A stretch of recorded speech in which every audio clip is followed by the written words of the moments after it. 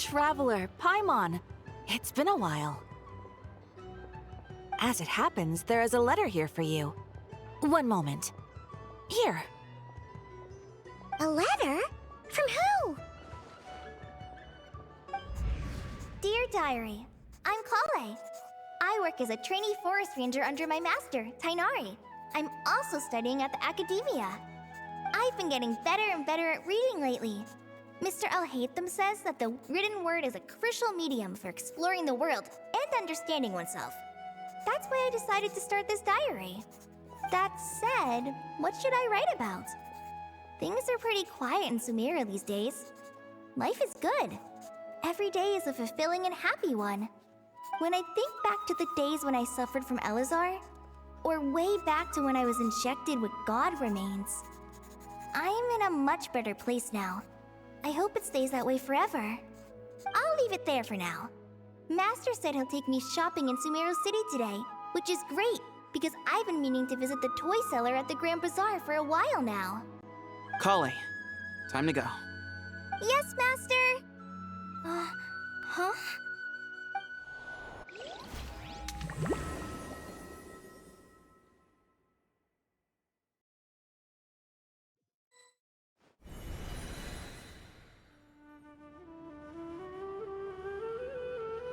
What's wrong, Kale? Is there something on my face? No, sorry. I didn't mean to stare. Did Master Tainari send you to pick me up? Master Tainari? What are you talking about? Tainari is the General Mahamatra. He's probably busy arresting criminals in Sumeru City. I mean, if that's what floats your boat, I can introduce you, but... Wait, Master Tainari is the General Mahamatra? But what about Mr. Sino? Sorry? Oh, you mean that guy who just joined the Vahumana Darshan? Rumor has it he's the leader of the Temple of Silence. If that's true, it's pretty impressive. Sounds like you've been getting to know more and more people since you joined the academia. That's great, but don't let your forest ranger duties fall by the wayside, okay? What's going on? Sethos is acting like he's my master, and Master Tainari has taken over Mr. Sino's job. Is this some kind of prank? If so, it's a weird choice of prank. But anyway, Sethos doesn't look like he's joking. What is this all about? Hey, you're zoning out again.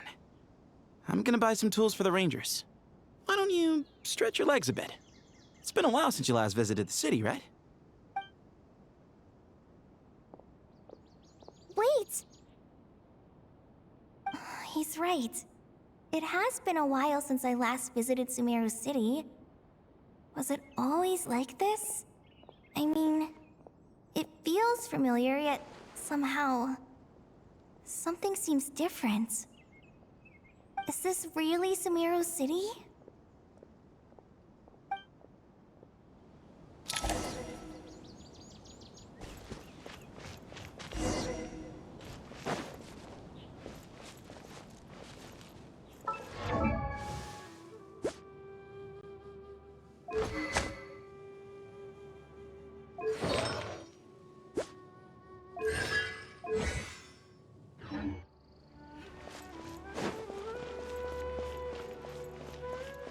Did you see who just walked by?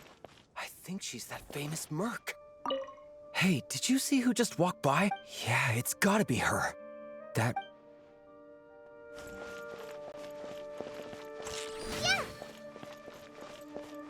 Would you like some fruit? Would you like some fruit? Hey, did you see who just walked by?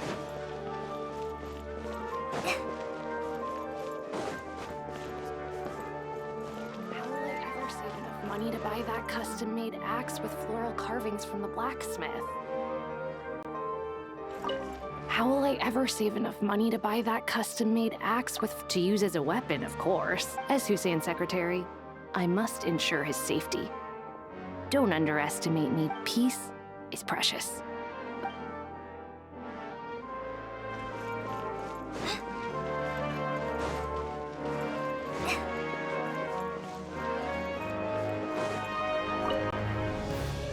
When I grow up, I'm gonna join the Eremites and protect Su-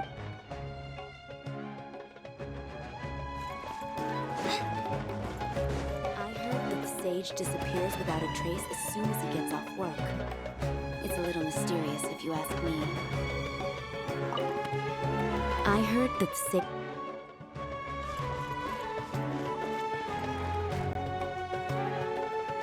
Lord Kave Bay, did you get a chance to review this month's accounts? Any feedback? You mean the version you sent over a few days ago? Yeah, I took a look when I received it. I was thinking that maybe our profit margin is a little excessive. I visited some of our commercial partners last month. Their earnings are very slim. Are you suggesting that we give up some of our profits for them? Well, since we have more than we need, yes. Making money for its own sake is pointless. Don't worry, I've already planned for it, and the numbers look fine. We can adjust the rates starting from next month. Also, about that designer you hired, I've had to revise his proposal 3 times now, but he just doesn't seem to... Let's cut our losses. Pay him his fee and send him on his way. I'd like you to get Layla on this instead. She was Cyrus's student, and she designed the Palace of Alcazarzare. Seems like a much safer choice. Who's sneaking around over there?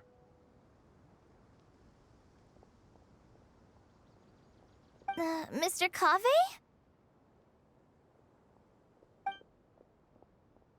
Do you recognize this person, sir? Yes, it's all right. We've met. This is Kale, Sethos' trainee. He brought her along the last time I went for drinks with him. What brings you to the city, Kale? Is your master here too? No, this is all wrong! Why is Mr. Cave saying that too? Tainari is my master, not Sethos. This can't be real. I have to ask someone else. There's gotta be someone else out there who still remembers the truth. Hey, wait! Don't run off! How strange. What's gotten into her today? It's like everyone switched places. I guess I'll keep looking around.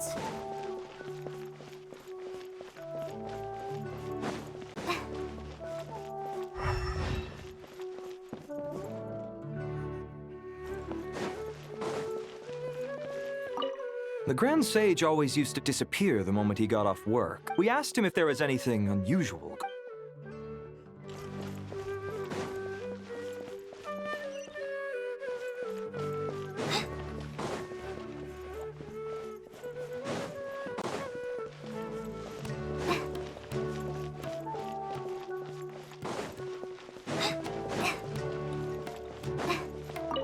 Hey, bud, can I ask you a favor?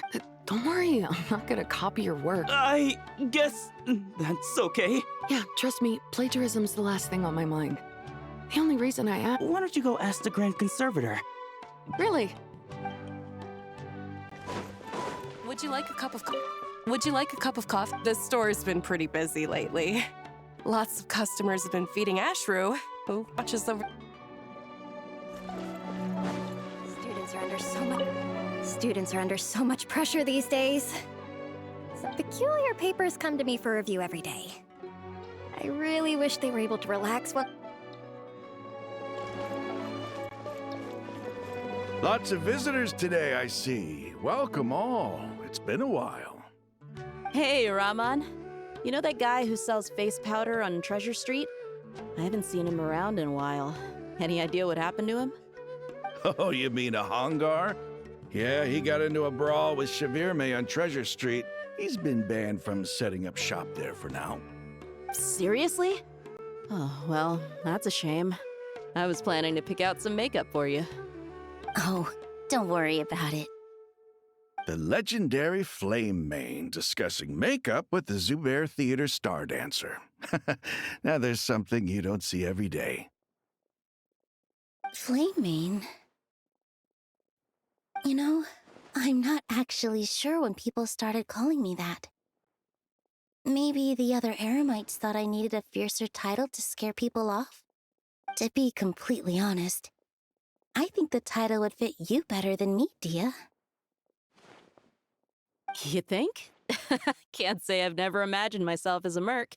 If I ever give up the dancing, maybe I'll head to the desert and give the eremite life a try.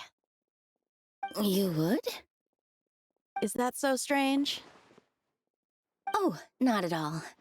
In fact, I've actually had similar thoughts before. If I ever get tired of sleeping out in the wild, I think I might go look for a job at the Zubair Theater. I've adored the dance of Sub-Zeros ever since the first time I saw you perform it. If the chance ever came up, I'd love to try it out on stage for myself. Really? If our manager Sataria heard you say that, she'd hold you to it. Probably grab you by the sleeve and never let you go again. Hey, when that day comes, I'll do your makeup myself. How's that sound? Sure. If the day comes, I'd be honored.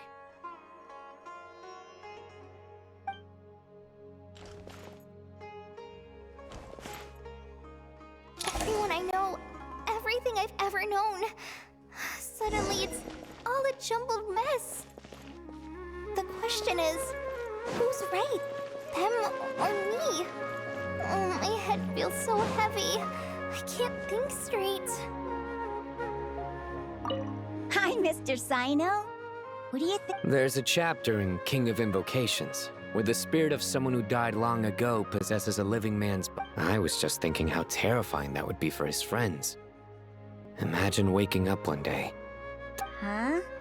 So what got you thinking about... I don't know, but something feels off.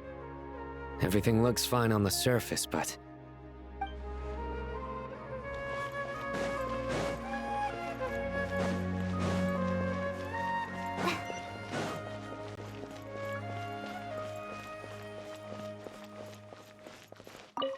All right, not a single Mora short. What a relief. I was worried the design... Well, next time, don't fret. Just let me know and I'll give you a few days' grace. We've known each other... Yeah, I can't explain it. I just feel more inspired at night. But what about you? I keep hearing you song... Well, it's just... Don't you think this house is a little... I guess I should be used to it after living here for so many years. But for some reason, once I've made enough Mora, I'm gonna buy a huge new house. True. I'll never be able to afford it.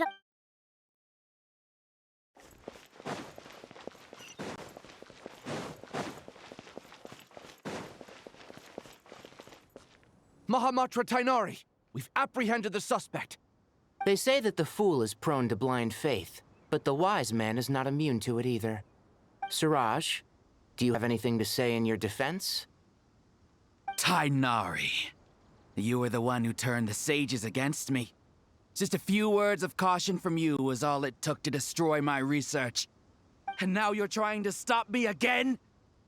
You should know that mechanical life is the future! We must cast aside our useless flesh and... That's enough. I'm not in the mood to listen to your lunacy. Anyone could tell you how amateur your work is. Karina, Ilias, put him somewhere safely out of the way. Yes, sir. Next on the agenda is... Master? What is it? Wait, did Professor Zahahati send you? She's been encouraging me to take on an apprentice. Might be getting a bit ahead of herself there, though. No, Master! It's me! Kale! Listen to me. Something really weird is going on in Sumeru City. It's like everyone's identities have switched around. You're not the General Mahamatra. You're a Forest Watcher. Just yesterday, we agreed to come to Sumeru City today to go shopping together and... All right, there's no rush. Let's back up a little. Your name is Kale, correct? Although this is our first meeting, you do seem strangely familiar somehow. Is there anything I can help you with? No.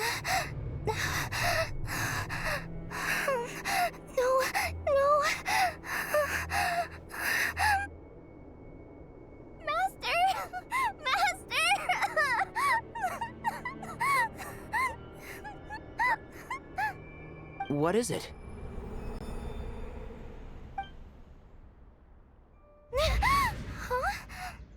Did you have another nightmare? I've told you before, when you're tired, lay down on your back in bed and get some proper sleep. It's much better for you than napping on your front. Poor posture obstructs your breathing, which can lead to all sorts of weird dreams. Now, we're supposed to go shopping in Sumeru City today, remember? Cheer up. I'll take you to Hushang's. I heard he's got some new toys in stock. Go wash your face, take some deep breaths, and when you're ready, we'll head out. Okay. Thanks, Master Tainari. So it was just a dream. And yet, dreams can sometimes be a warning of things that will soon come to pass. Who said that? That dream felt unusually real, didn't it? Here's my suggestion. Since you're heading to Sumeru City anyway, you may as well tell Lesser Lord Kusanali about everything that happened. And just to be on the safe side, I think you should also inform your 2 traveler friends who once helped save Sumeru. I'd write them a letter if I were you. Time is short. A storm is coming from beyond the bounds of fate.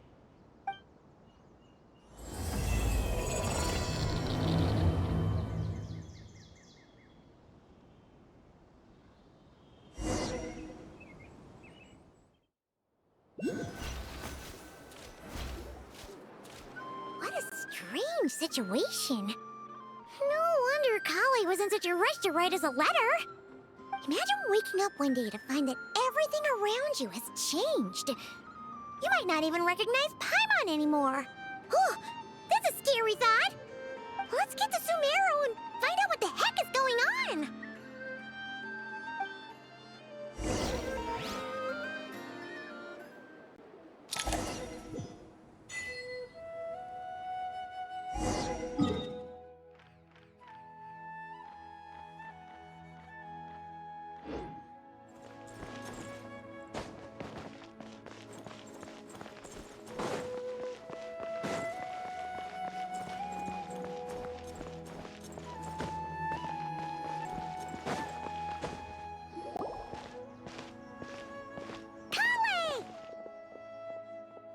Traveler! Paimon!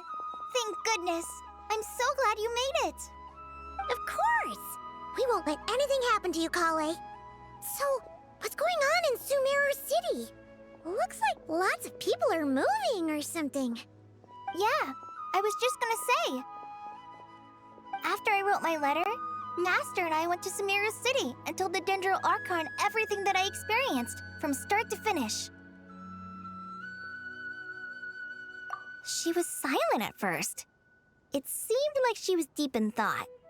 Then the next day, we got told that she was ordering everyone to leave Sumeru City immediately and move to Caravan Rebot. The entire population at the city has to move? Not just Sumeru City. The evacuation also includes Lokapala Jungle, Avidia Forest, Ashavan Realm, and Ardravi Valley. Basically, everyone living in the rainforest must temporarily relocate to Caravan Rebot. Holy smokes! That's crazy! Yes, it's quite an operation. Even if people only bring the bare essentials, the scale is simply enormous. They've requisitioned almost all the Sumpter Beasts in Sumeru for the task, including the entirety of Dori's Sumpter Beast Park.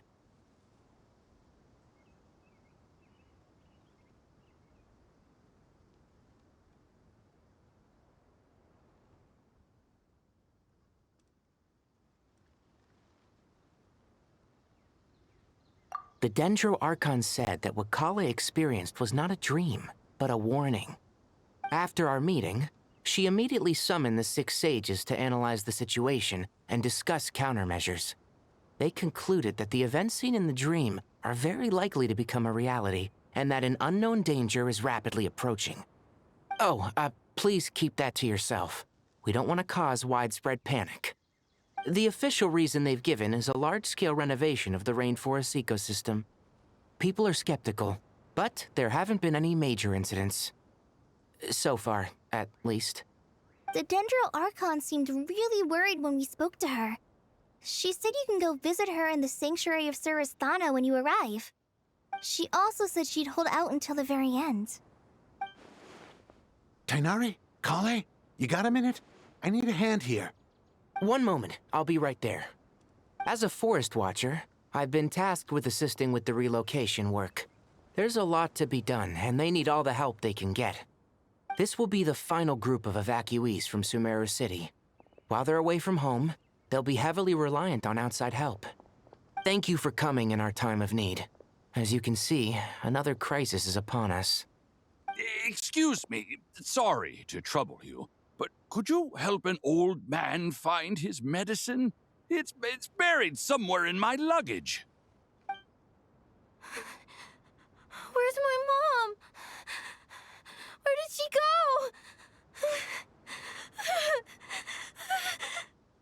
go? Don't worry. It'll be okay. Those items are worth a small fortune. Make sure you store them somewhere safe. You understand? I bet you thought you'd get away with this in the chaos, huh? Guess again. No petty thief gets past me.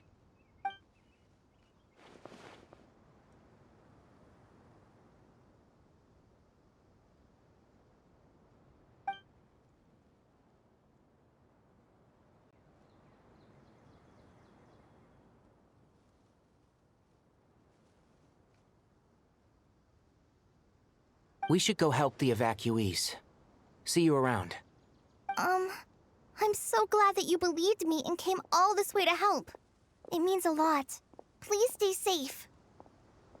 Don't worry. We may not know exactly what's going on yet, but as long as we stick together, we'll find a way through this. Goodbye! Look after yourselves! Will do. See ya!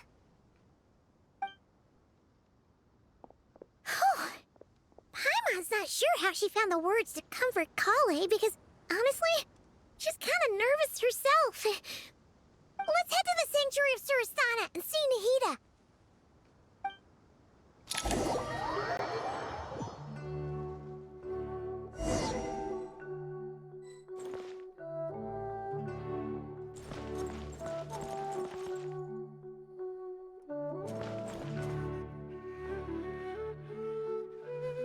Who goes there? No unauthorized access to this place. By order of Mahamatra Sino. Are you blind? It's the Traveler and Paimon. Surely you've seen them before. Huh? Oh, so it is. I'm sorry, I haven't been sleeping well lately. My nerves are a little frayed.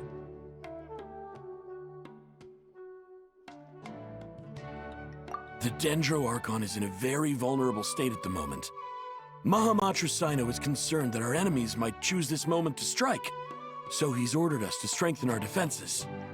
Just seeing you two again already puts our minds at ease. Please, enter. I'm sure everyone's expecting you.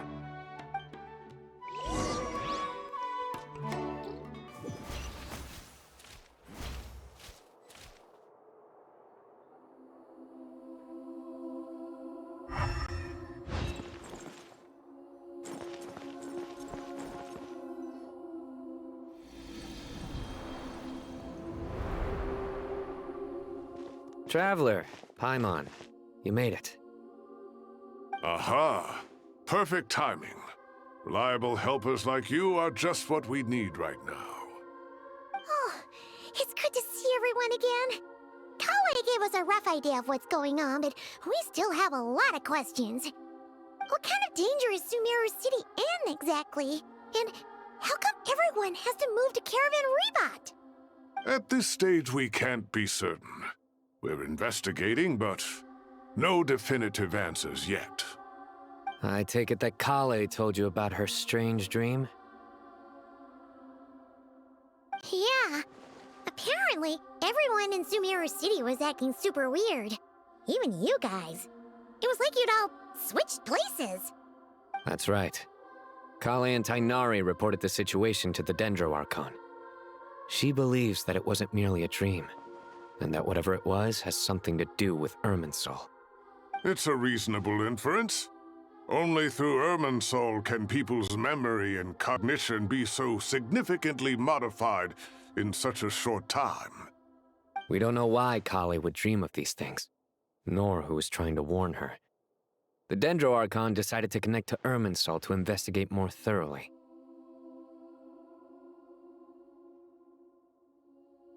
Irminsul is connected directly to the ley lines.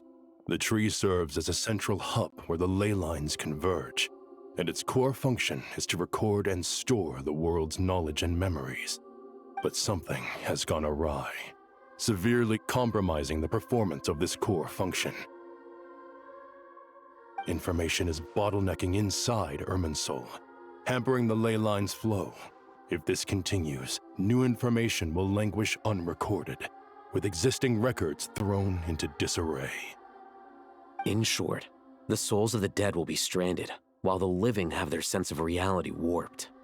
In the long run, Kale's dream could well become a reality. And that's just the beginning. There's no telling what other nightmares could end up coming true.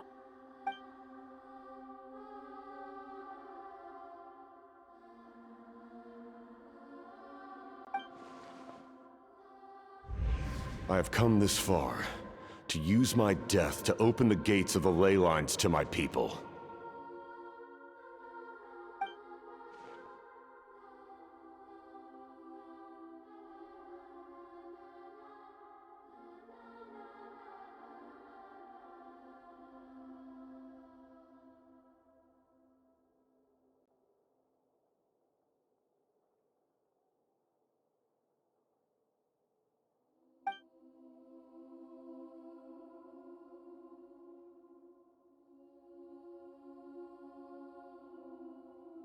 Faced with a growing backlog of information, the Dendro Archon decided to connect herself directly to Irminsul and take over the recording and processing function herself. But it is an almost impossible task. Individual brains aren't equipped to deal with the sheer volume of knowledge and memories involved. All that information flooding in at once would instantly fry any human mind. And for a god, even for a god, the suffering must be unimaginable. The Dendro Archon's power originates from Irminsul. Any issue with the tree itself takes a toll on her to begin with. On top of that, she's subjecting herself to the grueling task of processing all that data. It must be torture for her. And despite all of this, she is somehow finding the strength to investigate the Irminsul situation from within and send us her findings. I finished analyzing the latest data. Looks like our working theory was wrong. There's no signs of Irminsul having been attacked from the outside. So it's internal then? Some sort of disease, perhaps? No. I've spent half my life studying the ley lines. If Irminsul malfunctioned this easily, the world would have met its end long ago.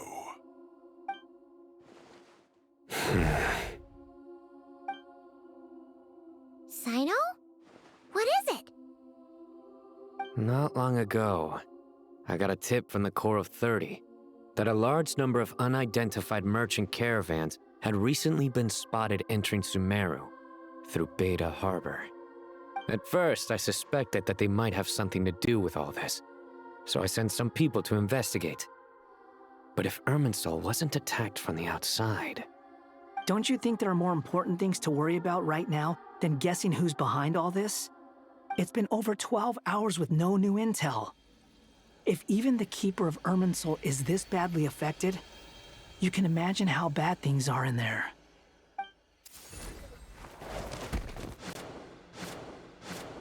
Dendro Archon.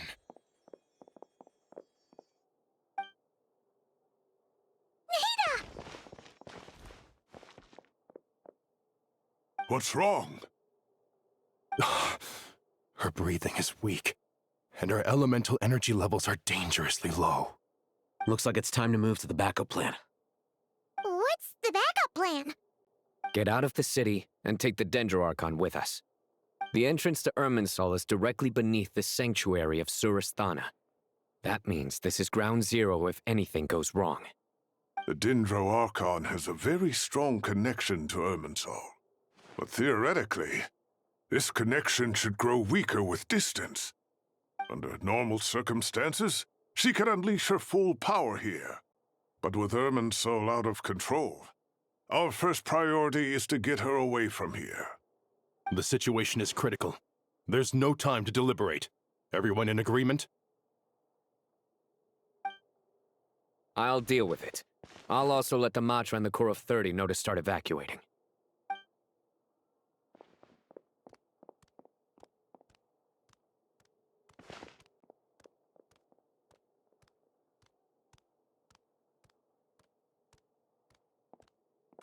Let's go. No sense grieving when there's nothing more we can do. Agreed. We'll be back as soon as this is over.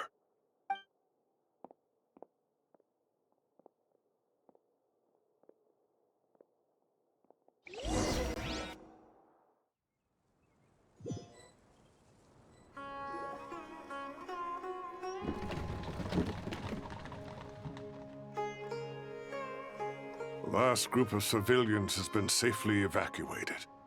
Dendro Archon's carriage will travel with them. Sino and Hat Guy will protect the convoy.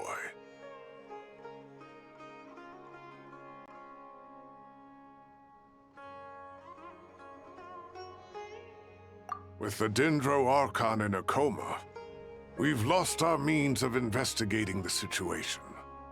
And with Irminsul still deteriorating, we have no choice but to evacuate Sumeru City. Feels as though we're being pushed along by an invisible hand. Stop moaning, Cyrus. We're the teachers here. We should be showing a little more confidence, don't you think? A wise judgment. Let's move out to Caravan Rebot.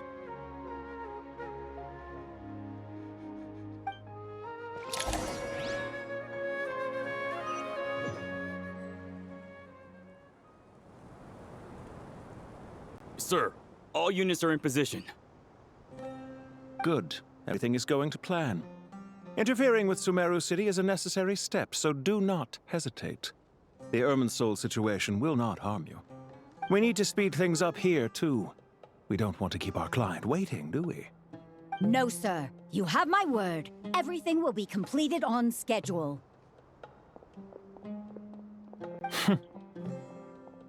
They say that fervent ambition attracts the favor of the gods, and with it, a vision. But we appear to be the exception. So, is our ambition not strong enough? Or does it threaten the very foundations of this world?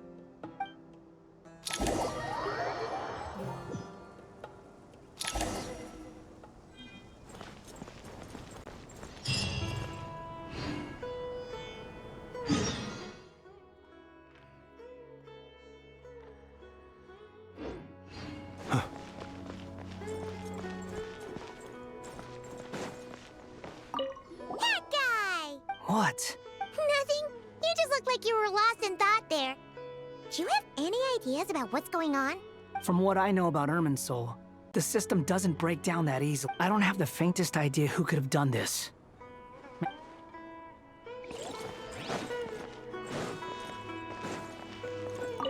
So, can I assume that this period of time away won't count as part of the rental period? Sure. Great! Wait, why are you— I'm always reasonable with rental payments. Like the time I refused to let you use that wine you brought home as collateral. That was a perfectly fair request, and you know it! Everyone runs low on— Anyway. I'm worried about burglars. What would they steal? Ah! Well, no one but you gave it a second look while it was on— You say that, but what if there's a thief— Then you can only hope he shares your taste in expense— You—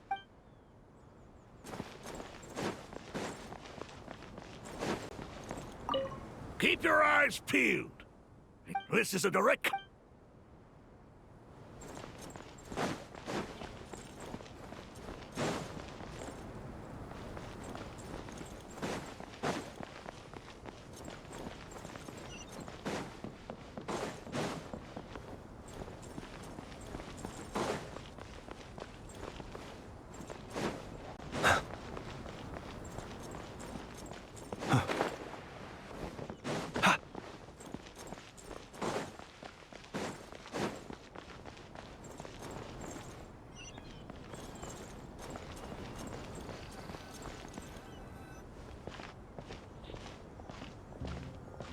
How is the Dendro Archon? Her breathing is steady. I prepared some therapeutic incense for her, but it hasn't had much effect. Her vitals are still very weak. Based on the information you've provided, I have a working hypothesis. Her condition is partly due to Irminsul's influence, and partly due to a physiological imbalance caused by the rapid depletion of her power. Elemental energy usually flows through the body at a relatively constant rate. The body grows accustomed to this rhythm, so when it's thrown out of balance, physical symptoms will appear. Is this similar to the ley lines? Overloading and withering both directly affect their vitality, potentially causing irreversible damage. Correct. From a biological perspective, if you overexert yourself, you pay the price with your life. The Dendro Archon is not only drained of power, but her life force is at a critically low level. Is there any way to restore her health? I know the ley lines have strong self-healing abilities. As long as any blockages or pollutions are dealt with, they can quickly regain their vitality. But what about people? Well, gods.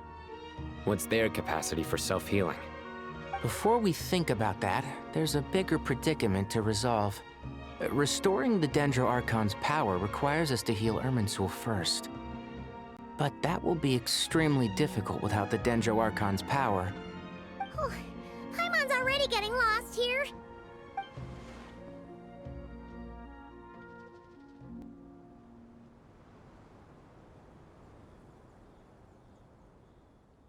Master Tighnari and Cyno look so serious. I've not heard Master speak in this tone for a long time. Tighnari.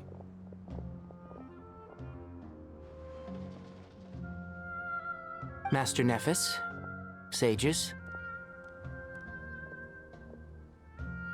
Tighnari, haven't seen you in ages. Have you gotten taller? Or did your ears get longer? Hopefully the former, Uncle Baladuri. Cyno, where's Professor Cyrus? I thought he'd be with you. He went out into the wild to investigate the situation. He said that the Irminsul anomaly will likely start to affect the real world soon. He shouldn't be trotting around alone at his age. Which way did he go? I'll look for him later. Would someone mind introducing us? Ah, yes, of course. Allow me to do the honors. I'm sure we're all familiar with the Traveler and Paimon. They're the heroes who helped foil Azar's conspiracy and save Sumeru. These gentlemen and I are the 6 current sages of the Academia. Balduri and I are part of the Old Guard, while the other 4 took office after Azar and his clique fell from power. We have Sage Elkindi of the Spontamad Darshan, Sage Fernas of Kasharawar, Ritaoist Sage Shakir, and finally Harabatot Sage Rusht. Nice to meet you all!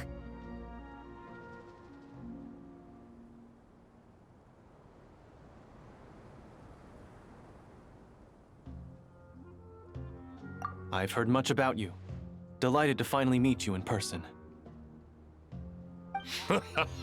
You're younger than I imagined for someone with the power to stand up to fate itself. Thank you for lending your aid to Sumeru once more. Once we're on the other side of this, could we get a photo together?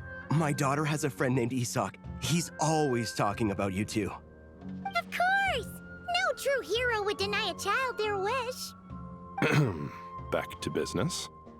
So with the Dendro Archon currently in a coma, the people have taken temporary refuge at Caravan Rebot, but they cannot stay here forever. We need to come up with a plan as soon as possible. Fernas, any thoughts? Well, firstly, having reviewed the data, I'm inclined to agree with your assessment. This doesn't look like an attack on Irminsul from the outside.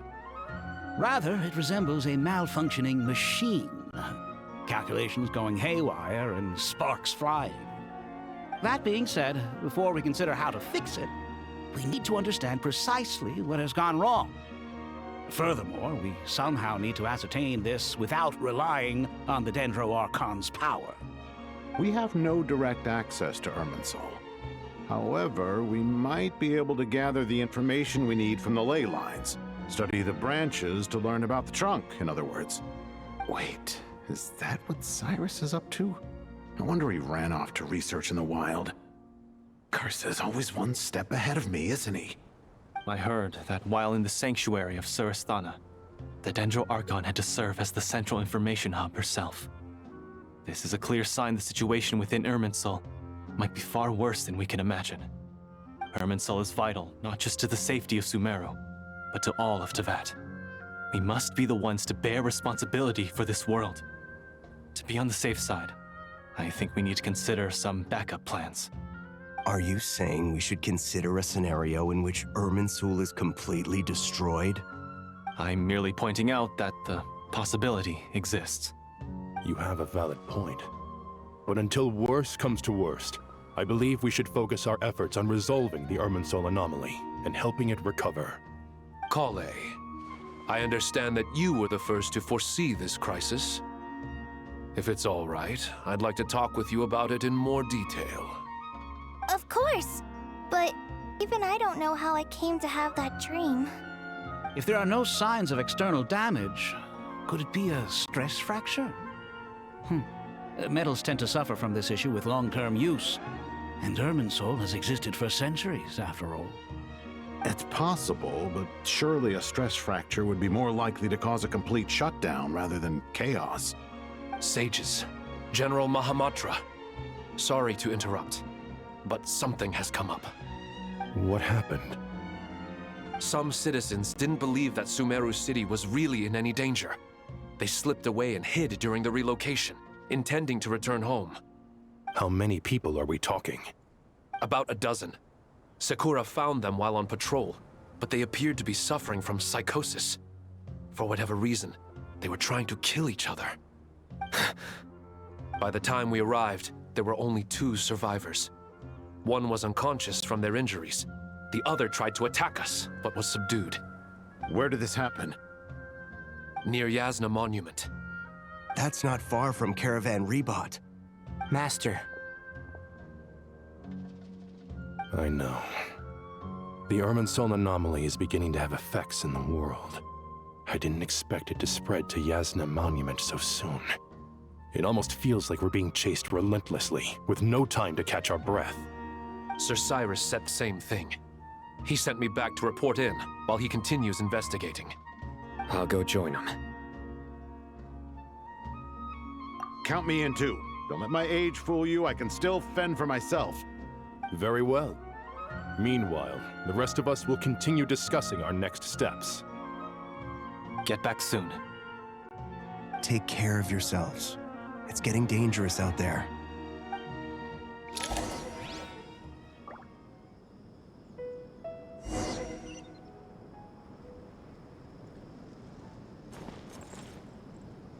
Don't be nervous, Kale. I just wanted to ask. Dreams so vivid, they seem real. Let me think. Fire. Fire? Yeah. I wish I could give you more details, but all I remember is fire. I doubt this dream was a mere coincidence.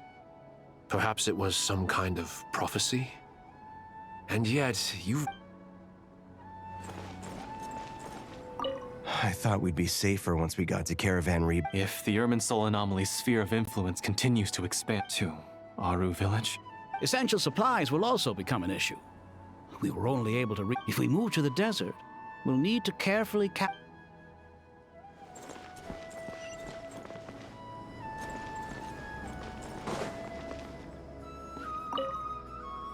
Thank you for everything. Don't worry about me. I'm fine. But if you don't mind me saying so... I only just got looking back now. I don't think I handled the situation with Azar very well at all. Now that I'm the Grand Sage, I have to be responsible for everyone's lives, including... It's only natural that you want to do the best job you can, but Master... You're right. We may well be heading into the desert before long. We left in such a hurry that I didn't bring any sun lotion, but I'm sure I can make... Of course, like it was yesterday. Anyone else would fight tooth and nail for the chance to research by my side. If you'd pulled a move like... You wouldn't give me a second chance? What about the... No, Master. I would not sit by and watch you go... Very good. Then I taught you well.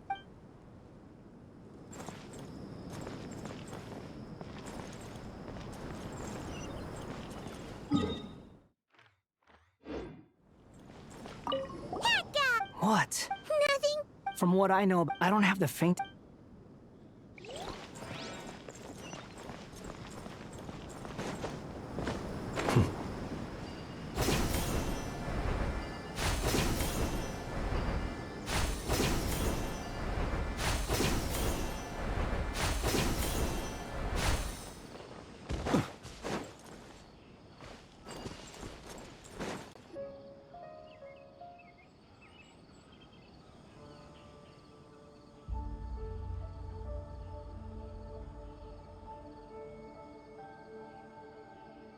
Please, don't go any further. As you get closer to Sumeru City, there's no knowing what dangers you might encounter. So this is our mentally disturbed man? I'm going to gut you all!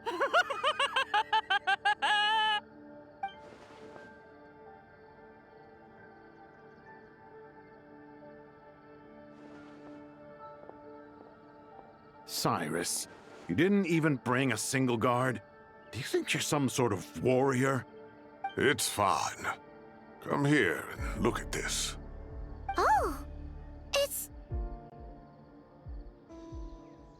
That's right. Flowers that bloom from openings in the ley lines, indicating some sort of anomaly. I don't believe I've ever seen a color like this before. Did you discover it nearby? Not just here. Way over there, too. They're everywhere. There's even more in that direction. How did you ascertain the situation further ahead? Didn't you just say that we can't go beyond this point? Yes. This area is relatively safe so far, but if you continue forward, delusions will start afflicting your mind. However, some vision-bearing mercenaries were able to maintain their sanity a little better. They're the ones who brought back news from further afield.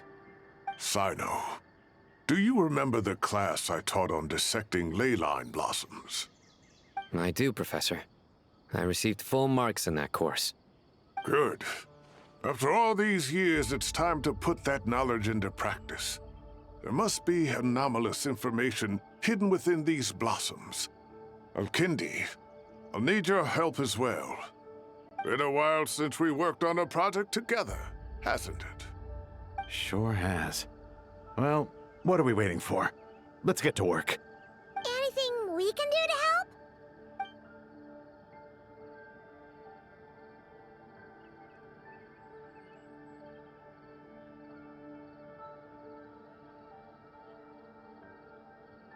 Will you need my help?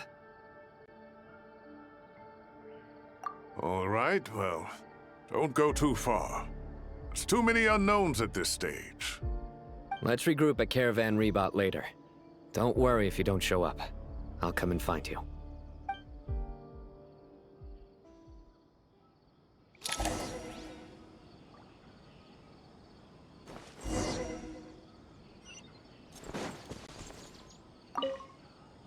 All right, well, don't go... Let's regroup at Caravan Rebot later.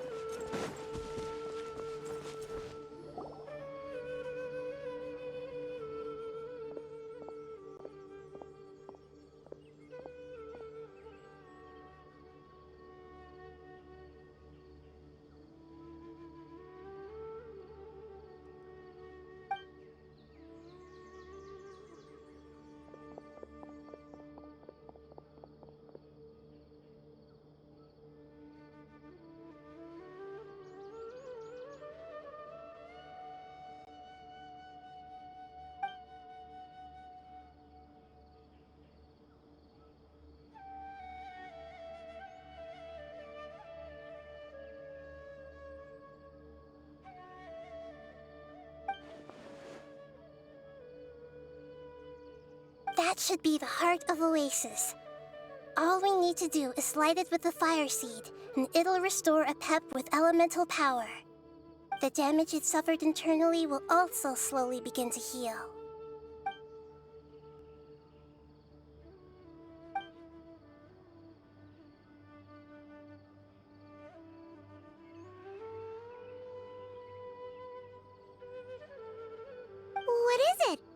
thought of something? Really? Then let's get back and tell the others!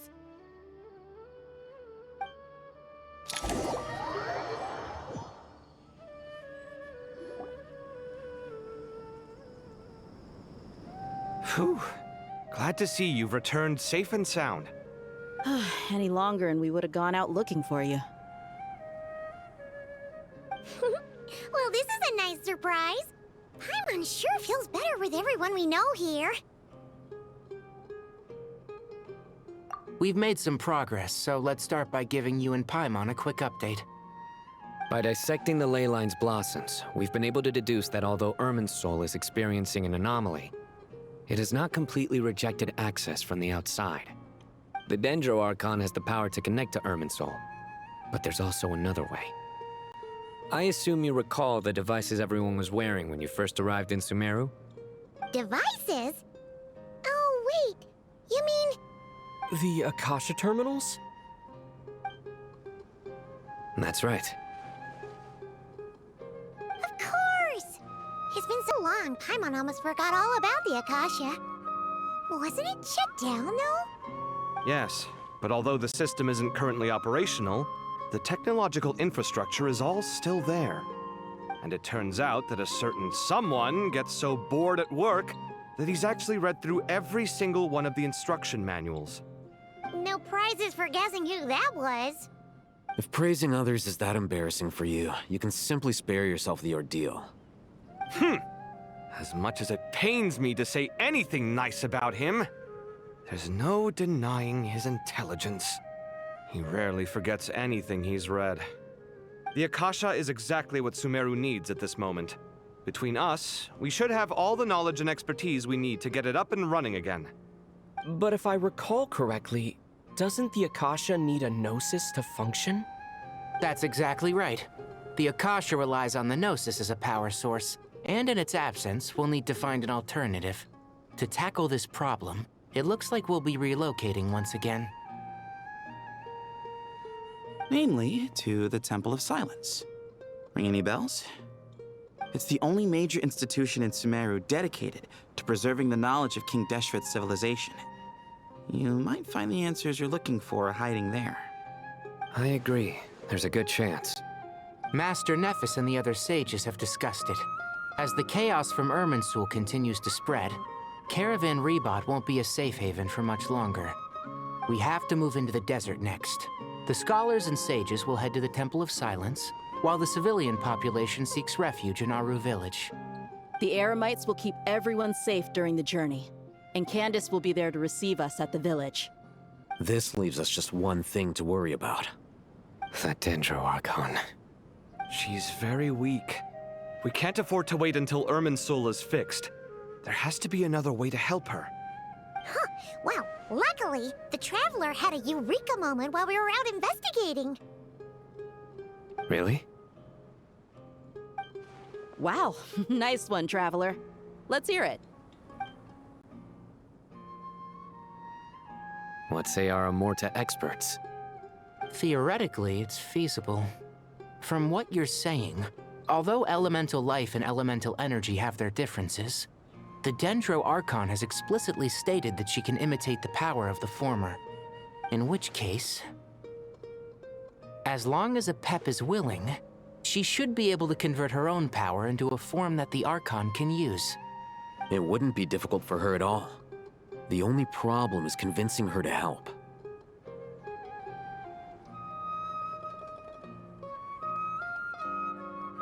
Yeah! Even though she wasn't exactly friendly the last time we met, she didn't refuse to talk with us. When she realizes the danger that Nahida is in, surely she won't turn a blind eye to it. Well, hopefully not. Either way, we're not exactly spoiled for choice here. Hey, it's better than having no options at all. I agree. Without Irminsul's aid, the legendary Dendro Dragon Apep may well be the only living thing in Sumeru who can help our Archon recover her power. There's no time to lose. I'll bring this proposal to Master right away. If he and the other sages agree, we'll split into 3 teams. The academics will go to the Temple of Silence to look for a solution to the Akasha problem. The Eremites will escort the civilians safely to Aru village, and the Traveler and Paimon will take the Dendro Archon to see a pep. There's still a long road ahead, and no knowing if we'll make it. But at least we have a direction now. I'll take it over floundering around in confusion. If there are no objections, then let's proceed. But before we adjourn, I would like to leave you all with some parting words. No matter the distance between us, there will always be an invisible force tying us together. May the bonds forged in the past shine bright like stars and open a new path before our feet. Huh. Is that from King of Invocations? No. This one's from King of Invocations, the sequel. What's the difference? The sequel's much cooler. Couldn't agree more. Well, it was very apropos. Once this is all over, I'll give everyone a copy of King of Invocations and the sequel to show my gratitude. Come on, let's get moving.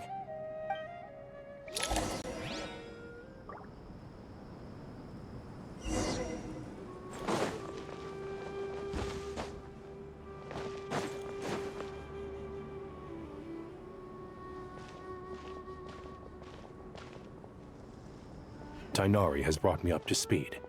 I approve of your plan of action, but we can't proceed with everything right away. The people need to rest. For many of them, this will be their first time in the desert, so we'll need to find additional personnel to help escort them. You two, please go on ahead with the Dendro Archon. Let's rendezvous at the Temple of Silence later. No problem. We got this. Words can't express my gratitude, so let me just say, I hope everything goes smoothly for all of us. Goodbye for now. All right, let's get going. If Paimon remembers correctly, the last time we saw a pep was in... Traveler, Paimon. Could I borrow you guys for a moment? It'll only take a second. Kale, what's the matter? Well, the thing is, Master Tighnari once told me, after you raise a problem, you should think about how to resolve it. But ever since I had that dream, I feel like I haven't been of any help at all. I tried my best to keep up with the conversation, but there was so much new information, I couldn't take it all in. So, I just wanted to ask, do you have any tips for me there? Huh, Paimon knows exactly how you feel. But fear not, everything you need to know is right here in Paimon's notes. Sumeru chapter. It's got tons of info about all the things we've seen and heard on our adventures. Some parts are a little simplified, but hopefully it all makes sense. You see? Being the greatest guide in Tibet isn't just a fancy title. It takes a lot of hard work. Paimon doesn't always understand the things you're talking about with other people. Whenever that happens, she notes down the confusing parts and goes over them in her own time. This is perfect. Could I borrow it? Sure. Matter of fact, you can keep it if you want. Paimon has another copy. The spare copy was originally meant for the Traveler. Paimon used to worry that one day he might not need a guide anymore, so she wanted to have a gift for him, in case we ever parted ways. But it doesn't seem so necessary nowadays. We have so many more places to see together. One copy will be enough for both of us. Thank you so much. But still, these are your treasured memories. I think I'll make my own copy and then return the original to you. Anyway, that was all. I won't keep you any longer. Have a safe trip. See you again soon. See ya! All right, time to bring the Hida to see a pep. Let's hope that old grouch is in a negotiating mood.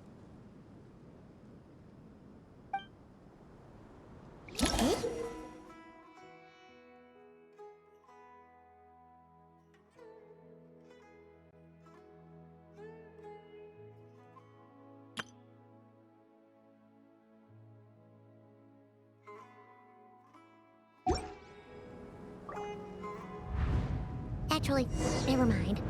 In a pap size, well, it's probably one of those dragons who's too close to humankind. They might end up fighting for all we know.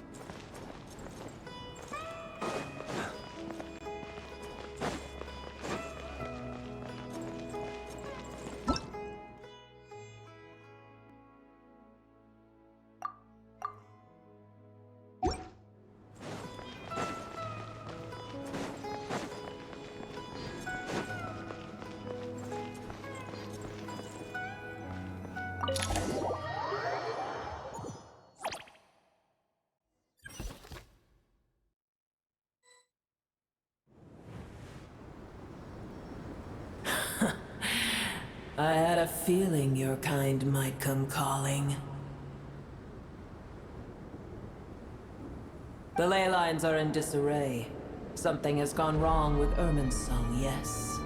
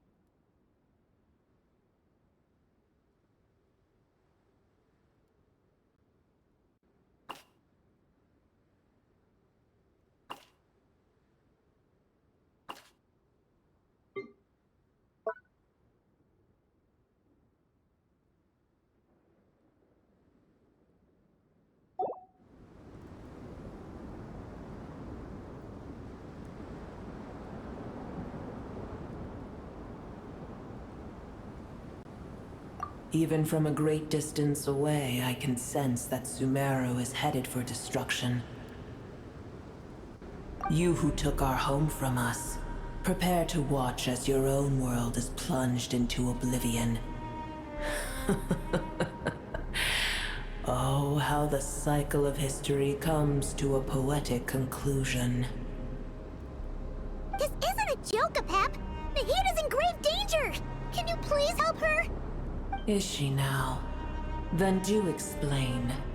For what reason should I lend Boor my assistance?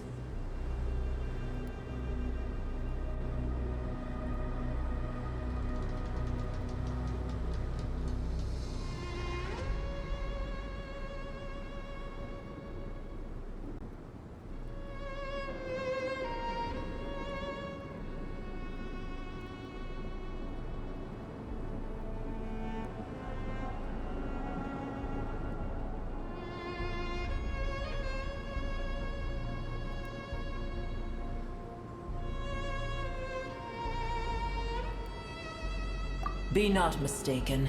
The fate of Sumeru is of no concern to me.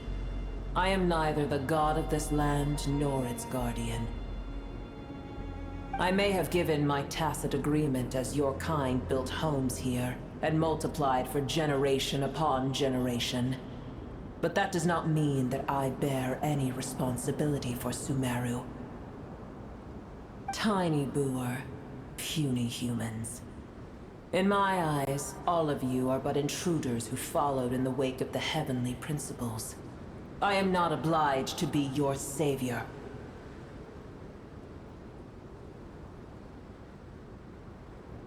Apep, if you truly despise gods and humans so much, well, after the great humiliation of being helped by a god in the past, shouldn't you be jumping at this chance to balance the scales?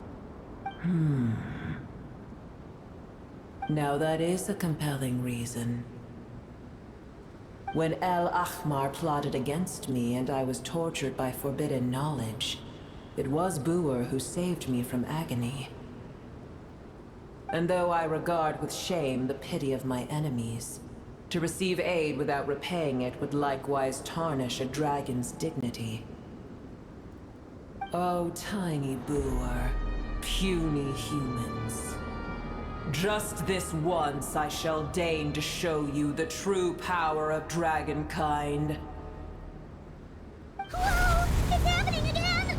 We're gonna get sucked in!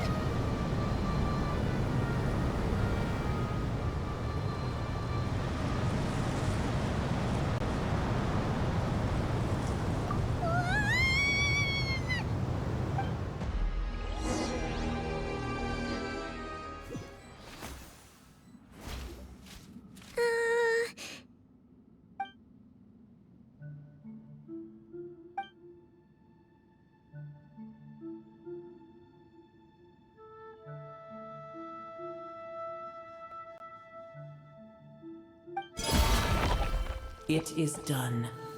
The heart of Oasis is supplying her with life force as we speak. It shall not be long before she recovers. But I should warn you, Buer's existence is closely intertwined with Irminsul. Unless the issues plaguing it are resolved, she will never completely recover her former strength. Thank you. Spare me your words of gratitude.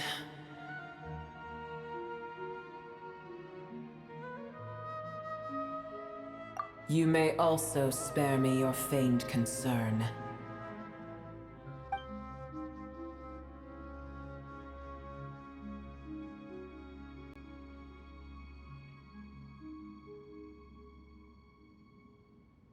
A dragon's sovereign's power is far greater than you can imagine.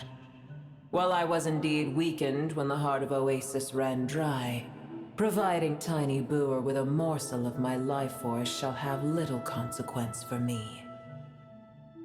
Oh, good to hear.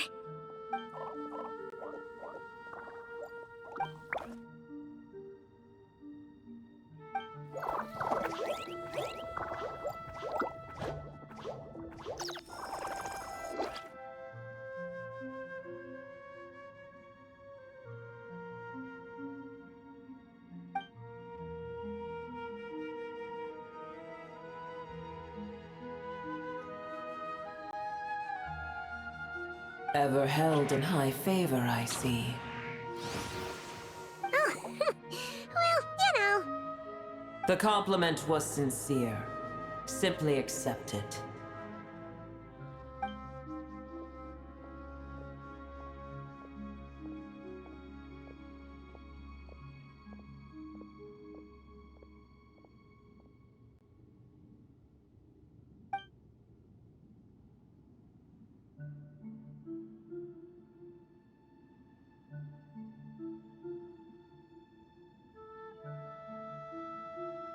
I did once. That tree was not planted by the heavenly principles.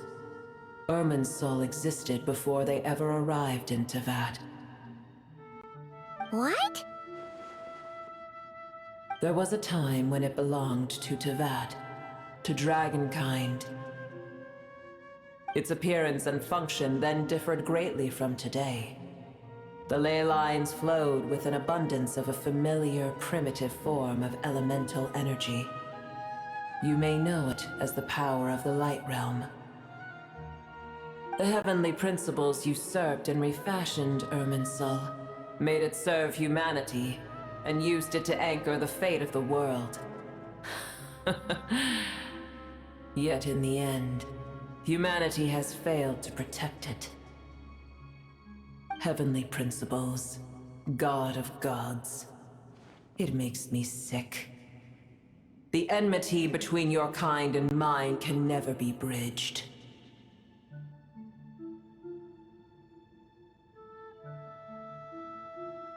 As things stand today, holding a grudge against you would serve no purpose. But there will come a day when we reclaim this world for ourselves. The opportunity will arise no matter how long we must wait. I can already sense that far away from here, the Hydro Dragon has wrested his authority from the hands of the usurpers. Though we have yet to meet, I know that we are both preparing for our revenge day and night. Uh-huh.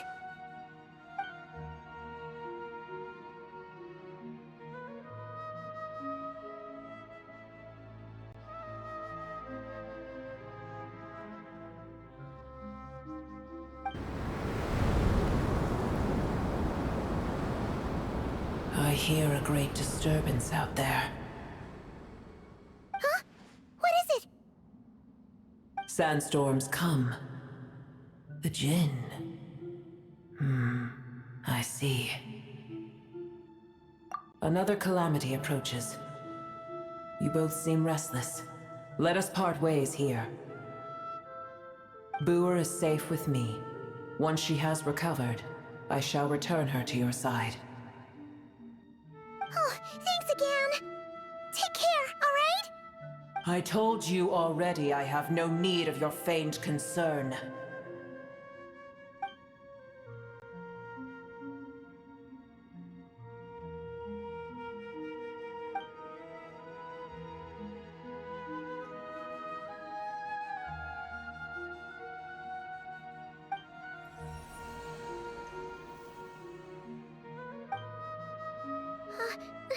Nahida? You're awake! Are you okay? Cease your interrogation. Yes, she awoke for a brief moment, but she has now lost consciousness again. Take it. We shall talk more at another time.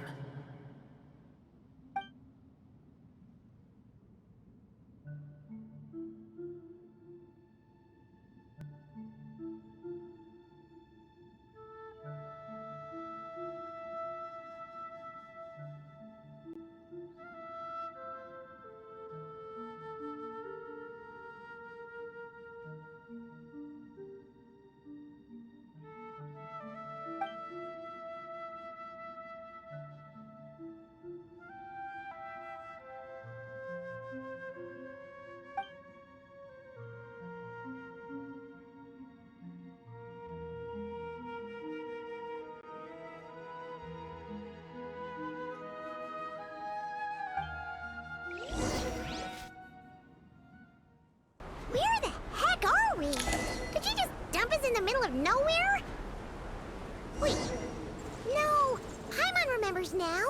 The Temple of Silence is over that way. Come on, let's go find the others.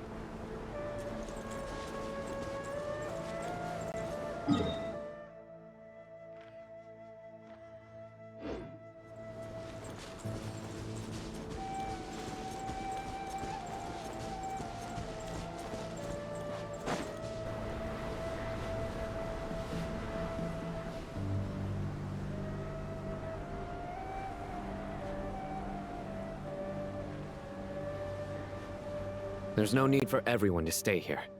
I'll protect the sages. The rest of you, return to Aru village. Yes, Mahamatra Sino.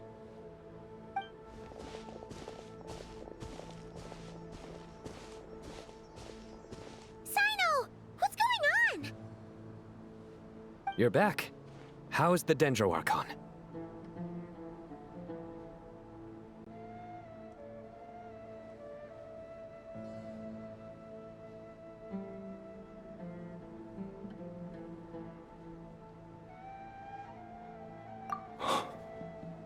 What a relief.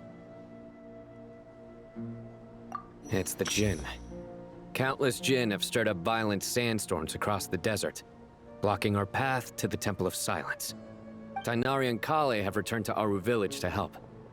The Jinn are being highly aggressive, so both the village and the merchant caravans require protection. It's just one thing after another. Where did all of them come from anyway? In all my trips to the desert, I've never seen anything like this before. As I see it, the only possible candidate is Gurabad. Gurabad? Baladuri could explain in more detail if he were here. All I know is a rumor I've heard about from previous trips to the desert. Supposedly, a great number of dormant Jinn lie sealed beneath that city.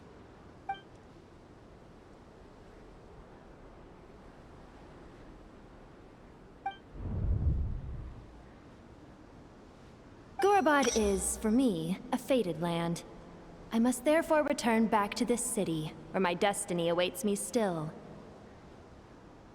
My master, I am sorry that I couldn't stay by your side for long, and that I could not have more time to get familiar with you. Lilipar.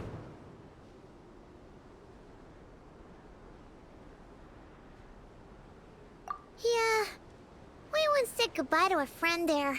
Well, maybe not a friend exactly, but someone we met on the road anyway.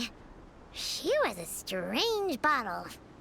If we can find a way to wake her up, maybe she can help solve the situation in Gurabad. Well, be careful. You may find there's more than just the Jinn to worry about. You mean, there are other dangers in Gurabad? It's a sensible assumption to make. The moment we arrived in Caravan Rebod, the Irminsul anomaly started spreading in that direction. Now we've moved to the desert, and suddenly we're plagued by Jinn and sandstorms. To call it a coincidence would be a stretch. Don't worry, we've gotten a lot stronger since our last stint in Sumeru.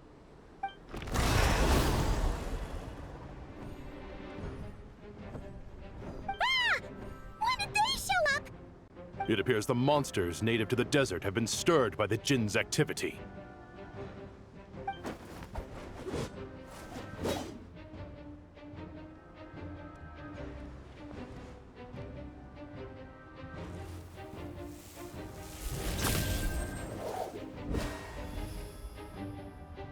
You should get going.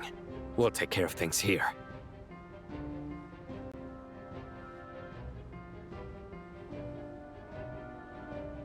You too. Don't do anything too risky. You got it?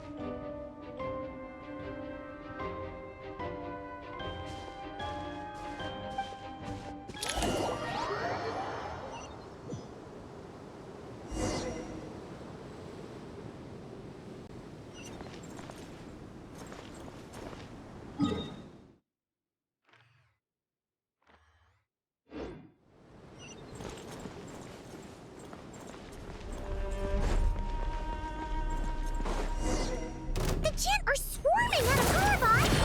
Looks like Alvita was right! Let's get inside and see what's going on! Stay clear! Observe. Close your eyes.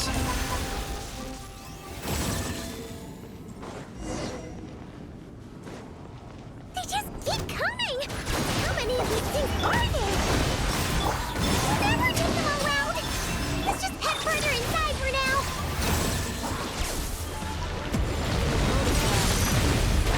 A new name voices. Be silent. Observe. To dust. Be silent.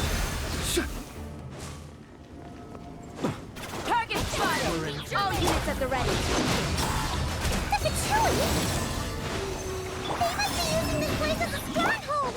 Are they the ones behind all this? Huh. Fighting Jinn with one hand and Fatui with the other? This is pure chaos! I'm gonna fix your skull!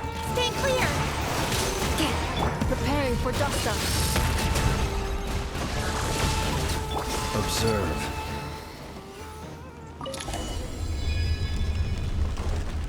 Do you see that strange machine? Paimon has a sneaking suspicion that that's the thing wrecking Gurabad and setting all those dangerous Jinn free! The target has reached the core zone. Requesting backup. Repeat, requesting backup. Backup en route! Stop him at all costs! Careful! They're back again! Animal Tech 63 away! Installation chamber deployed. Annihilation mode. Be silent. Success! Nice one, Traveler! Let's keep going!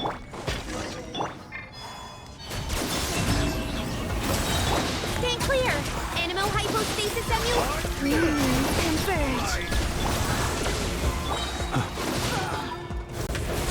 Close your eyes. To dust.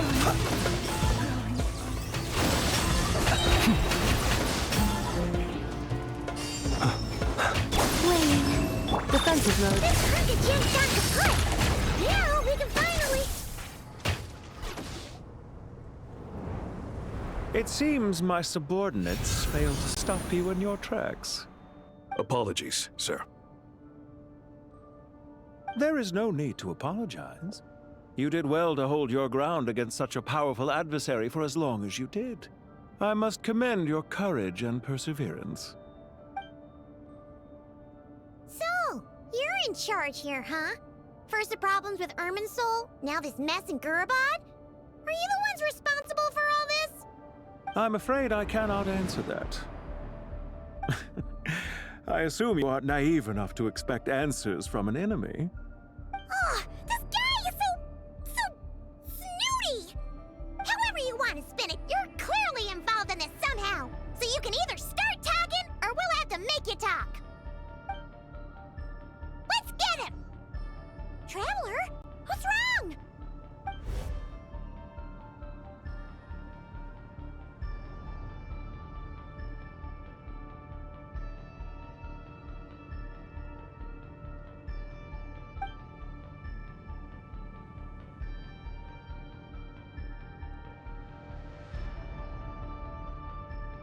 You're remarkably calm. Some would act more rashly upon finding the ringleader all alone. But you keep your cool. Even as your enemy, I must applaud you. Did you show yourself just to say that? Is this you trying to take back control of the conversation? Unfortunately, I really don't have anything to say to you. I am here merely to indulge my own curiosity. Your names are well known among the Fatui. Naturally, I wanted to observe you up close while I had the chance. Hey! Don't treat us like we're some kind of exotic animals in a zoo! Oh, I wouldn't dream of it. You seem rather predisposed to misunderstand me. I'm quite aware that you are both heroes of great renown. You have resolved crises in many nations and won countless allies along the way. I've been following your adventures with great admiration.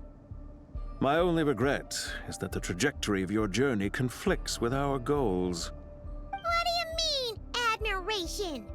Sorry, but that sounds pretty weird coming from you. I don't see why. We may happen to occupy opposing sides, but there is no cause for deep-seated enmity between us. To respect one's enemy is to respect oneself. Well, now that you're observing us up close, what do you see? I've observed as keenly as I can.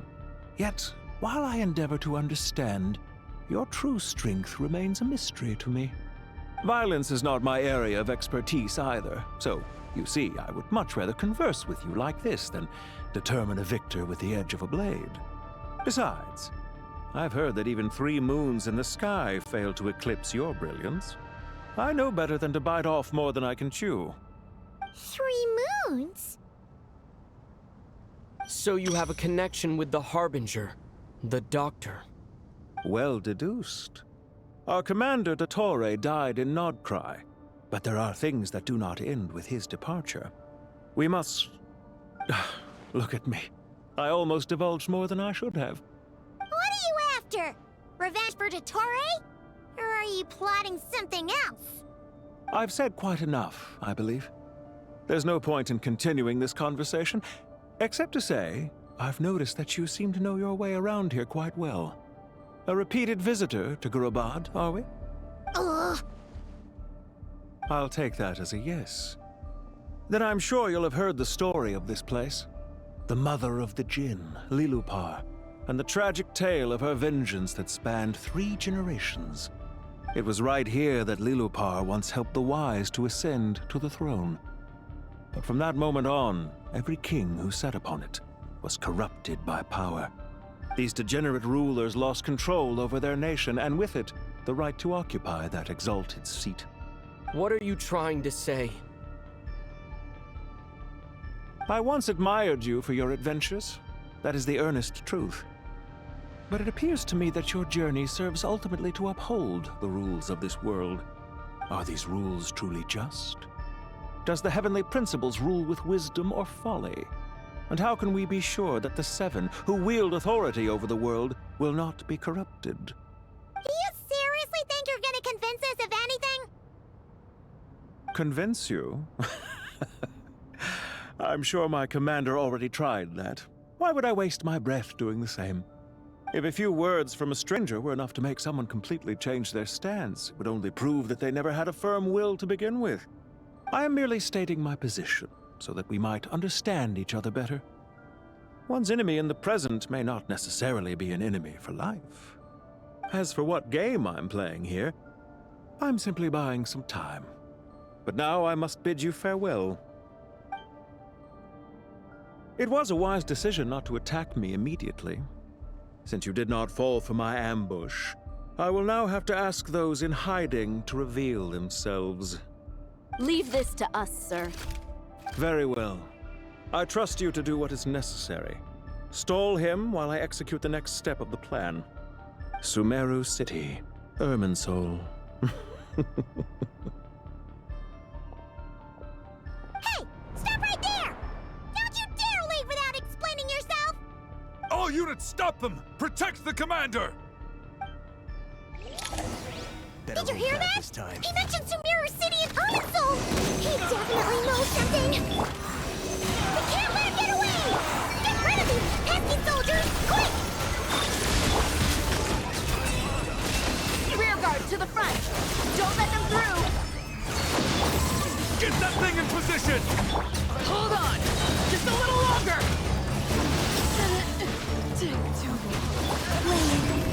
A moonlit night for all. Cleanup sequence initiated. Observe. Be silent. We finally beat them! That mysterious guy can't have gotten far! Let's catch up with him!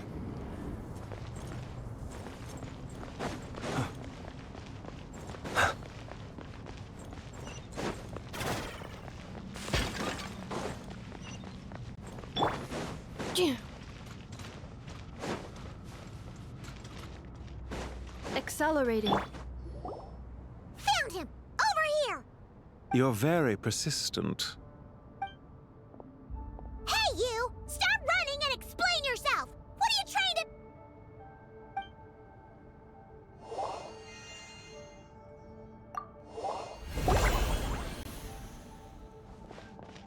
What's this?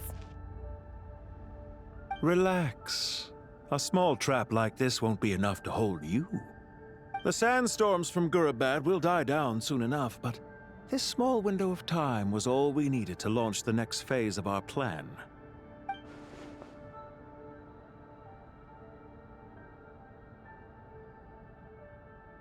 Don't be discouraged.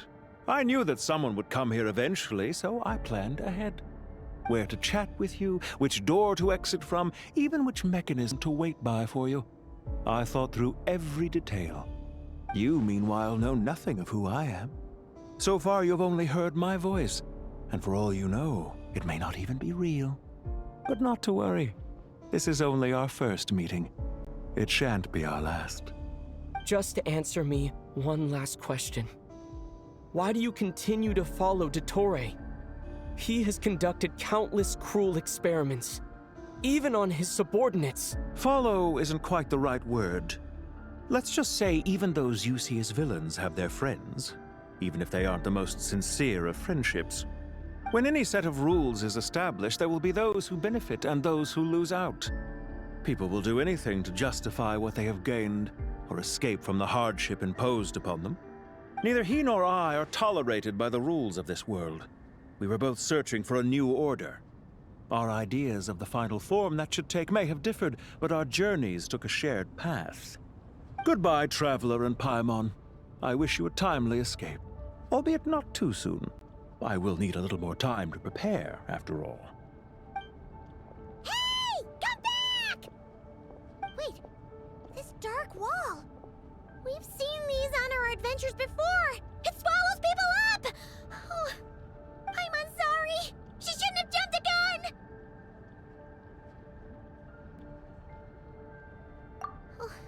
Okay. He may have fooled us this time, but we'll get him back!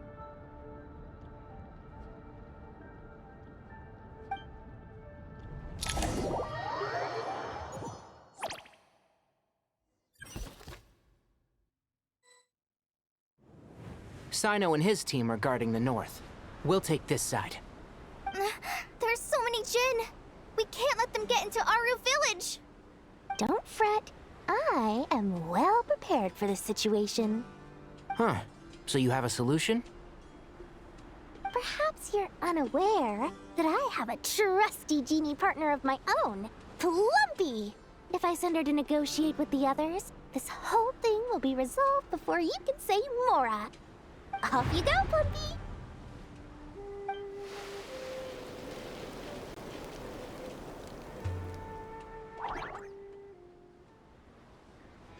Come on, what's the holdup? 5,000 Mora. 20,000 Mora.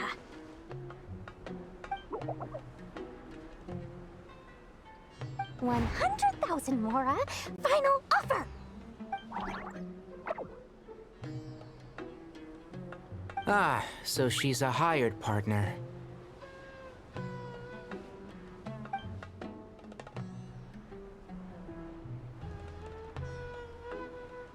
Hired partners are reliable too. Plumpy here is a highly skilled negotiator.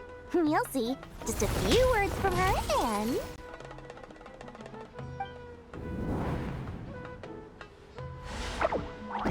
Plumpy! Don't you Jin have any respect for the rules? This was supposed to be a negotiation! How dare you treat my messenger like this? You wanna play rough? Two can play at that game!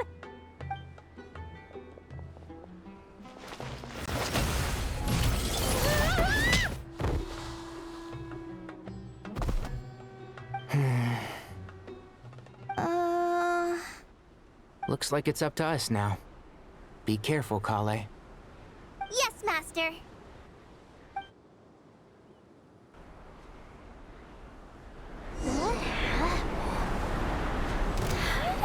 Pass out. Never mind. Plumpy, it's time for revenge.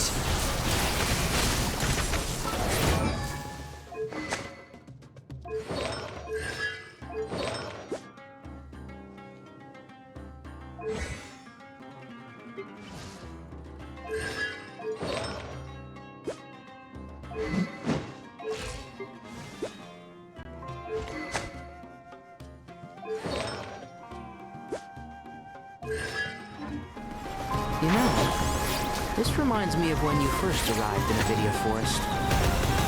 You were trying to help a child retrieve a lost toy when you stumbled upon Spino Crocodile territory by mistake. Yeah, I remember. Our first time fighting side by side. Fighting side by side? I seem to recall swooping in to rescue you with a team of forest rangers. Please stop. I hear everything!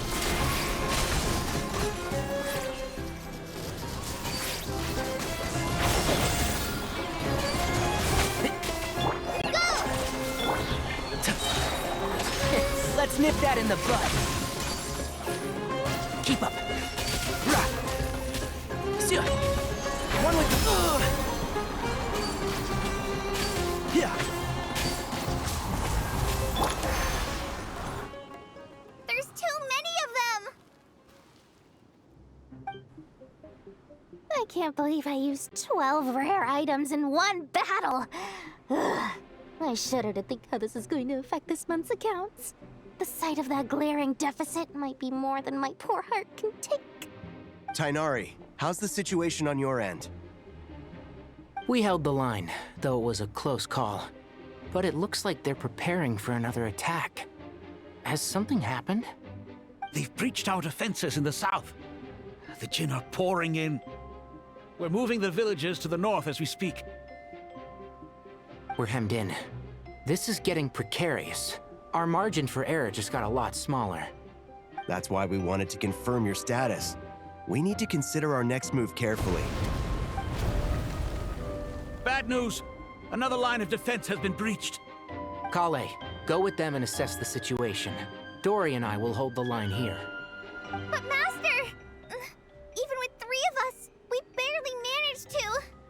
This is not a discussion, Kale. Don't worry about us. She clearly still has plenty of tricks left up her sleeve. Wait, you can't pin all your hopes on me! Oh, great. I've almost run out of the things I brought with me, and the rest is back at the caravan. I should be able to hold out for a little longer, but still... Master! Need any help? Huh? What is it, Kale? If things continue like this, it won't be long before Aru village is overrun by Jinn, and the sandstorms are sure to follow in their wake. I do have a plan, but I can't guarantee it will work.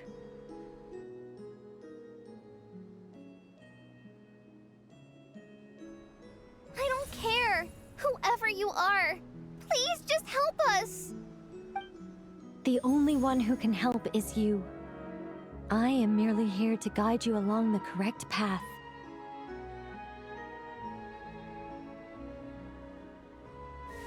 I am a spirit created at the beginning.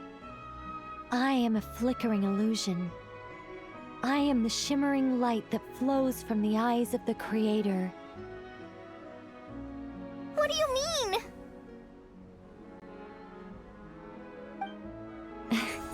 It doesn't matter. You don't need to understand it. Just repeat after me, one line at a time. Watch out! Jinn incoming! I am a spirit created at the beginning. Here goes nothing. I am a spirit created at the beginning.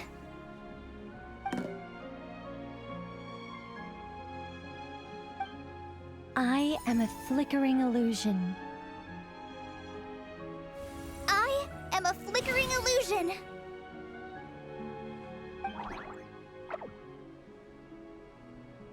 What's wrong, Plumpy? I've never seen you so agitated before. But how do you... Do you know what Kale is reciting? I am the shimmering light that flows from the eyes of the Creator.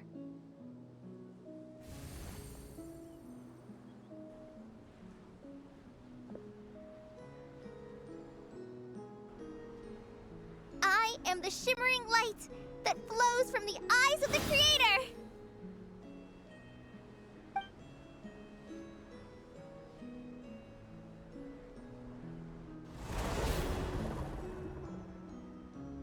It's a song composed by the goddess of flowers, but very few records of it remain, even in historical texts. All we have is a few fragments. Is Kale an avid historian? Not to my knowledge. The Jinn have actually quieted down. Although... No, it's more than that. It looks like they're showing... submission. Clearly the songs left by the goddess of flowers have a soothing effect on them. At the very least, they're much calmer now. Really? Let me try. I am a spirit created at the beginning.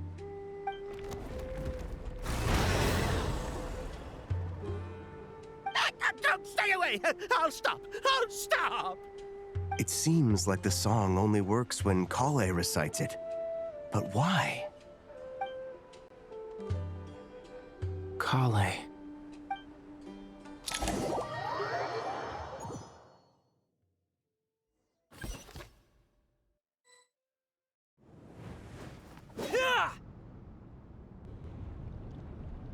Any luck?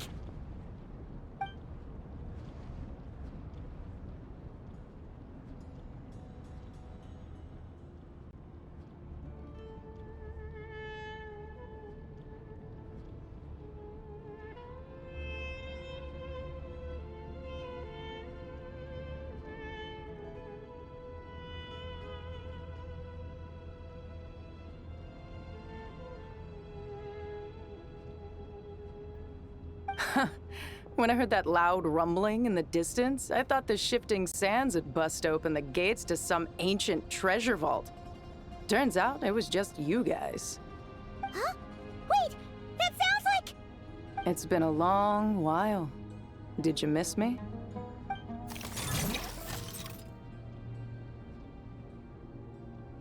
Jet! Ben! Let's save the catching up for later. First, I gotta get you guys out of there. This should be the right mechanism. Ben, can you handle it?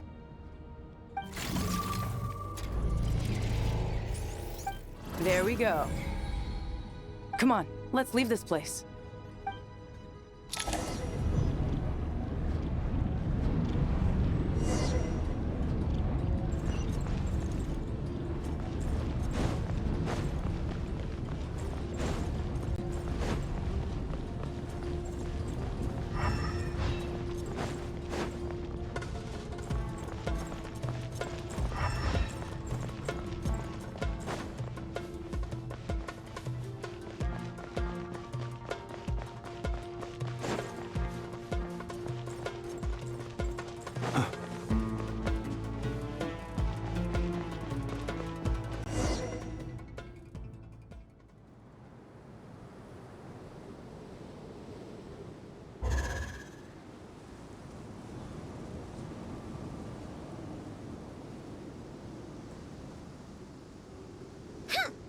Fatui sure made themselves scarce. It's like they were never here. The Fatui? They came to the desert again? Yep. No idea what they're planning this time. They were being very coy about it. How have you been, Jet? Well, since we last met, I've started my own band of mercs. We've actually made quite a name for ourselves. Oh, yeah. On a slightly different note, I have some good news. I finally took care of Masaira. Not much to write home about. It was just another day. Found his hideout. Dragged him out of his cozy little bed. He tried to talk me into seeing his point of view, as usual. But I'm way past that by now. There was nothing he could say to save his life.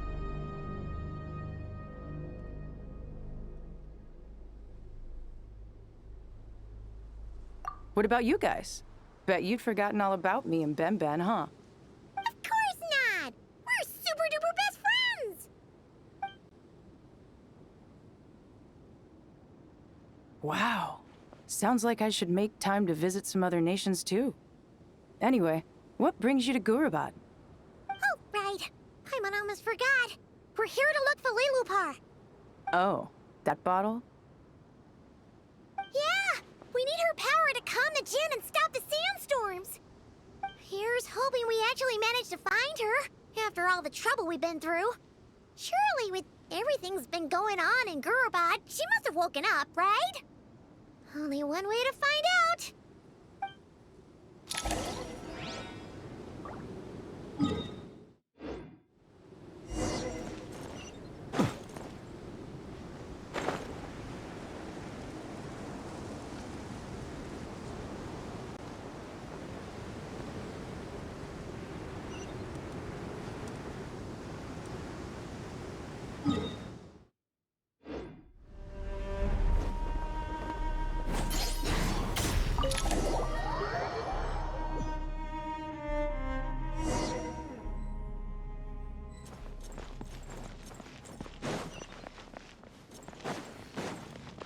Let's see. Shoot! Aha!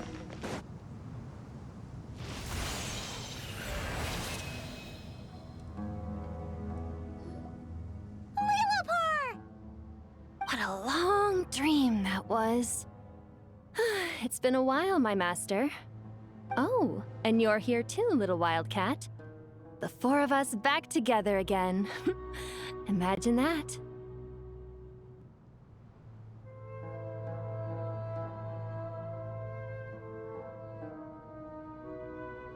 After we last parted ways, I merged with the land beneath Gurabad to suppress the dark calamity stirring in the depths. It rekindled the flame of vengeance within the Jinn, depriving Gurabad of any hope of peace. I fought against it for a long, long time, until one day, I sensed a change in a foreign land to the west. Suddenly, the pitch-black abyss fell silent.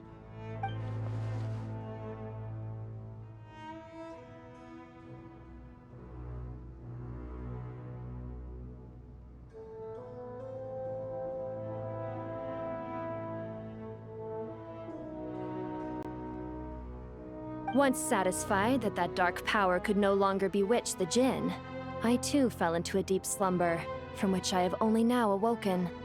Why have you returned to Gurabad, my master? And why is my sand-swept homeland in disarray once more? Well, basically, Sumeru's in danger and a lot of our friends are affected. Some bad guys messed around with Irminsul and now they've released the Jinn in here. We managed to chase off the culprits, but we have no idea how to seal this place back up and stop the sandstorms. Child's play. I shall quell the Jinn and scatter the storms. Thank you, Lilupar. No need to thank me, my master. I have granted many wishes in my time, and this was the most trivial of them all.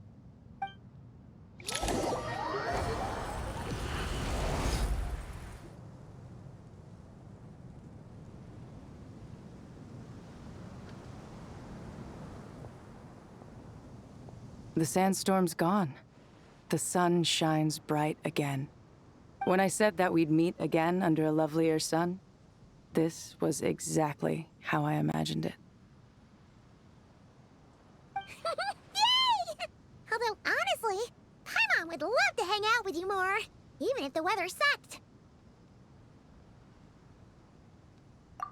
Well, there shouldn't be any more Jinn breaking out, right? Are we okay to head back? Sounds good. You can introduce us to your other friends. Another adventure begins. Lovely.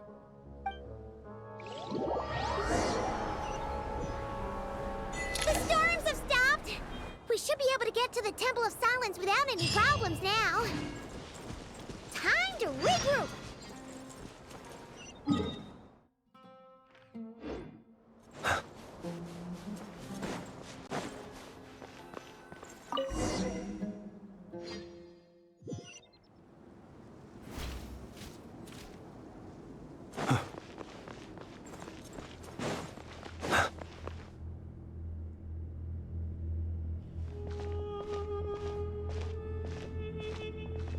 So, this is the Temple of Silence.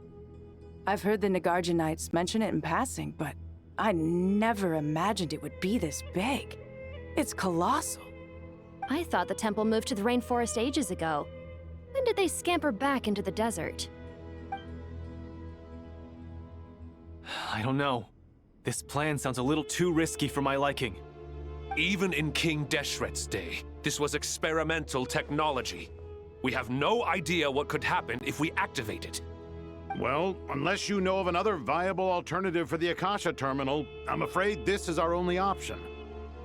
The plan is sound, and the risks are manageable. However, if we are to proceed, we must act quickly. The scale of this project is enormous. Even with Kaveh, Faruzan, and every other scholar of mechanics working on it full-time, the proposed modifications won't happen overnight.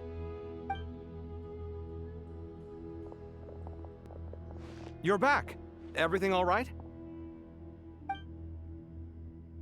And who are they? Friends of yours? Pretty much everyone in the Temple of Silence is. This guy's Kaveh, and the one next to him is Alhaitham. Hello, I'm Jet, and this is Lilupar. Ah, a famous name from the history books. Pleased to meet you. A friend of a friend is a friend of mine, as they say. Who's they? Huh? Do people not say that? Not in the desert. Friends you can trust, but friends of friends? Gotta keep an eye on them. Still, I do trust the Traveler's judgment. I'm sure you're good people. The sandstorms have calmed down. I take it the Gurabad problem is resolved? What did you find?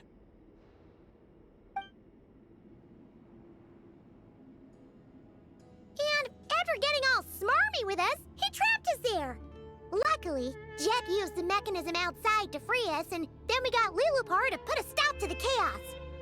Wow. Thanks for being there to help them.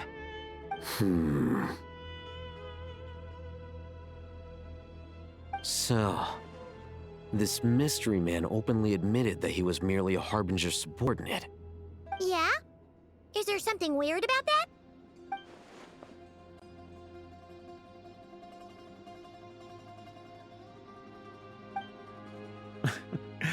I assume you aren't naive enough to expect answers from an enemy. Well deduced. Our commander, Dottore, died in Nordcry.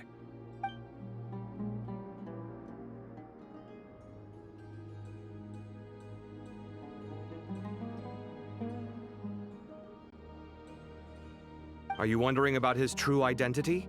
Or do you think there's a big conspiracy behind all this? I wouldn't go as far as to call it a conspiracy. Just the simple fact that having someone to shift the blame on tends to prove useful should trouble come knocking later. The most important thing for now is to solve the immediate problem. Perhaps that man knew you wouldn't have the resources to investigate his background and so didn't put much effort into disguising himself. This is all getting a little cryptic for me. I'll let you guys talk while I take a walk with Lilupar. Jet? Aren't you with the Blazing Beasts? What a coincidence. Didn't expect to run into you here. We're mercs. You can run into us anywhere. Who's this with you? So, did you find the solution you were looking for in the Temple of Silence? You bet we did. This place is incredible. It has everything. So far, we've discussed a plan and verified its feasibility. Building a new system from scratch is out of the question. So our only option is to modify the Akasha using certain resources we hope to find in the mausoleum of King Deshret.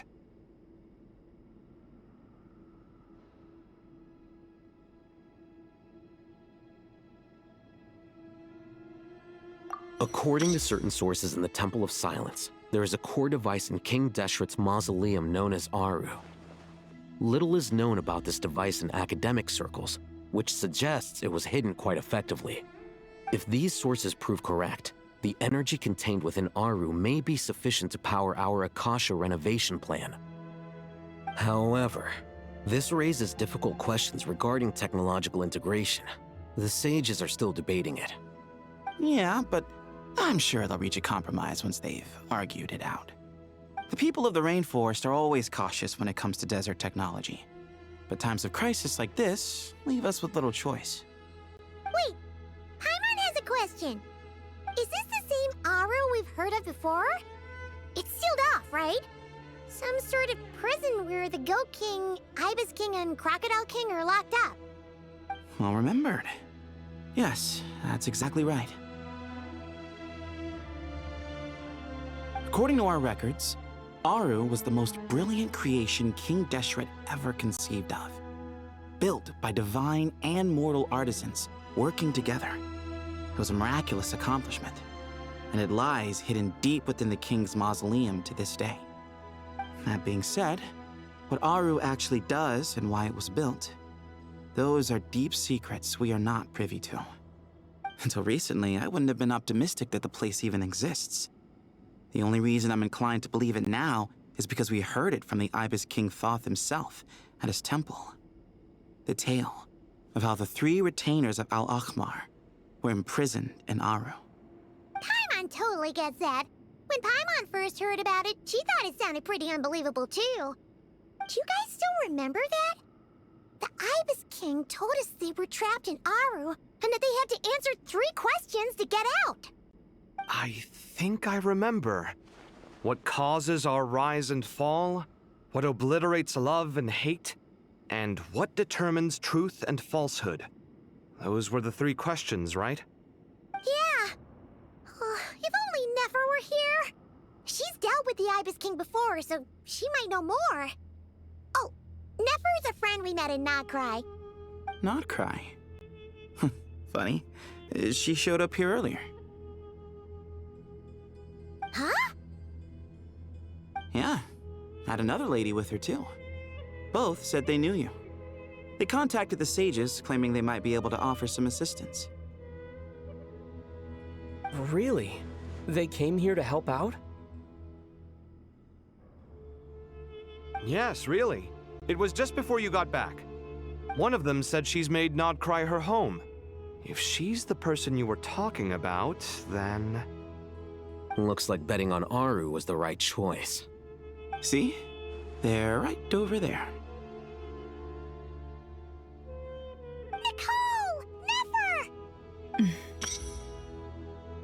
Why, hello! We're here to help.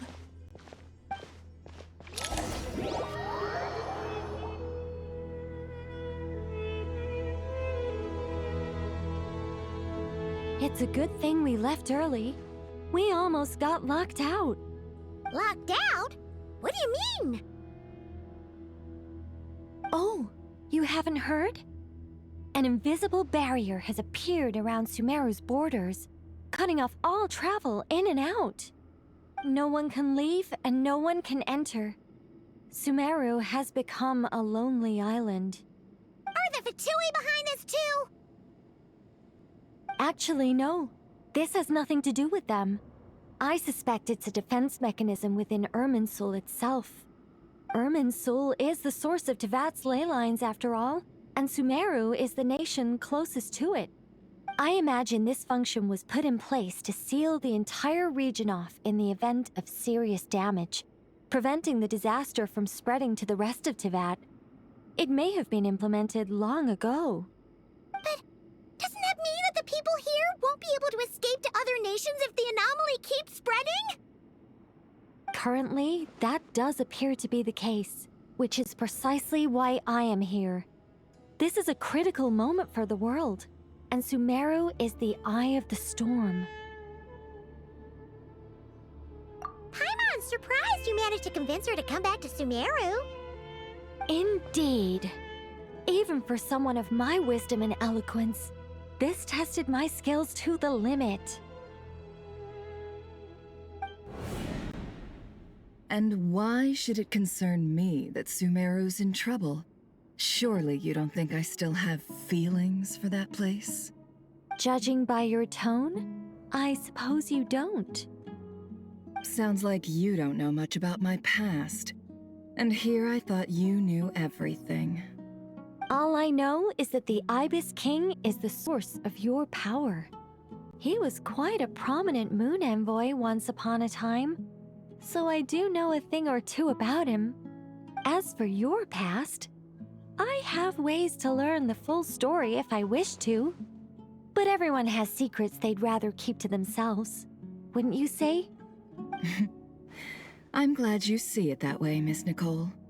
I've chosen to call Nodcry home, which is why I did my part in its hour of need. That doesn't mean world savings become a habit with me. I have no particular desire to play hero in Sumeru, thank you. I understand. Human emotions do not appear and disappear without cause. There is always a reason to be found behind both salvation and destruction. Still, if time has taught me anything, it's that human emotions are often complex and in conflict. That's why people change their minds about things all the time. But that's where we angels come in. Our duty, ultimately, is to guide people towards their deepest, truest desires and help bring them to fruition.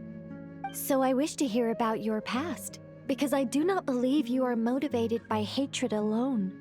And if we still arrive at different conclusions in the end, that's okay.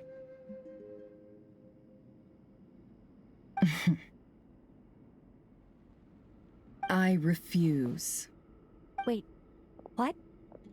But I set the atmosphere and everything. Isn't this supposed to be the moment when we finally open up to one another? Is it? Maybe I'm not so good at reading the atmosphere. You're right, Nicole. There's more to me than just hatred.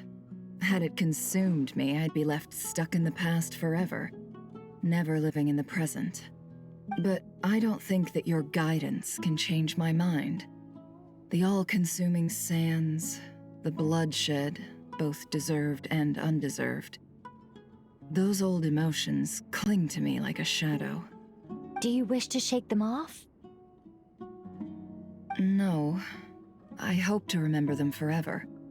Those emotions and memories shaped me into the person I am today. They'll always be a part of me. In that case, would you like to hear my perspective, at least? Sure. It's not every day you get to hear an angel's opinion. A long, long time ago, when the angels still walked freely upon the earth, I found life tedious. Monotonous work, lukewarm relationships.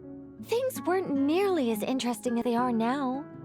And yet, since the angels' demise, I have found myself missing those days on more than one occasion. Human emotions are often attached to a person, a place, or an object. When those things are gone, the memories quickly fade, and the emotions slip away along with them. If Sumeru were destroyed, both rainforest and desert would be no more.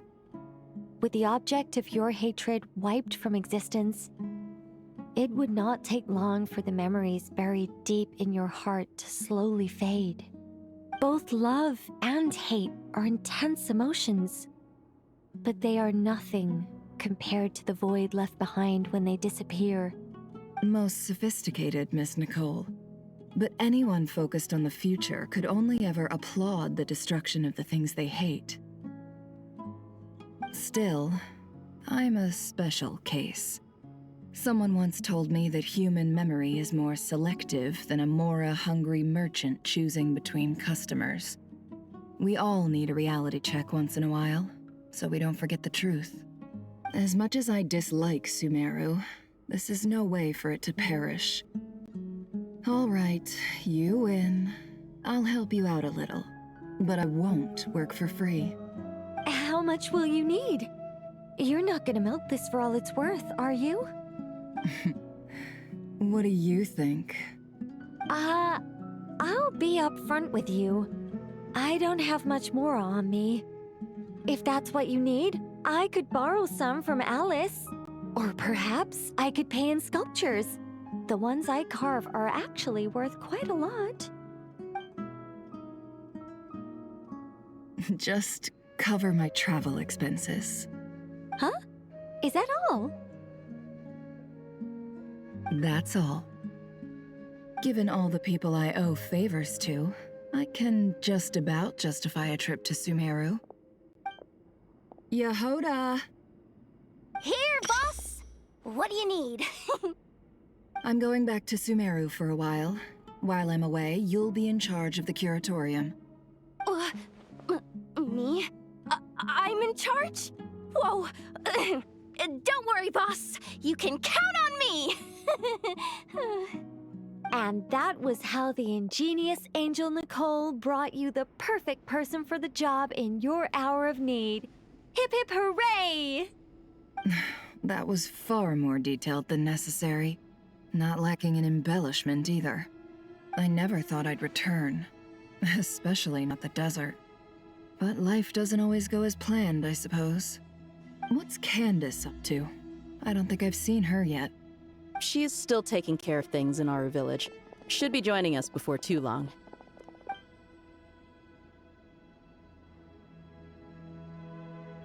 Oh, and sorry. Hope we're not interrupting anything.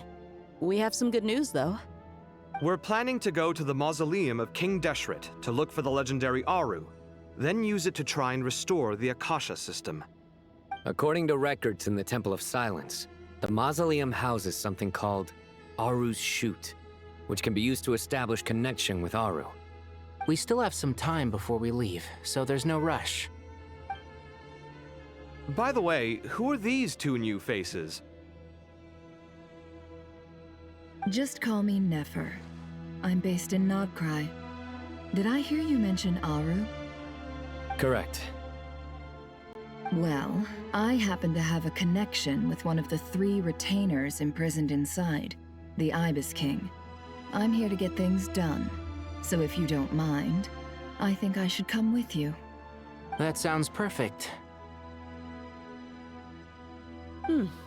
Miss Nefer, are you from the desert by any chance? Why do you ask?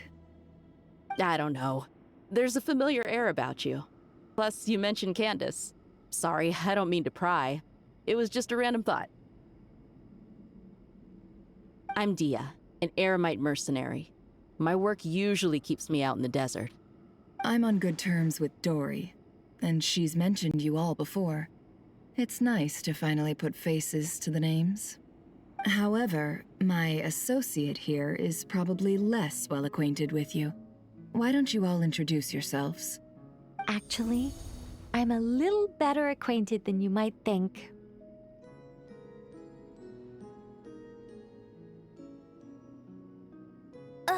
Huh? Huh. Are my eyes playing tricks on me? It looked like you spoke without moving your mouth. Ventriloquism. I have heard tell of it before. What is it, Kale? It's you! You're the voice who's been speaking in my head, aren't you? You encouraged me to report my dreams to the Dendro Archon, and got me to recite that magic prayer. I have many titles, but let's go with the most pertinent one. I am Nicole Rain, an angel who has lived since ancient times. An angel? Sounds like a big deal, but, what exactly is an angel? Oh, Well, we're a rather long-living race of beings. Not gods, technically, but we can still tell you a lot of stories from ancient history. Yep, and she's also an amazing sculptor. You could say she's a real creative type. Well, ma'am, if both the Traveler and Paimon give you rave reviews, you must be pretty impressive. Oh, please don't call me ma'am. I find it so awkward when people get too formal with me. Just relax and be yourselves. No need to be nervous. Miss Nicole, if it's okay, could I ask you a few questions? Yes, you may. I can see your heart is filled with confusion, and you are desperate for answers. I also know which questions you want to ask me. Why did you dream of Sumeru City in disarray? Why did those verses soothe the Jinn only when recited by you? I can guide you to the truth, but it involves a personal secret of yours. I'd prefer to speak with you alone, if possible.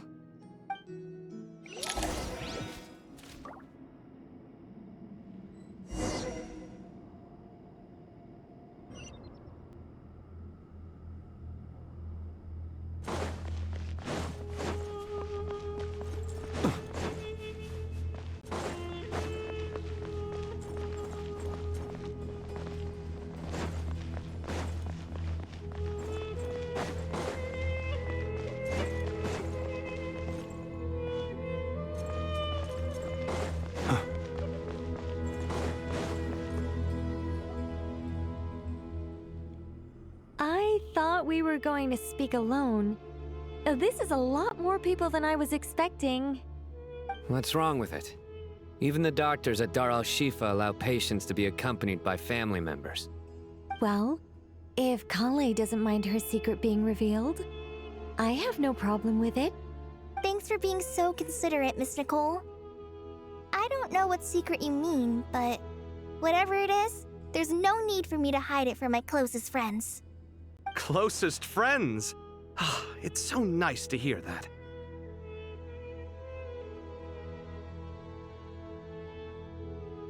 All right. In that case, I'll get right to it. Kale, are you aware that there are god remains inside your body? I am. When I was young, I got sick with Elazar. Nothing could cure it. The Fatui convinced my mom and dad that they could help, and I was sent to an unfamiliar place. There were a lot of other kids just like me there. This creepy guy injected us with some strange medicine, which I heard contained god remains. I can still remember the pain like it was yesterday. But thanks to the friends who've stuck by me all this time, I've gradually been able to overcome those memories. Anyway, so you're saying that what happened to me has something to do with the god remains they injected me with? Yes. Those were the remains of Nabu Malikata, the goddess of flowers. What? Huh. Fascinating. You don't seem surprised like the rest of us. Why? The possibility crossed my mind when Kale recited the Goddess of Flowers song and calmed the Jinn. You made Paimon jump! What are you doing here, Lilupar? I was merely passing through when I heard the name of the Goddess of Flowers. Be assured that I share your surprise. You, with the hat. Are you certain? I sense no trace of the Lord of Flowers within her. Well, it is a very small fragment. Unless special methods are used to manifest its power, even her closest acquaintances would find it near impossible to detect. After the goddess passed away, her remains were scattered across the desert. King Deshret gathered all the pieces he could find and buried them in the Eternal Oasis. But some fragments remained unaccounted for. Eventually, the Fatui must have found a way to track some of them down. Presumably for use in some experiment. It's not an uncommon occurrence. You're more shaken than I thought. In one sense, you've been extraordinarily lucky. So many people who yearn for this kind of power never attain it, yet you have coexisted with her all this time without even realizing it. I don't know what to say. I'm glad that I could help everyone with this power, really. But knowing that a fragment of the Goddess of Flowers is inside my body is... it's a strange feeling. Well, people value their autonomy very highly. Even a well-intentioned intruder can shake one's sense of self. I understand how you feel, Kale. But once you get used to it, you'll find it's nothing to be concerned about. Huh. I guess you, of all people, have a good reason to speak on this. 2 good reasons, in fact. Incidentally, 3 is the maximum number of Hermanubis' Ba fragments that I could bear. Let me guess. Because 2's company, but 3's a crowd? Thanks for helping to explain the joke, Tainari. Not my intention. Goddess preserve me. I should take my leave. This boy in his wolf's head hat speaks much too differently from the Hermanubis I remember.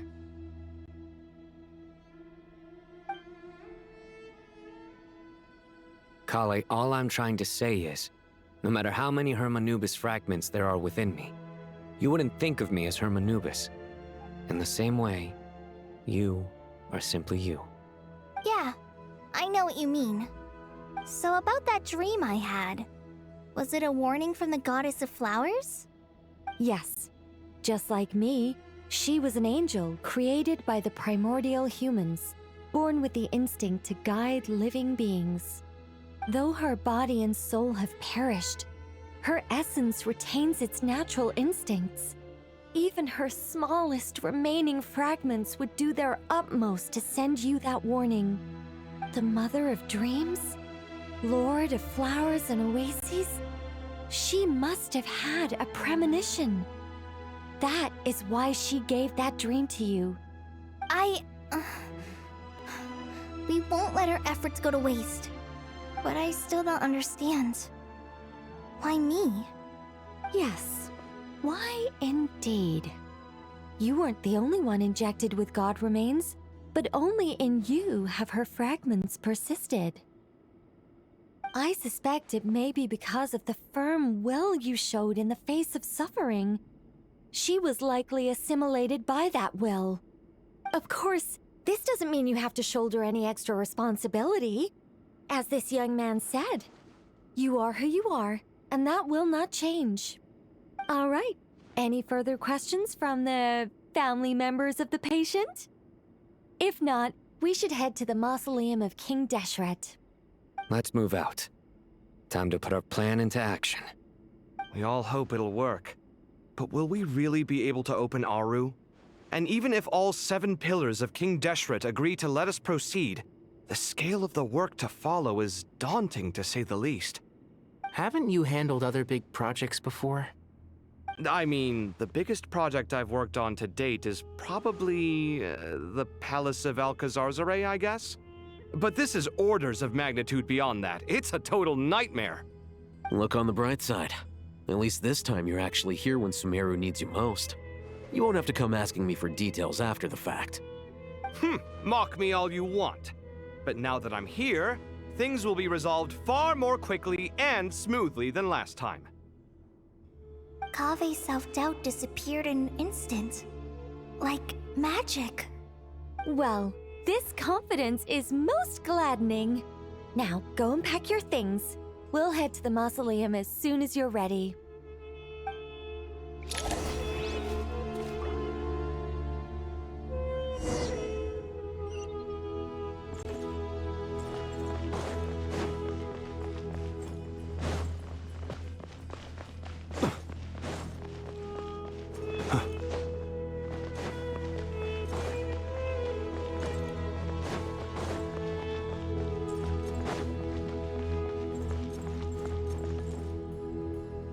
Oh, Miss Nicole. I heard you're a very talented sculptor. Is that true? Oh, I don't know. I wouldn't want to blow my own trumpet. Honestly, even though Kasharawar is best known for its focus on mechanics, plenty of Kasharawar scholars are quite serious about sculpting as a hobby. So if they rate your work, that's enough for us. We just have to take a look. Who's we? Myself and a few other scholars. Kashif, Daneshvar, come take a look. Oh, well, if you insist, I suppose there's no harm in showing you.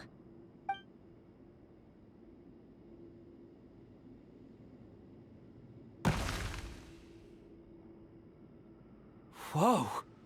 Where did that come from? Look at the level of detail. It's so lifelike. The squirrel descends from the heavens like a champion, and the earth trembles beneath its feet. What do you think? Striking, isn't it? Kaveh? Kaveh, come here for a sec. Oh, and Madame Faruzan, didn't you used to study in our darshan? Come take a look. All right, but hang on a moment. I have to finish reviewing this proposal first. You called? What is it, youngster? This squirrel statue. Isn't it cute? Oh, a squirrel. I wouldn't say cute per se. The realism is what stands out to me. Were you trying to carve a statue of a hero, young lady? Oh, a hero? I suppose so. Actually, I didn't really have a specific theme in mind.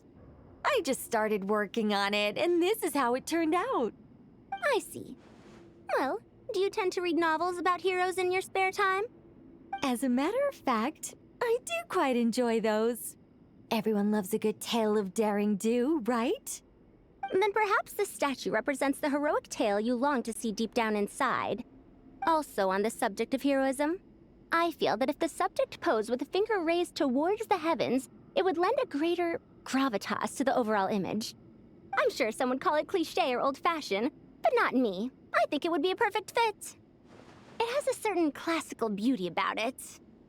Kaveh! Sorry, Madame Faruzan, I'm a little busy right now. Don't wait up for me. What a pity. That young man has excellent aesthetic tastes. I was hoping to ask him for his opinion. What a genius idea! Why didn't I think of that? Classical beauty is a great direction to explore. That's it. Once I get back, I'm going to sculpt a heroic squirrel pointing its finger towards the sky. Precisely. A declaration of victory. You understand my vision. Then place the two statues face to face. Yes! That's exactly what I was thinking. It'll be a masterpiece. Miss... I'm sorry. I didn't catch your name. Just call me Nicole. Madam Faruzan? Was it? What? Oh, no. That wouldn't be right. Why ever not? Madam is a state of mind cultivated from within. Anyone may call me Madam if they so desire. My dear Miss Nicole, once we make it through these trying times, should we have the pleasure of meeting again, I shall look forward to seeing your new work. In this day of age, it's rare to find people with an appreciation for classical aesthetics. Meeting you was truly a pleasant surprise. Honestly, I feel the same way. It's been a long time since I met anyone interested in this style of statue. Clearly, they don't call you Madam for nothing. Also, I have to say, you're a very good judge of character. Because when I think about it, I really am someone who likes stories about heroes. That must be why I've quietly kept watch over generation after generation of them. Sorry, keeping watch over heroes? What exactly do you do for a living? Oh, never mind that. Let's not tell Madame Faruzan about Miss Nicole's true identity for now. Good idea. Let's limit the conversation to aesthetics.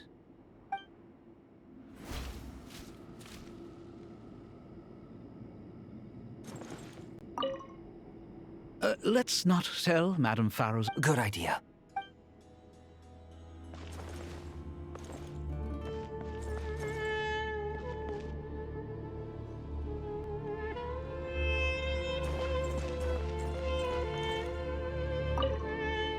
What's wrong? You look a little depressed. Kale got a fragment of the Goddess of Flowers. That's what you're upset about?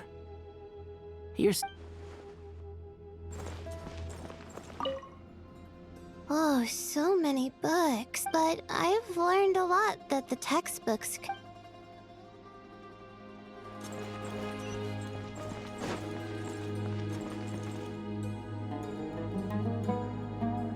Good to finally meet you in the flesh. It's a little surreal seeing you here after exchanging letters. Sounds like you have some history then? Any budding mercenary group needs a steady supply of... The Curatorium of Secrets is happy to... Can't say no to a solid partnership, especially out here. But cooperation... What's behind your interest in the desert? Nostalgia? I like your style, Flame Mane. Actually, I had this same discussion with Jet. Were that to change, I wouldn't drag outsiders into a... Well said. Taking... You sure that's a compliment? Absolutely. I'll take it. Sure. I love working with no-nonsense people. As do I.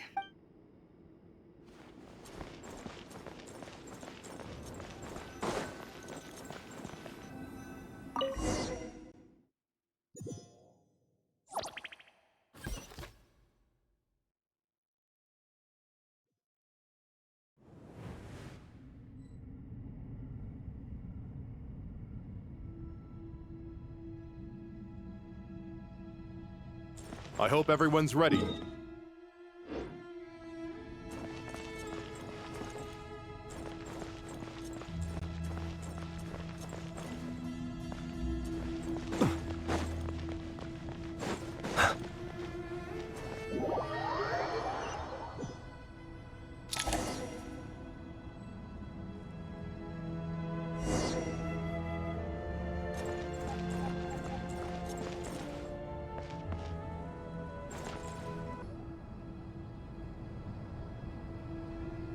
Why, we've not seen so many visitors ever, really.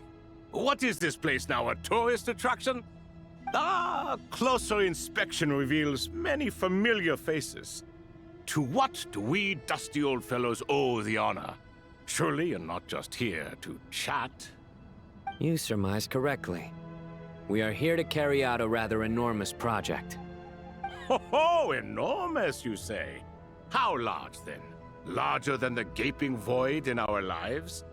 Why, you've even put a smile on Goatee and Crocco's faces. All this activity is making for quite the special day.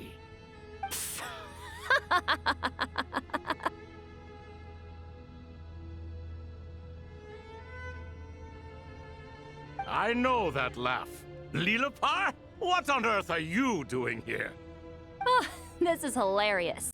Turns out good things really do come to those who wait, as long as you stay alive long enough. When did you three get locked up in here? And still you act all high and mighty, putting on a show for the younglings. Truly hysterical. Why, you... Yes, I know. No need to shout. You're right, Lilupar. Goatee, Croco, and I all have the same problem. But didn't King Deshret seal you away? How did you break free, and how did you get in here? Who knows? Perhaps you can ask my master one day, should you ever get the chance. Behold, the executioners of old. Some have turned into fragments residing in human bodies, and others are imprisoned eternally, leaving not a single shard behind. It's almost tragic, watching lowly prisoners like you act all self-important. Curiosity gnaws at you, doesn't it? Your interest in the outside world threatens to burst you at the seams. Turf. I'm starting to take a liking to this magic bottle lady.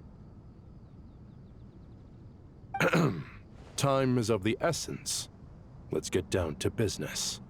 We come to you, O three ancient lords, to request your assistance on behalf of the Academia. If we can help you regain your freedom, then please consider lending us your aid.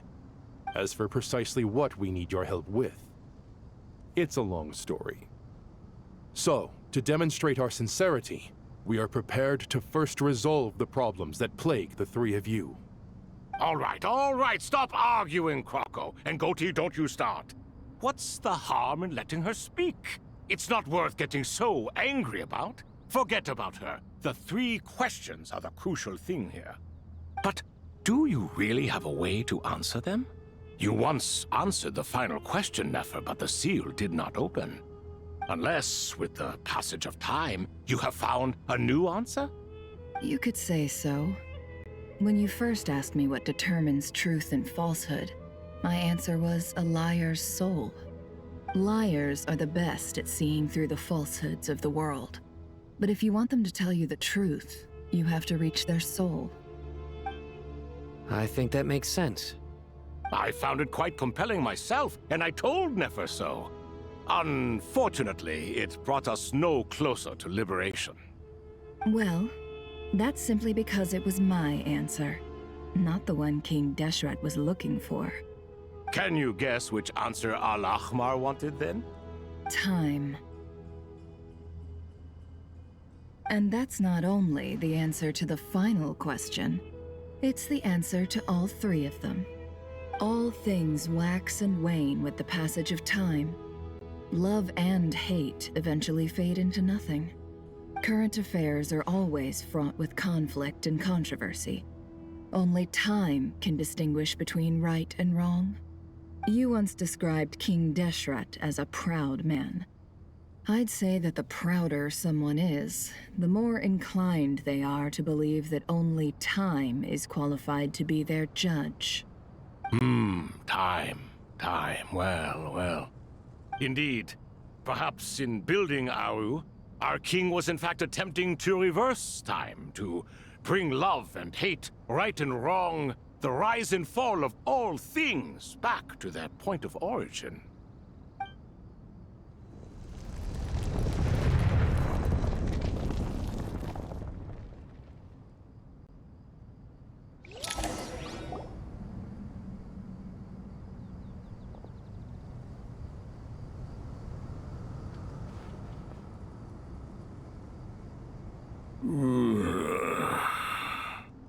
This is the most eventful day I have experienced in a long time.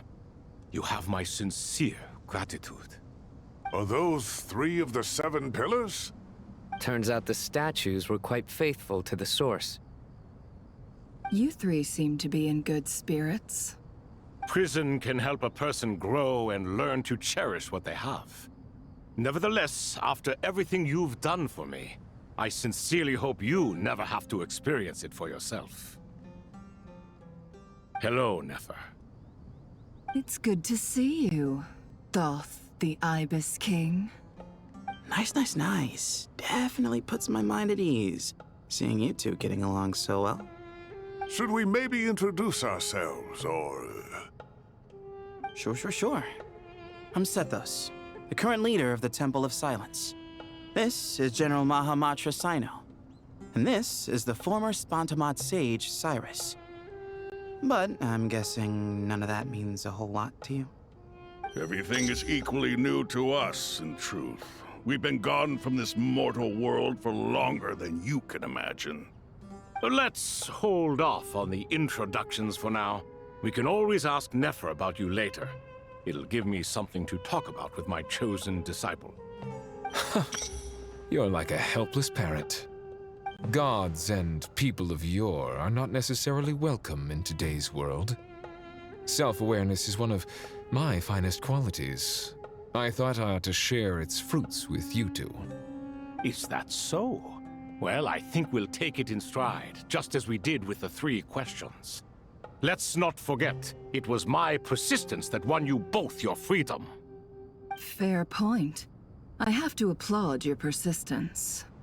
And I must praise you for your wisdom. Now, state your wishes, young ones. I'm sorry? Why, your tremendous accomplishments deserve a reward, do they not? You must let us do something for you in return. General Mahamatra, what do you think? I won't beat around the bush. Sumeru is facing a crisis the likes of which have never been seen before. And we need your help. Every calamity throughout the ages has been connected to us in one way or another, whether we were its cause or consequence. Whatever is wrong with Irminsul, it severely affected the Dendro Archon. She fell into a coma, and is currently receiving treatment from the Dendro Dragon. The Dendro Dragon? I'm sorry, the Dendro Dragon is helping to heal the Dendro Archon? Not a pep, surely. Not vicious, cruel a pep who possesses no virtues aside from her basic instincts. Ah, good heavens. I shudder to think what could have caused Lesser Lord Kusanali to suffer such a plight. Still, why would the Dendro Dragon lend you her aid? She has always held nothing but contempt for the Archons.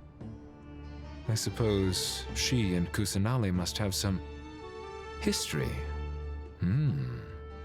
You can help us make history too. A smooth talker.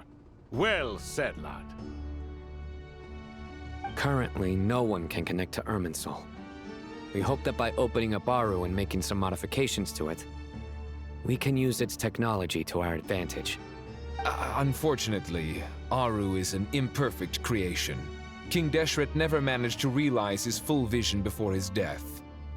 Much remains to be done if it is to be pitted against Irminsul itself.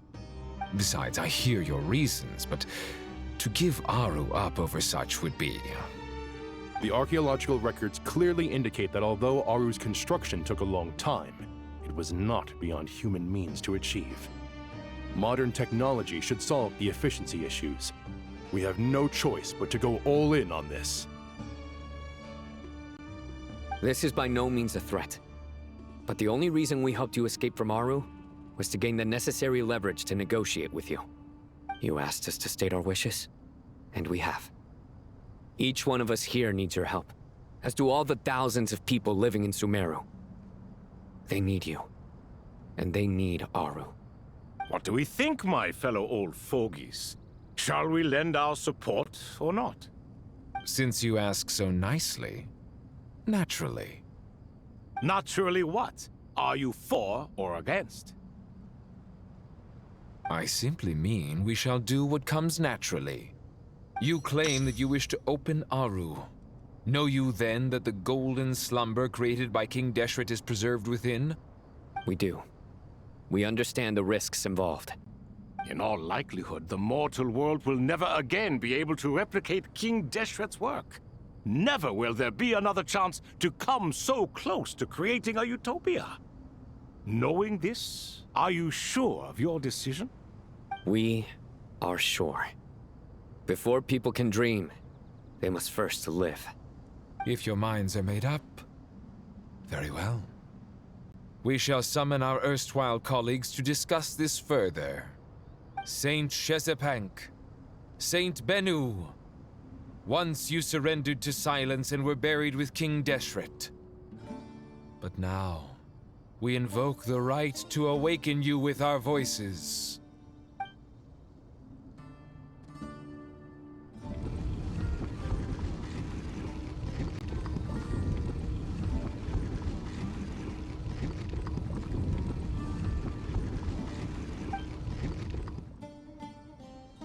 Saint Bennu, responding to your call. 3 kings detected. Initiating autonomous will. Saint Shezbank, responding to your call. 3 kings detected. Initiating autonomous will. Ah, Lord Herreshoff. What a long time it has been.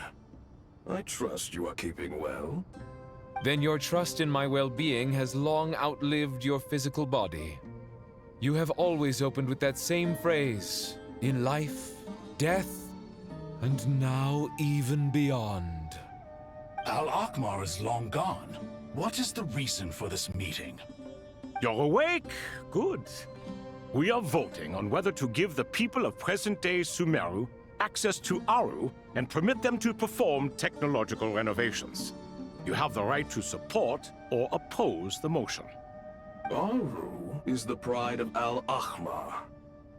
Opening Aru requires the unanimous consent of the 7 pillars. I hope you have a convincing reason to present to us. Sumeru is currently in the midst of a major calamity.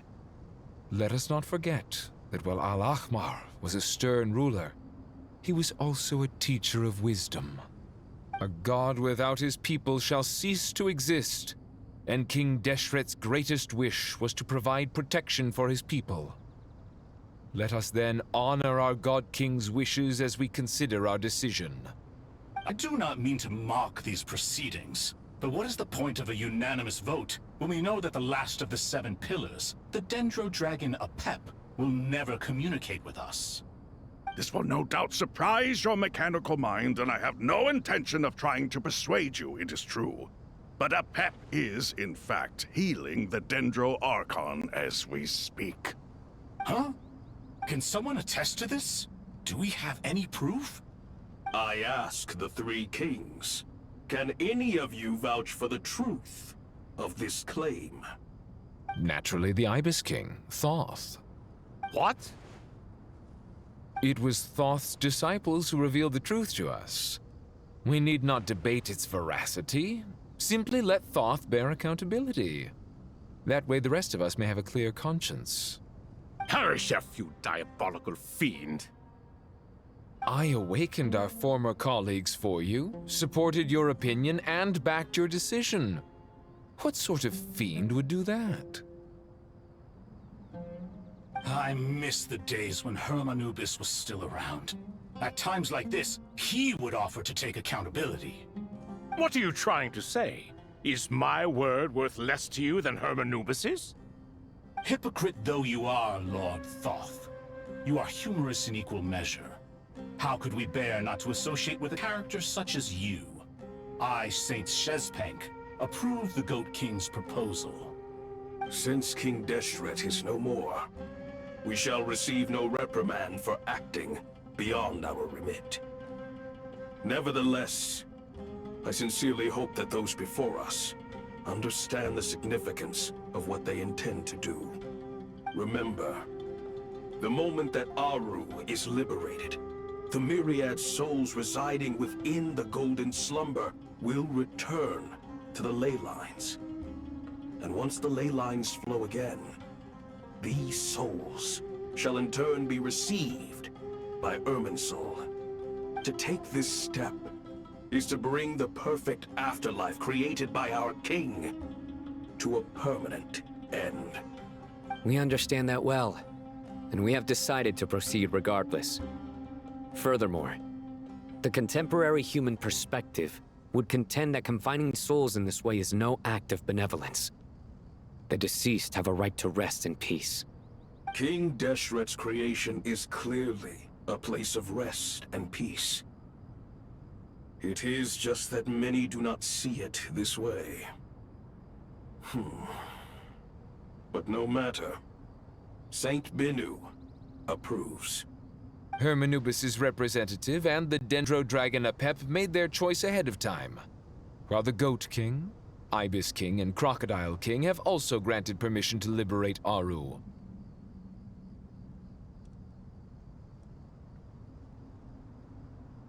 By the grace of His Majesty, guided by his wisdom and will, let the gates of Aru be reopened.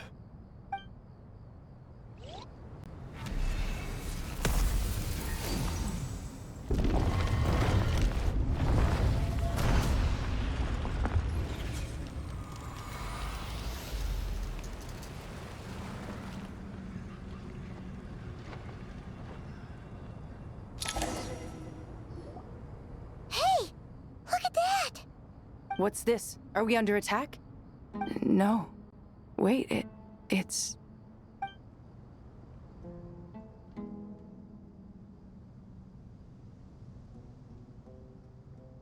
Here you are. Through the sands of time. I see you. Father. Father, is it really you? It's Jet's father, Jibril! That's right! He entered the Golden Slumber, didn't he? I smell blood and sand on you. You've grown. Strong as a wild beast, and without shedding a tear. You have to leave, don't you? Please, just answer me this. What should I do for you? This meeting is a blessing from the gods. My soul, once imprisoned along with that of Samael, is finally free.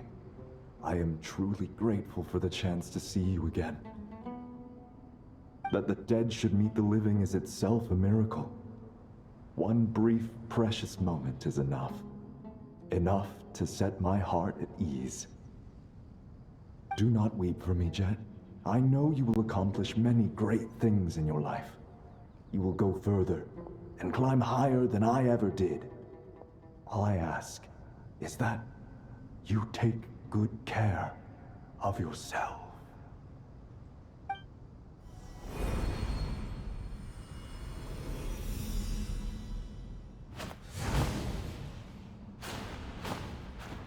Father! Father! Father.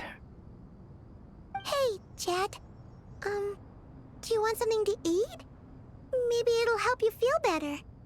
I'm fine. Thanks, Paimon. It was just a little sudden. The chance to see my father again meant the world to me. He was trapped in the Golden Slumber for our sake.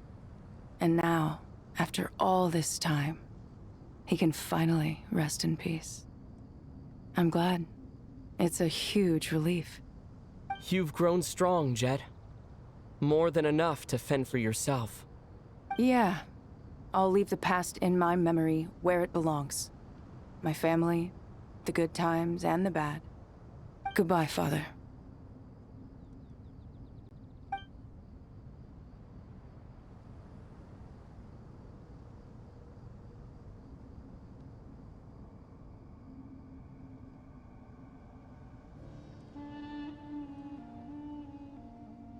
Ah, me, what a touching reunion that was.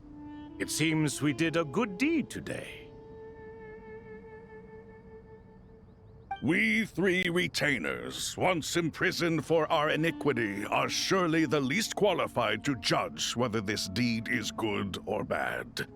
Either way, Aru is open.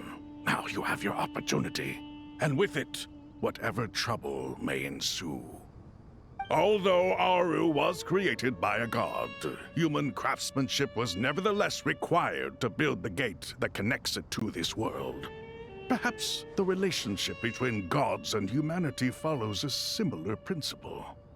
As for your proposed renovations, we cannot determine which functions to keep or discard. Proceed as you see fit, but please entrust the task to your most accomplished scholars. or Bennu will be most displeased. It matters not. The Ibis King shall be accountable if any problems arise. Ibis, you chose to take on disciples, and so it follows that you must accept the risks of associating with humans. If I'd known you'd be like this, I would have locked all of you away in Aru, never to leave again for all eternity. All of us? What does this have to do with me? Vilify me no further. Scholars, since you have liberated Aru, allow me to present you with a gift. Using Aru's power, we shall install a defense mechanism at our king's mausoleum. You must be guarded even against Irminsul itself. This shall afford you some convenience. Unseen and unheard. From this moment forth, none may by sight or hearing perceive anything said or done within the mausoleum. Amazing. And all this is achieved just with the power of Aru? With technology from the heavens, the possibilities are endless. Just because King Deshret did not use it for this purpose does not mean that it cannot be done. So, marvel away. This is the reward you have earned. All right. Well, that resolves the issue of confidentiality. What about the technical side? Do we have the manpower? Why, yes. I've already contacted them. They'll be here soon.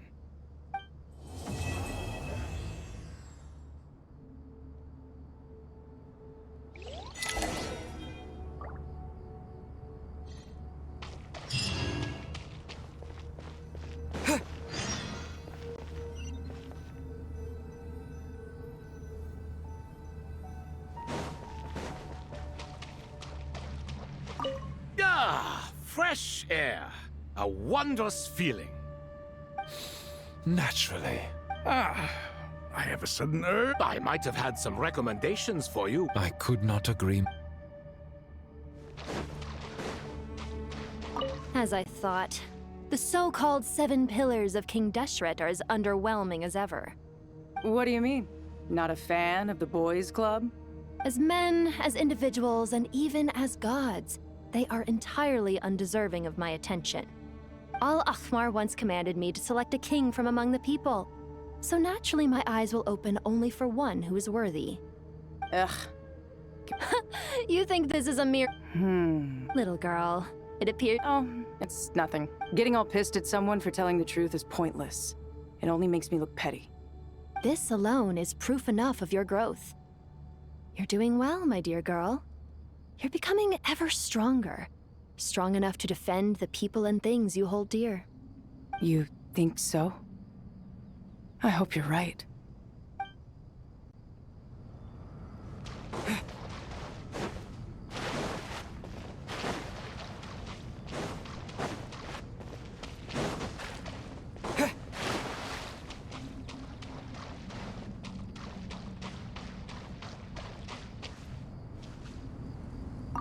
You must be Sethos, the successor to the Temple of Silence.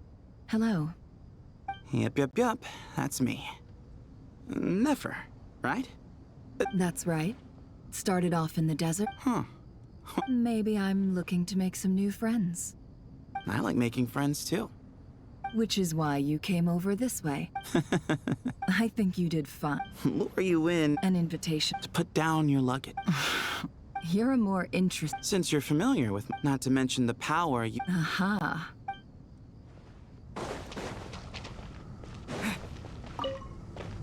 Do you hear that? Sounds like your teacher is scolding mine. Huh. Classic. Did you see her? She's a former Vahumana student who dropped out of the academia and went to Nodcry to work as an intel broker. There's more to her than meets the eye. How can you tell? Do the Matra have information on her? Some, but nothing telling. A sixth sense for Yep. A little earlier. She's meticulous. Besides, what was it you said? It's true. Sure, but... Don't worry. I have my... Ah, I see.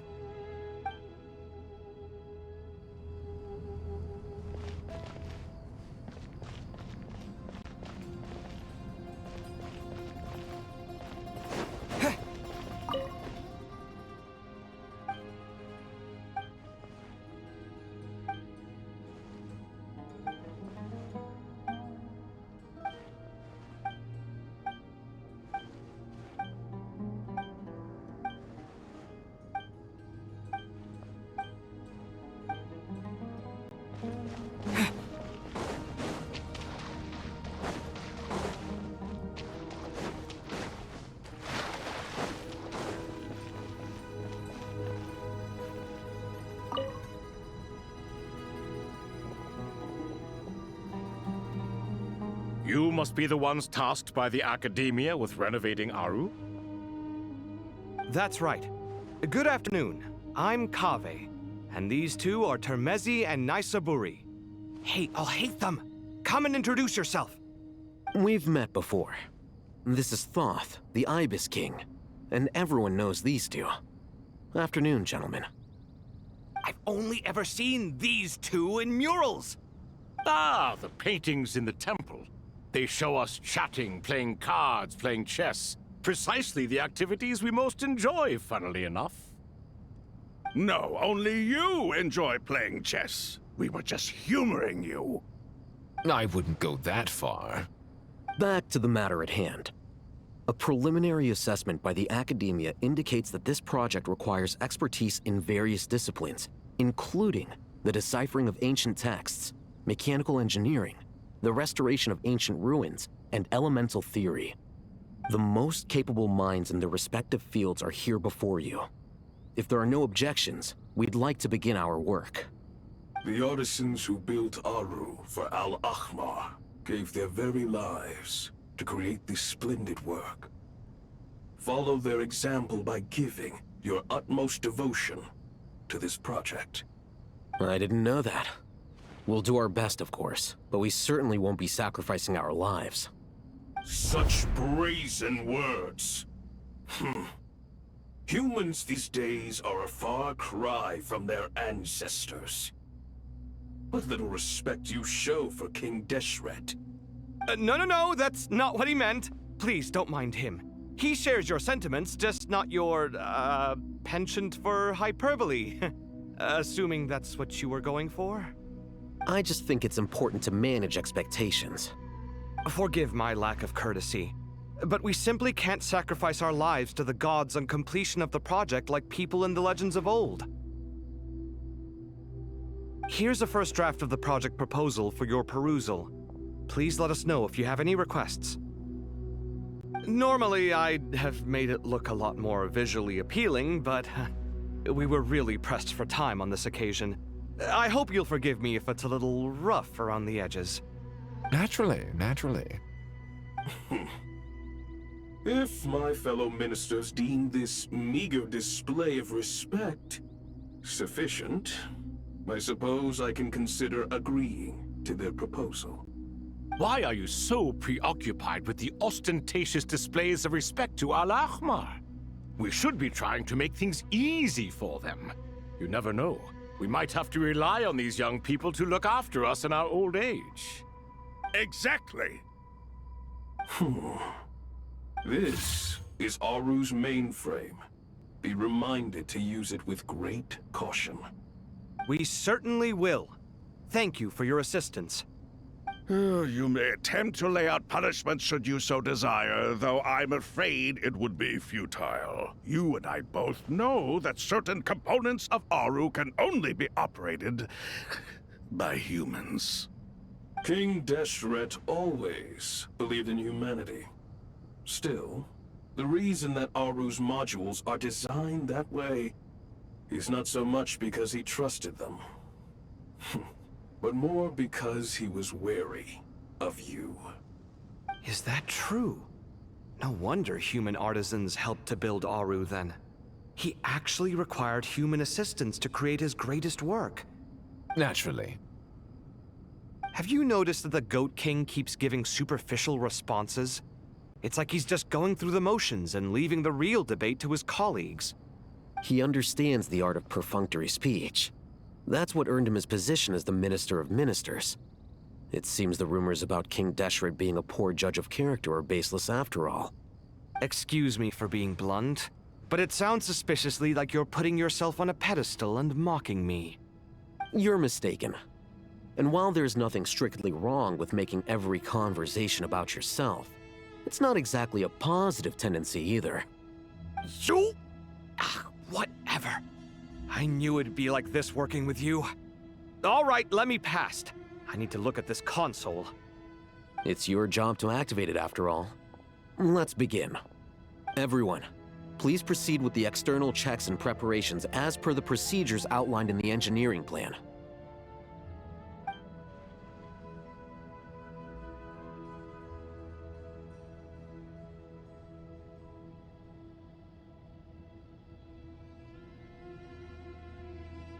Hello there, youngsters.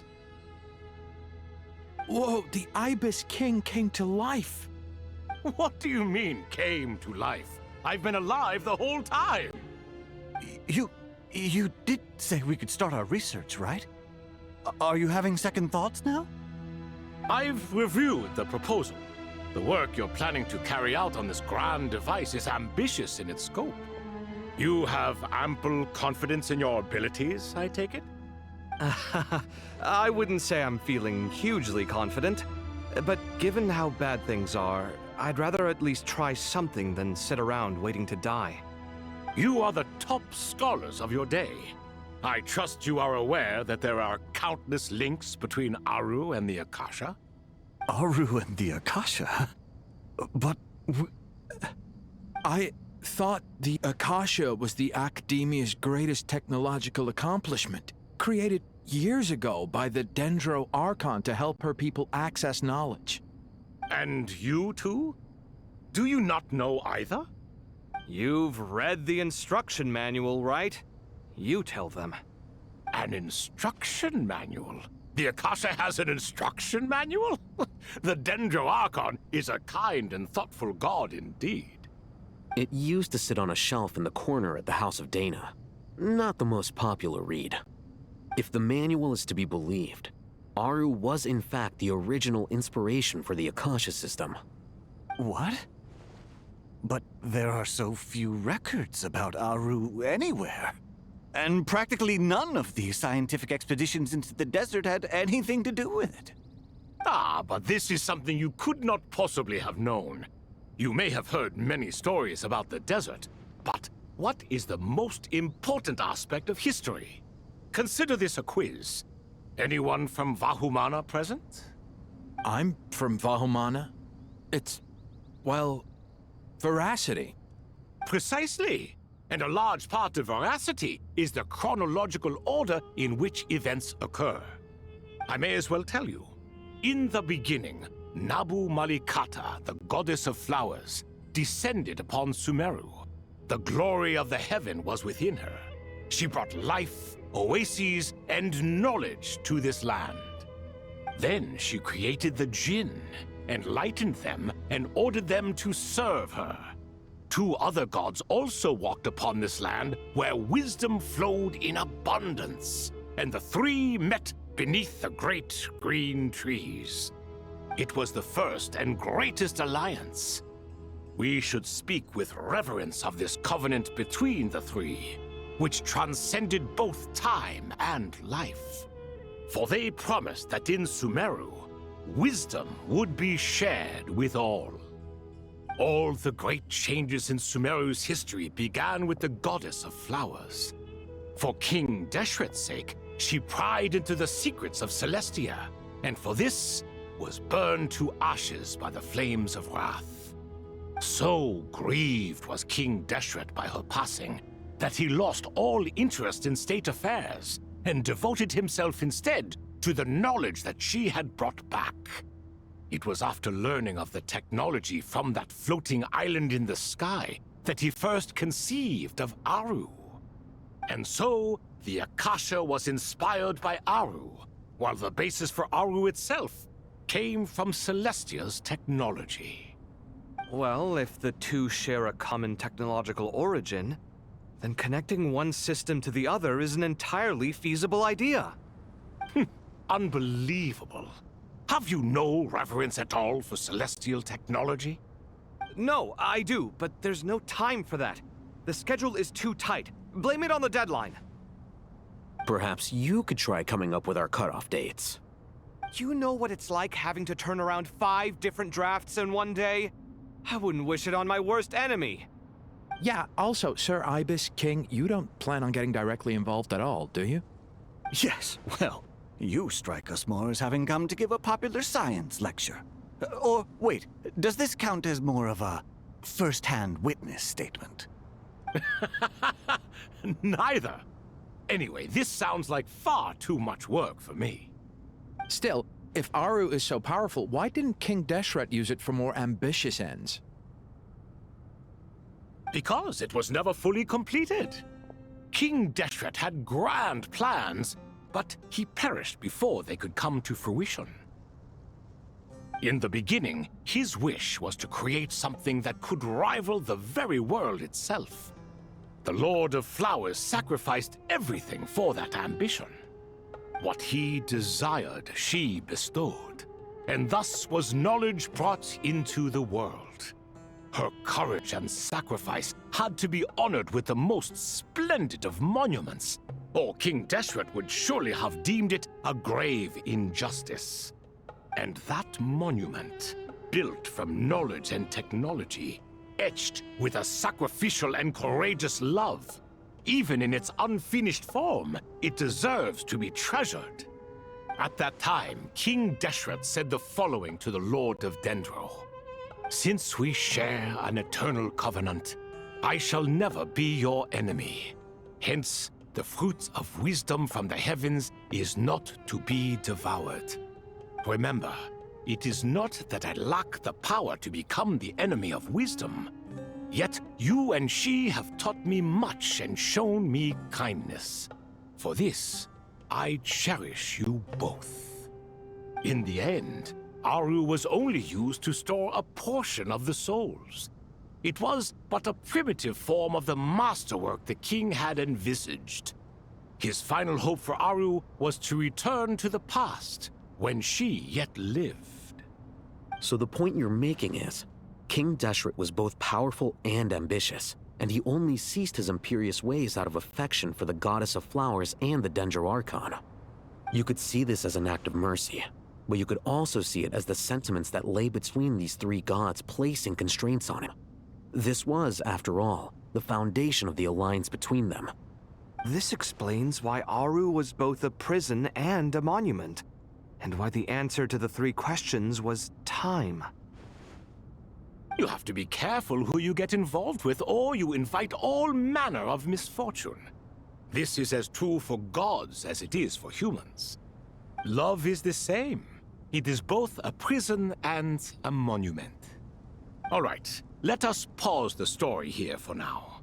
Seeing as you've been so diligent, I'll offer a little help. Who's in charge again? Is it you two? Ah, yes, me and him. Now then, close your eyes. Wisdom hides in the space between the tangible and the intangible. It is to convey the incommunicable through the simplest of mediums. By the power of King Deshret, I shall grant you a glimpse into the unseen secrets that lie at the threshold of existence.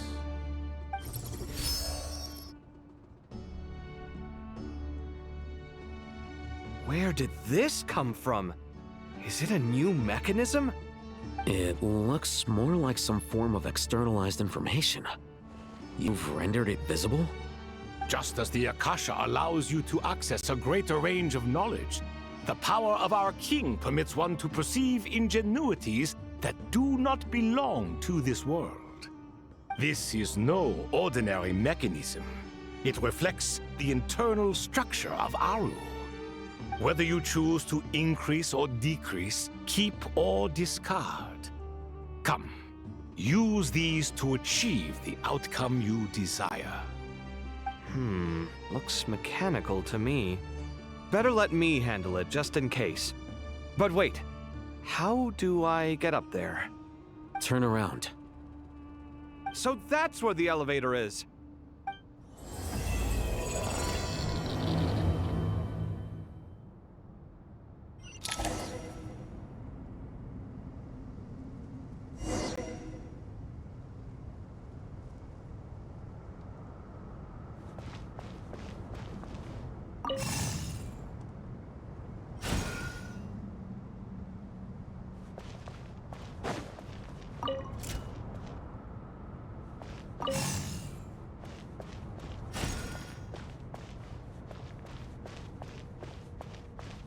Come at me!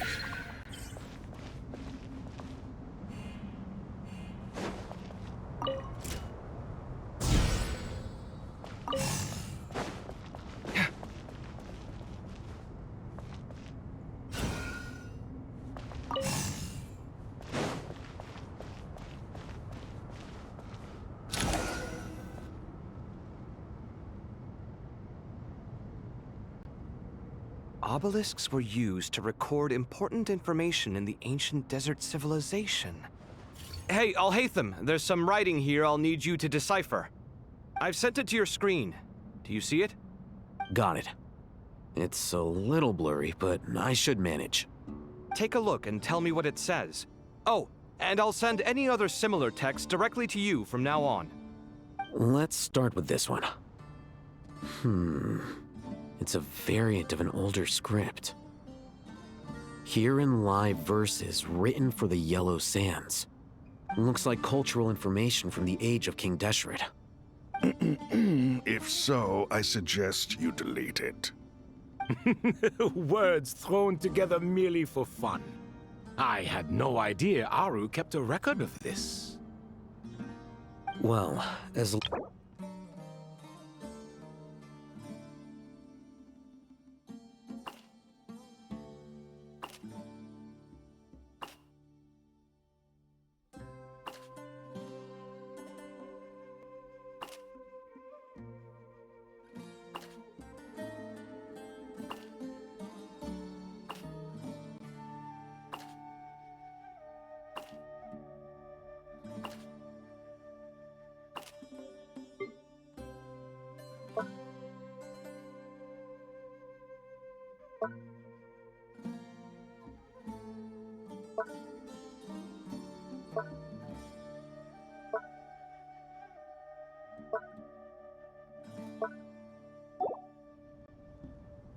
It is unimportant. All right, well, I guess I'll start now.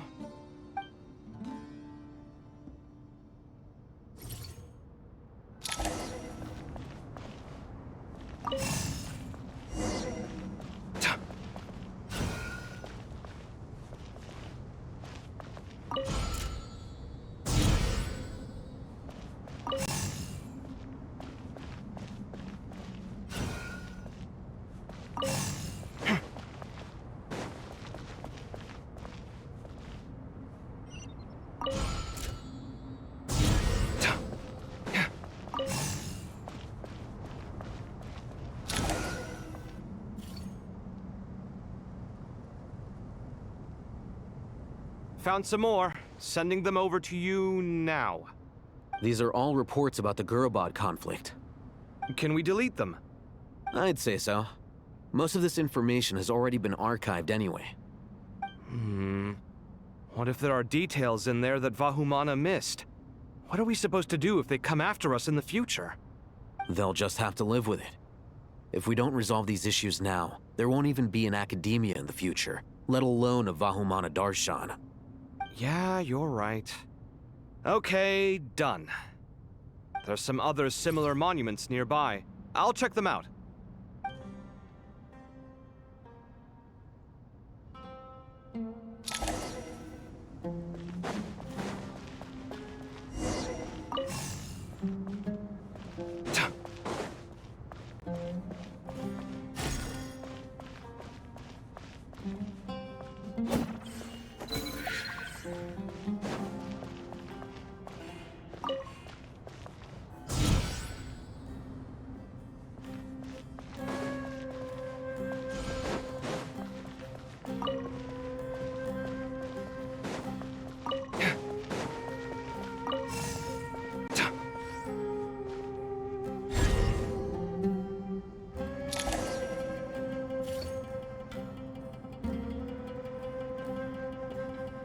Another monument.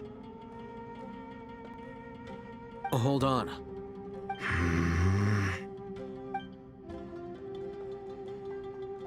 You're still reading it? How long is it? It records the development and governance of the Oasis civilization. Most of it concerns the Jinn, but it also contains records left by the artisans who built Aru. Is it important? Some of it. There was no way for me to read the whole thing in its entirety, so I had to rely on my intuition to pick the parts worth keeping. What about the artisans' records? What do they mention? They're speculations, mostly. For instance, they were wondering how to protect themselves if King Deshret decided to silence them after the construction of Aru was complete. Sounds like pure mythology to me. Surely that kind of thing didn't really happen. The records do emphasize that this was merely their conjecture based on various myths. Still, the artisans did leave details of their plans to survive, including blueprints for their escape route. Even that got recorded? Okay, well, I'll make a copy of this first before I delete it. Is that truly necessary? You won't be needing those. No, the blueprints are important. I want to keep them as a memento.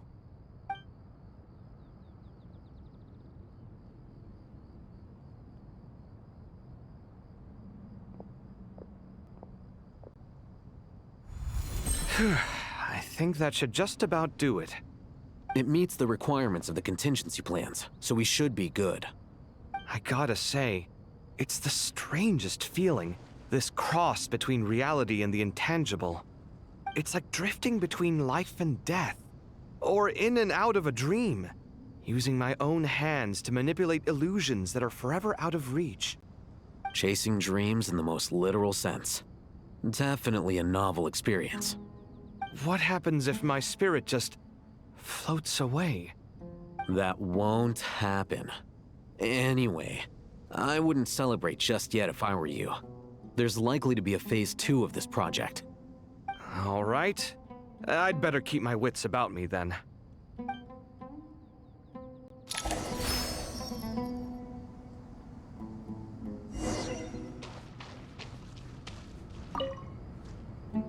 I expected that the outside world no longer respected the ancient gods, but even so, I do find the tone of these youngsters to be dreadfully impolite. It should hardly come as a surprise to you. I remember you saying the same thing last time. I assumed that was just a one-off. I did... Don't you think that... Surely a sign that he... Oh, the rest of them, though... Oh, really? And now you hit the... Thus, in giving... You have some... Shut up, chess rookie. What nonsense is this? How can you engage in such... All three of you are insufferable. Ah, but Bennu, look on the bright side. Oh. I miss Hermanubis. And now you... Isn't this simply proof that... Oh, look at... Here. If being... Naturally.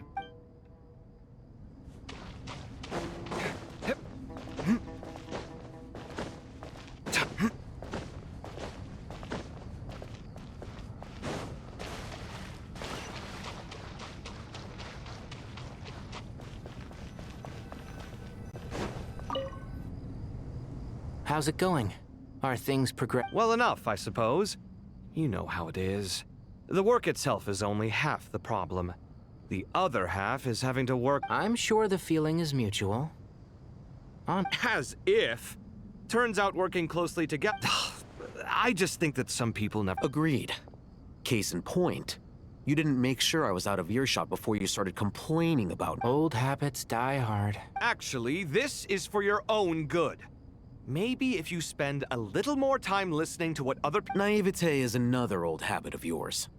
I had assumed that you both volunteered for this project, like us four. Definitely not. We were assigned to it by Lesser Lord Kusanali and Nephith. As much as I'd love to be doing normal work for normal clients, these Titan projects are all that's on offer right now. I'm sure you've prepared yourself mentally, but I still feel the need to advise you to lower your expectation. I know! Same to you! But if you already understood that, you should also know not to say the... Why don't you come help me with my forest patrols? Might help you avoid any further disagreement. Good suggestion. For once, I actually agree.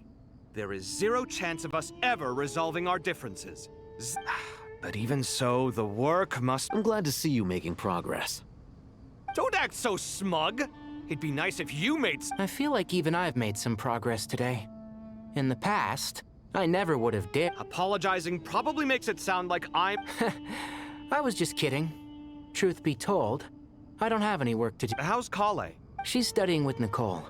I'm not sure how she's getting along, but she seems to be in good... I wouldn't worry. Angelic affairs are probably above your pay grade anyway. I know what you mean, but Sino and I are still a little concerned for her. He said he'd go keep Kale company after he's finished Kale will be okay. Have faith in her. Even we can see how much more confident and outgoing she's been. On her own 2 feet. Does it feel bittersweet? Watching the younger generation grow up and move on? No, not yet, at least. I was just thinking... She'll be fine. Yeah, she will. Just...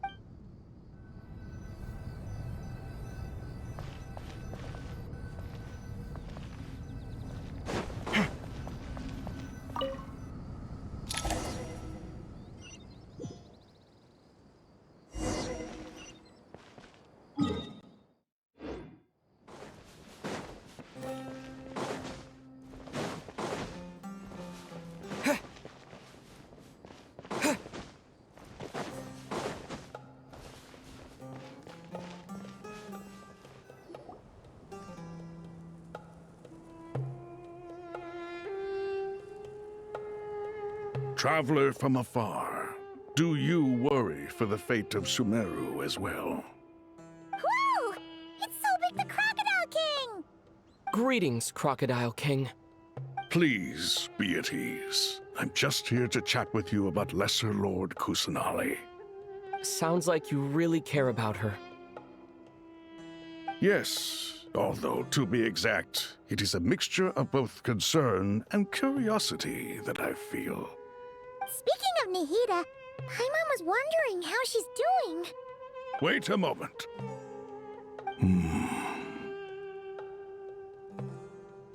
What is it?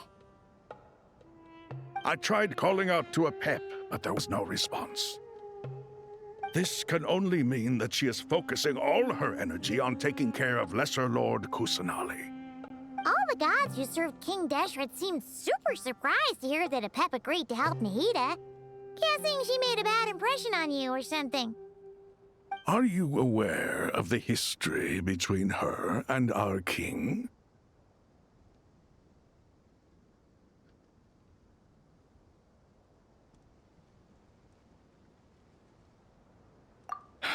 Then you are learned indeed.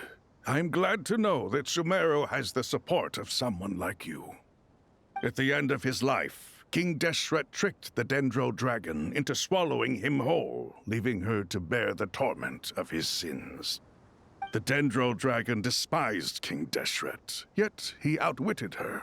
Rather than bringing disaster to the land, he chose to deceive her and thereby ensure his annihilation. An act that surely displays his love for humanity. The Dendro Dragon stands for the glory of a bygone era. She hated Al-Ahmar and what he represented. All the gods, all the power they wielded. And so, her willingness to help the Dendro Archon through this crisis comes as a great surprise indeed. It makes one wonder whether, perhaps, the Dendro Archon assisted her in the past. Yep, Nahida did her a huge favor.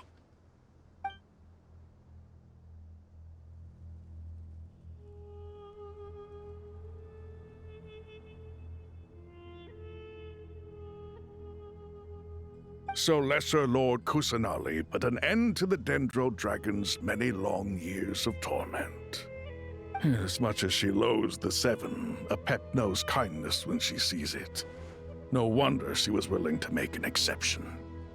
Yeah, that's the sense we got from dealing with her too. She is not incapable of coexisting with other living things. Rather, she actively chooses to avoid coexistence. And this despite the fact that she symbolizes life itself. How ironic.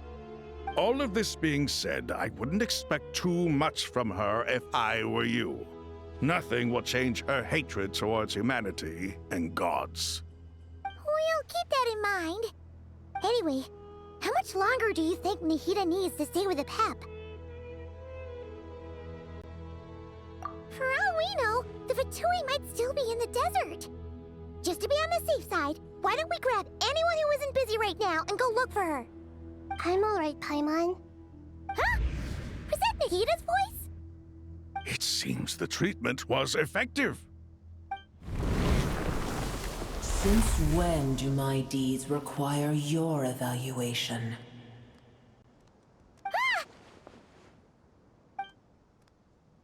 Here will do just fine.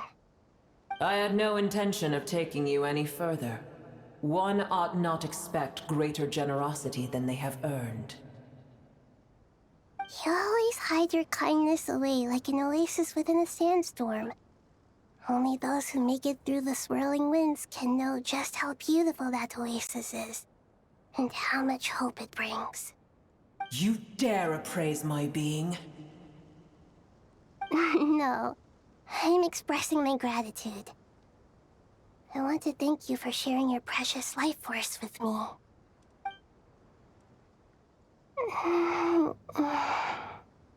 Awake already? You are more resilient than I thought. Pep. I feel much better. Thank you. Gods and their gratitude mean little to me. I would rather you give me your assurance that the situation with Irminsul and Sumeru's ley lines will be competently managed.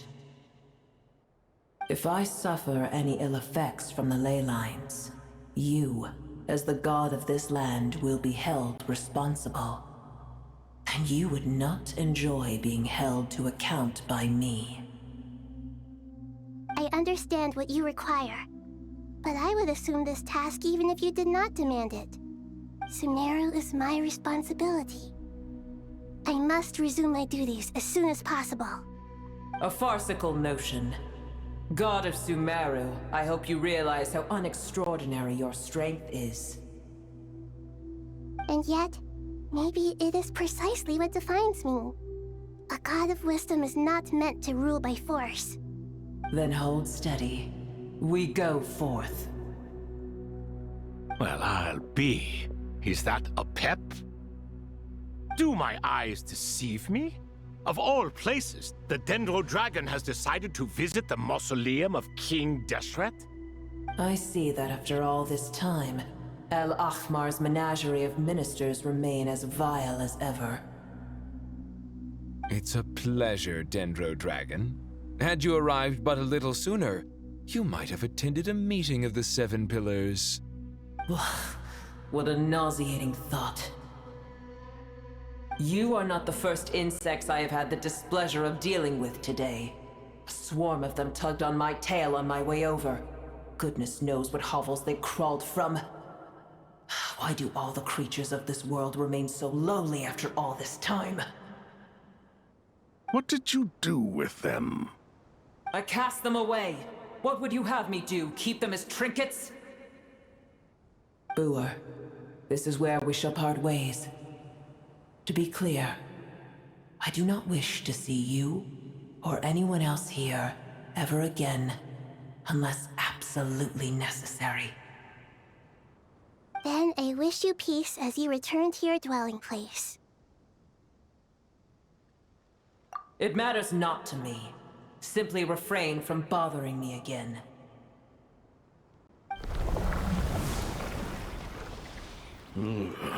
A force to be reckoned with.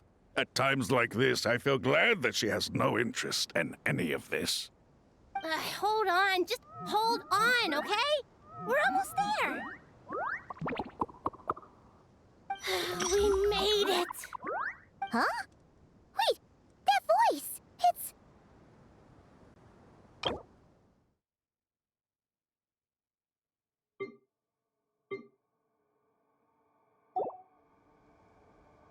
Uh-oh! I'm gonna fall!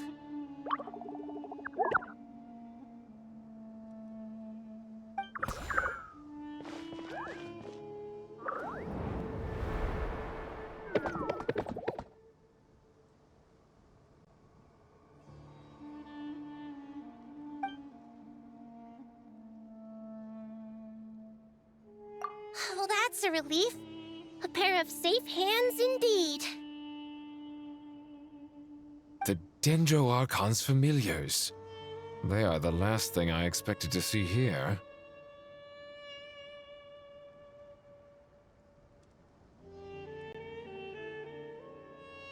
Huh? Wait, what are the Aranara doing here? Don't you guys hate the desert? Obviously, I was worried about the Dendro Archon. I've been supporting them with my Pari powers the whole way here. Oh, you seem pretty nervous. Is it because there are too many people around? Not just people. It's all these non-human beings, too. It's hard on them. I can't believe you made such a long and dangerous journey just for my sake. I appreciate your support so much. Thank you all. I'll have to ask everyone to wait while I help our new arrival settle in. Once I'm done, I'll gather everyone to discuss our next steps. Traveler, Paimon, shall we find a place for our friends to stay? Awesome! Let's go! Well, first I have some questions.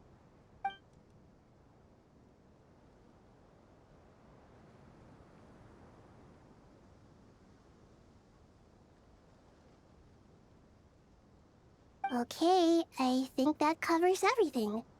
Thank you. We can get going now.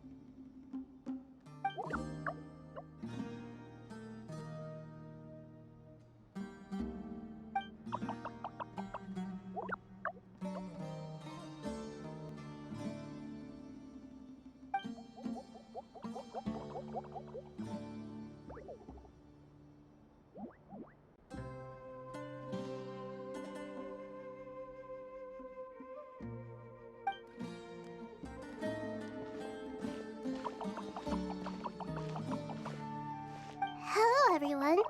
It's only us.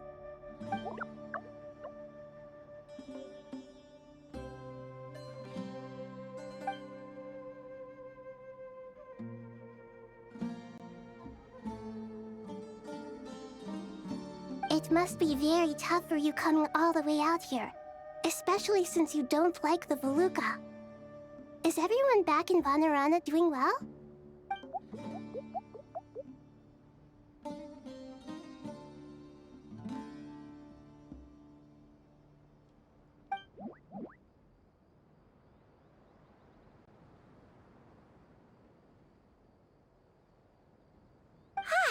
Everyone's here. Good. Are you okay? You look like you were about to pass out back there. Then you're forgetting who I am. Don't underestimate me.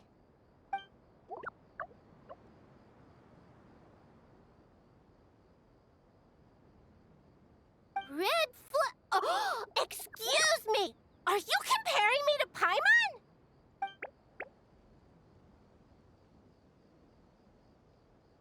I suppose everyone is gathered here because of me. As we can see, the situation is critical, and everyone is very busy with their various tasks, so...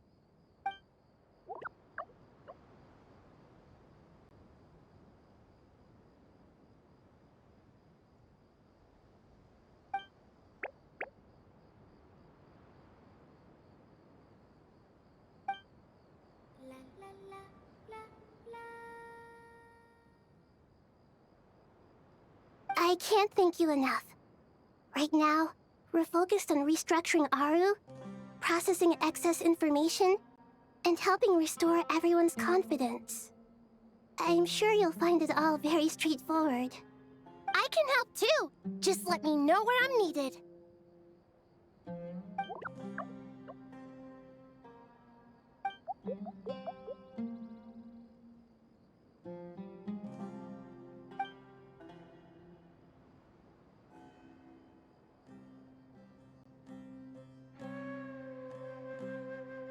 Up to no good?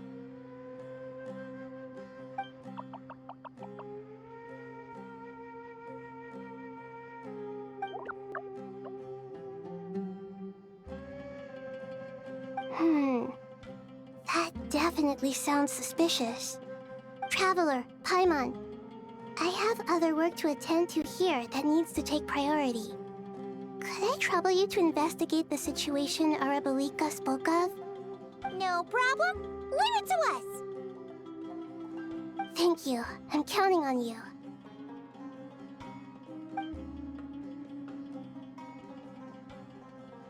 There's one other thing. If you are to work alongside the people of Sumeru, you will need to make yourselves visible to them. Is that acceptable to everyone?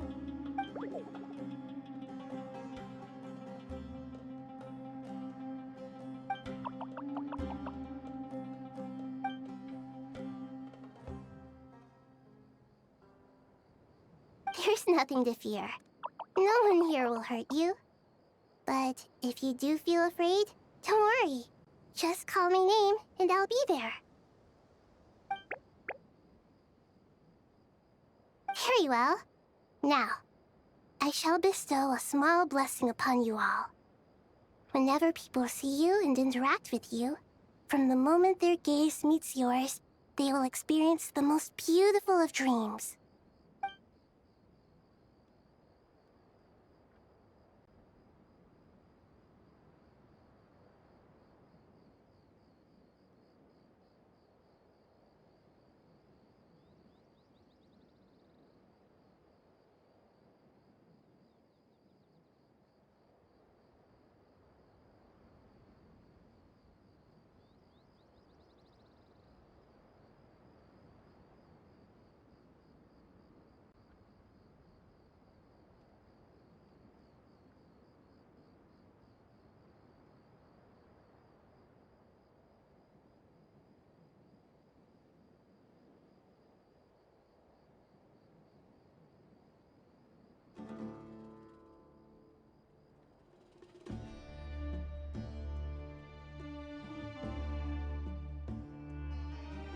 Do not fear.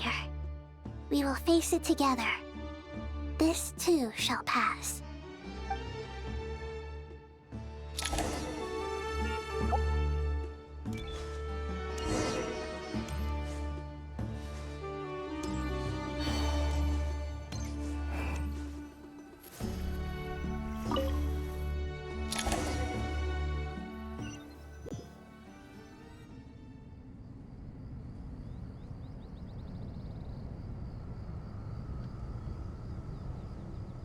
Everyone's here. Wonderful. Dendro Archon, you're back. Are you recovering all right? You mustn't push yourself too hard. I'm doing very well. Thank you for your concern.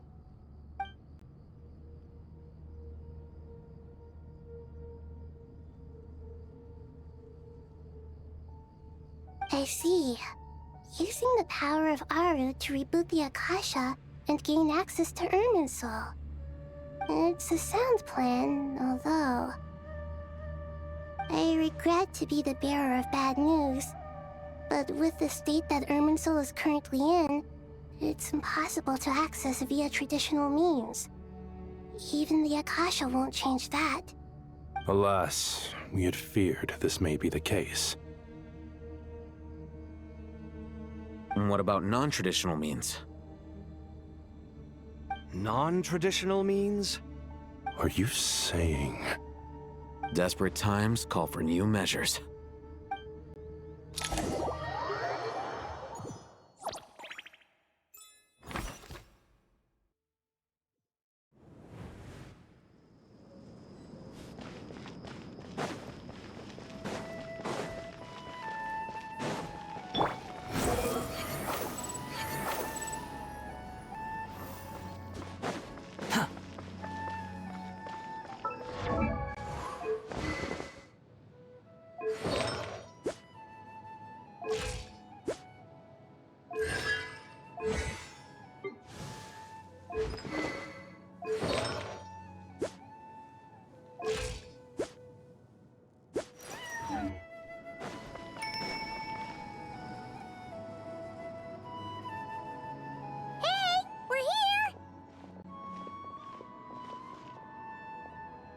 Ah, it's you.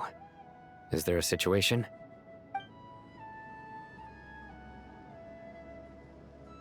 The Aranara have good intuition when it comes to people.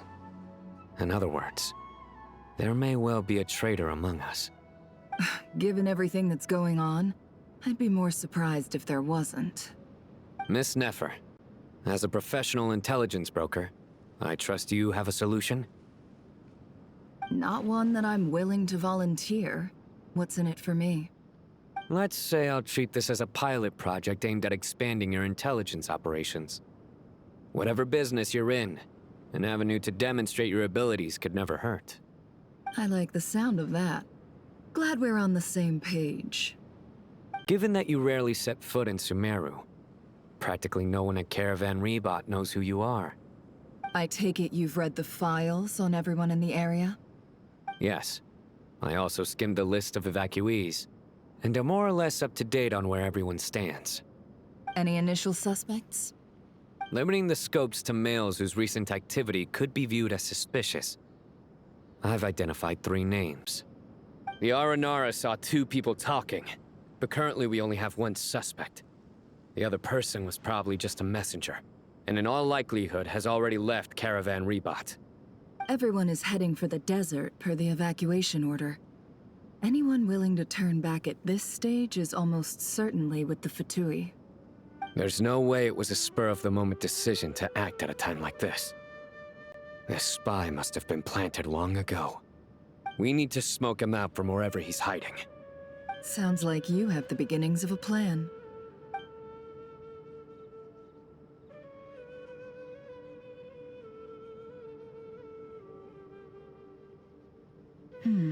I see. Your suspicions are well-founded. I'd be watching him too if I were you. So far, we still lack solid evidence that he's been bribed. He hasn't made any recent purchases that would indicate he came into some cash. Then let's get closer to him to confirm before we make our move. I can handle it. I'm not based in Sumeru, so barely anyone at Caravan Rebot knows who I am. And you're certain you've never encountered this person in Nodcry? I'm certain. Besides, it's extremely rare for me to have had any direct contact with Sumeru mercenaries besides Jet. There's no way he could have seen my face before. Sino, stay out of sight and wait for my signal. If he raises any red flags, I'll bring him toward the main road. Understood. I'll take it from there. Excellent.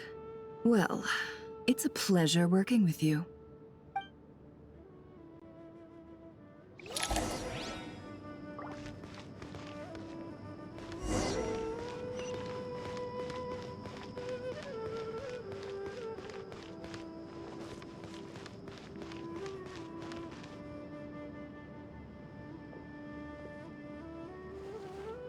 Darker skin, scars, frequents the desert and has ample combat experience.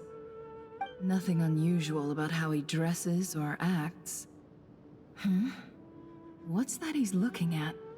A coin. Interesting. Could that be how his contact paid him? Conveniently discreet for someone trying to hide any unexplained income. And yet it could be highly valuable.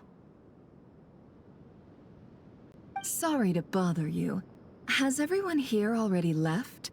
I don't suppose you happen to see a lady wearing a hat? Ma'am? What are you doing in Caravan Rebot all by yourself? The main group evacuated some time ago. Didn't you pass them on the road? My friend and I lost some of our cargo along the way. I didn't want to miss out on potential business, so I told her to go on ahead and meet the client while I retraced our steps. I didn't think it would be so late by the time I found it. And then there was a terrible sandstorm. I guess I must have taken a wrong turn, because I didn't see any large groups on my way here. Forgive me for asking, but just to be on the safe side, could you describe this friend of yours? Sure. She has blonde hair, and she was wearing a hat and a white dress. You'd definitely know if you'd seen her. Yes, I think that does ring a bell. Ah, my apologies. During this exceptional time, the Core of 30 are under orders to be extra cautious when dealing with unknown people, whoever they might be. I understand. Well, sir, is there anything else you need to know? If not, I'd better try and catch up with them. Hey, wait! They left a good while ago now. You'll never catch up with them on your own. Why don't I give you a ride? I'm here to collect the last few people anyway. We have plenty of carts, so one more won't be a problem. That would be amazing. Traveling with a group will be much safer. I'll have to pay you for your trouble. Hey, let's not worry about the money for now. Wait here a moment. Once I'm done packing up, I'll take you to join the rest of the group. All right, thanks. Let me know if you need a hand carrying anything. No need for that. I'm strong enough for both of us. Okay. Well, I wish there was some way I could repay you. Guess it's my lucky day, running into someone who knows what they're doing here. You might have just saved my life, you know? You're not wrong there. I mean, what kind of cargo is so important that it's worth risking your life to get back? I hope for your sake that it's priceless. Actually, I suppose I can tell you, since you've been such a big help. But be sure to keep it to yourself, or we could both be in big trouble. Oh, really? Sounds mysterious. We're in the antiques business. You understand? Some of our goods aren't acquired through the most legitimate means. We have to be very discreet when we're selling them. That's why I had to go looking for the missing cargo alone. Ah, no wonder. Well, ma'am, in that case, it turns out that maybe there is something you could do for me. I'm all ears. But to be clear, our commission isn't cheap. Think carefully before you ask. We don't want to ruin our relationship before we even hit the road. I'm sure that won't be a problem. My issue is, I have something that's a little difficult to sell on as well. Take a look at this.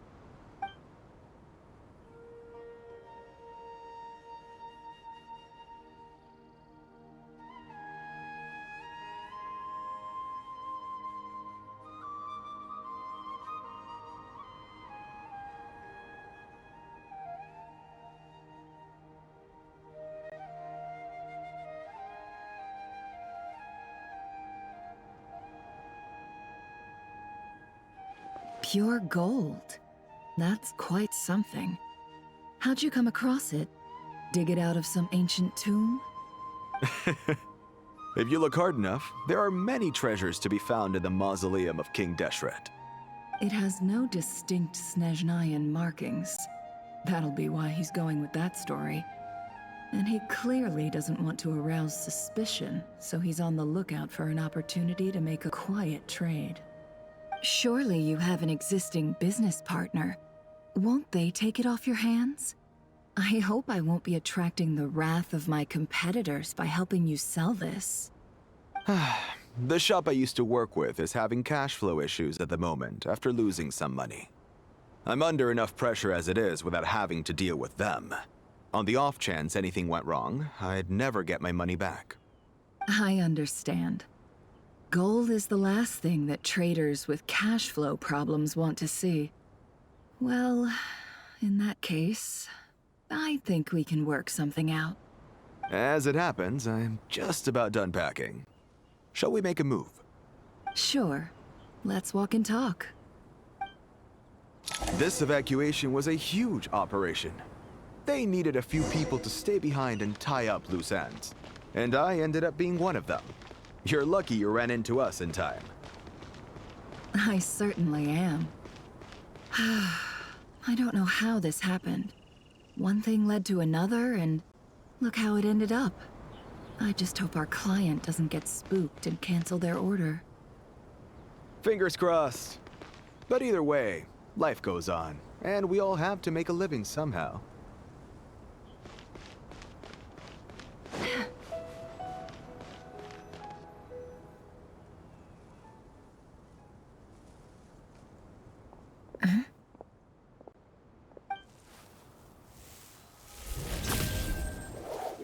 Hands where I can see them. General Mahamatra! No, wait! What are you doing?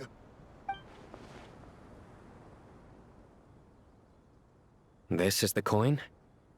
Good. Sadly, you won't have the chance to spend it. Nicely done.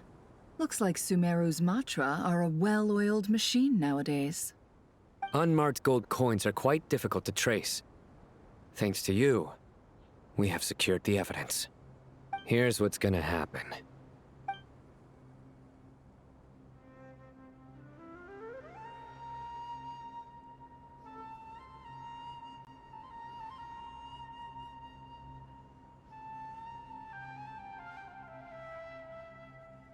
Southeast from here, leeward side of the hill.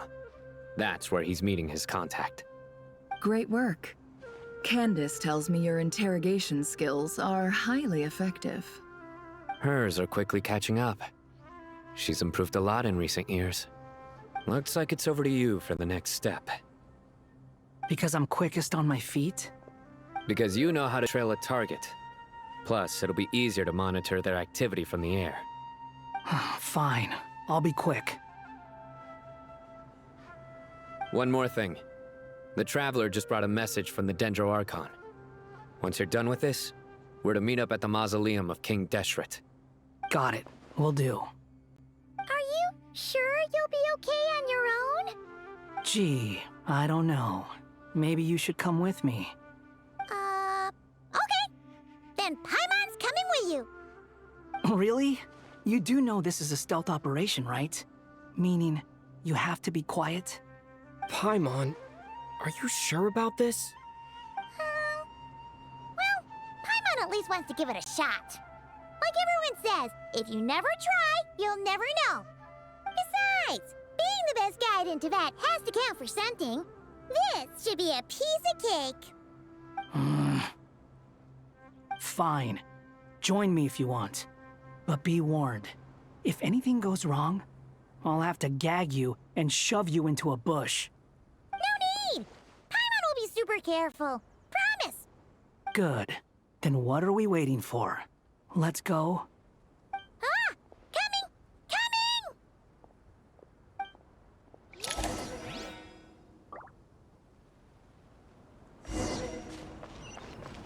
Behold!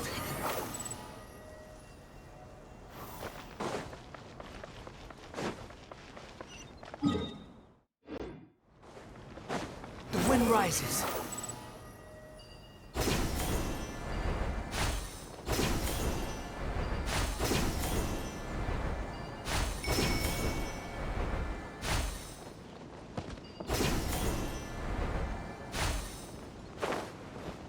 Squall and fury.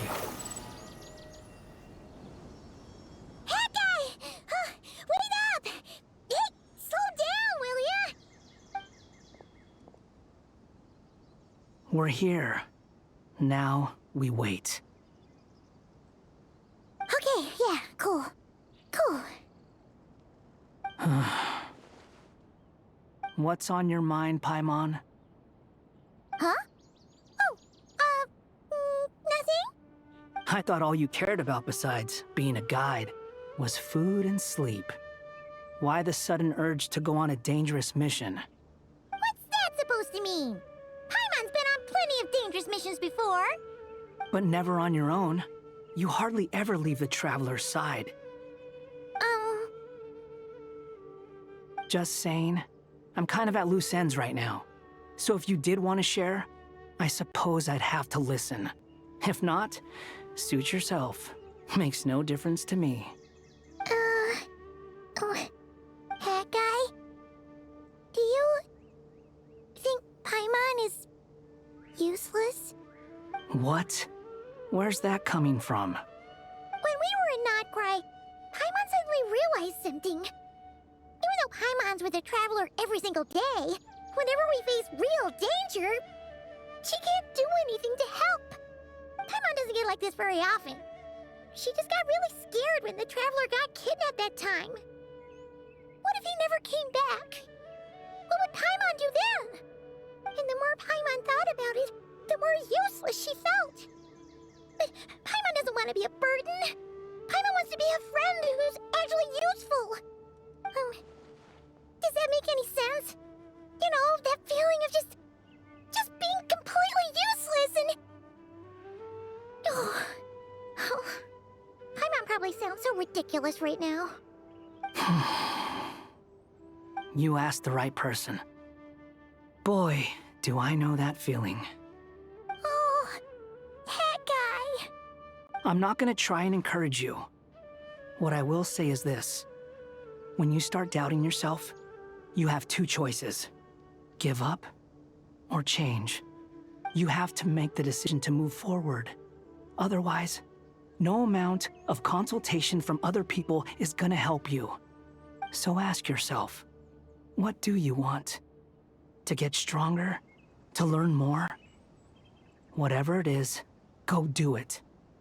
You won't have any regrets if you can at least say that you tried. Oh, all right. Something's not right. Shouldn't they be here by now? Paimon, is it just me? Or is it a little too quiet around here? Should Paimon take a look? We'll give it another hour. If nothing happens, we head back. Okay.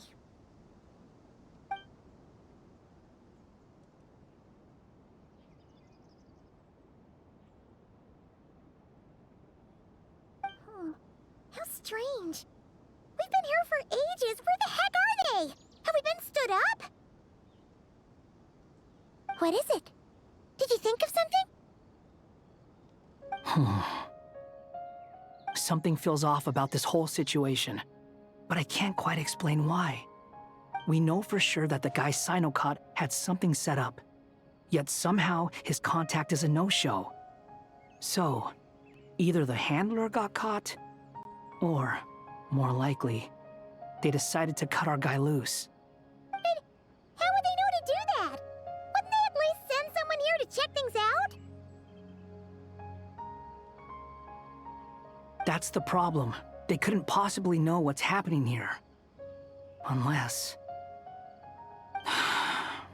This feels all too familiar. Come on, let's head back.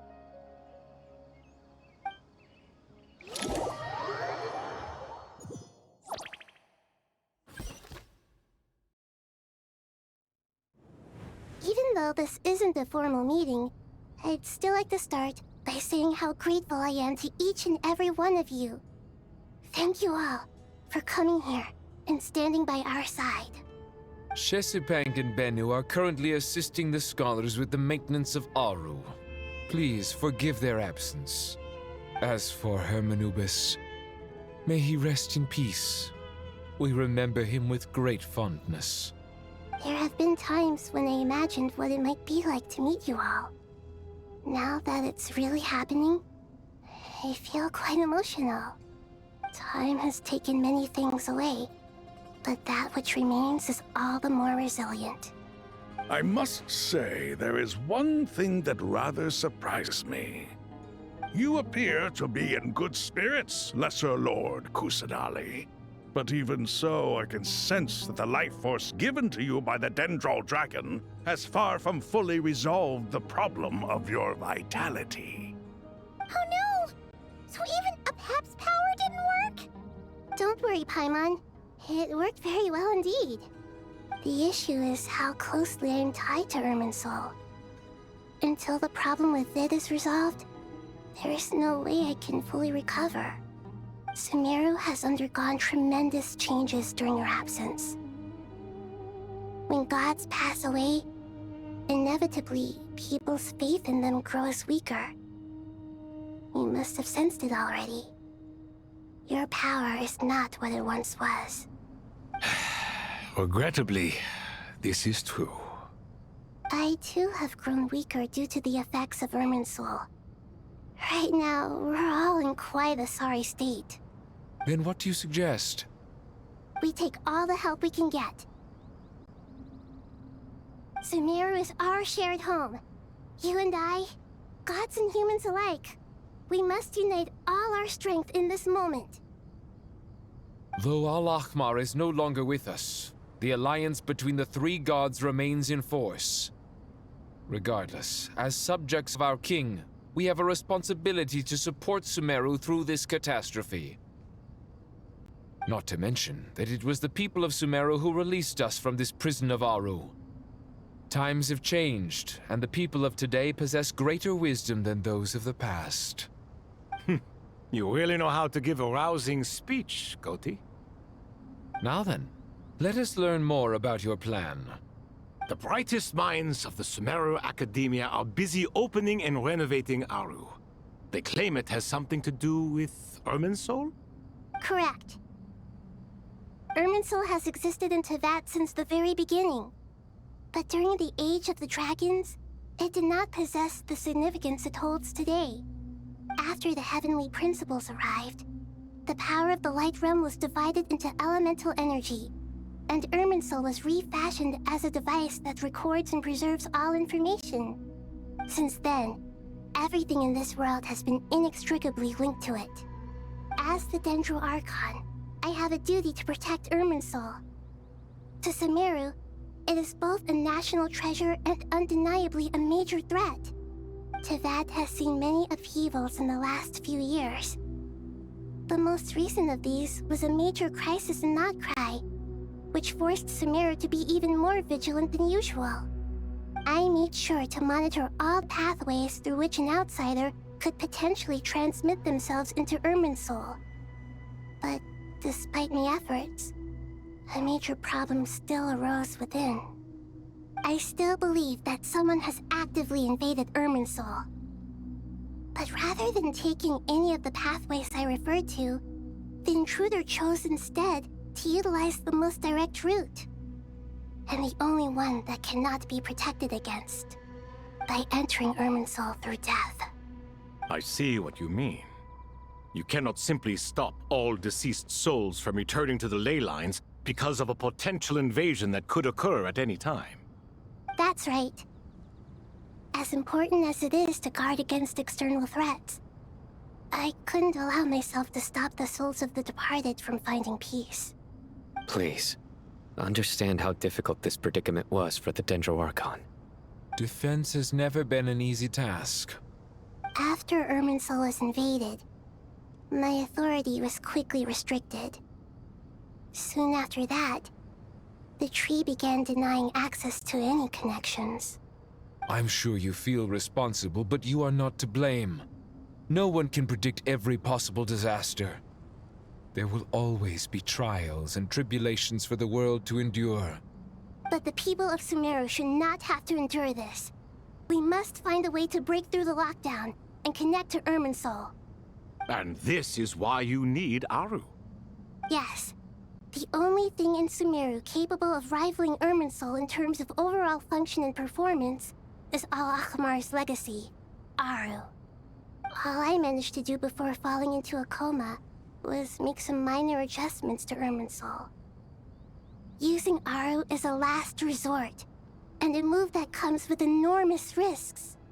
The Scholar's initial plan was to borrow Aru's power to reboot the Akasha, then use the Akasha to connect to Irminsul and investigate.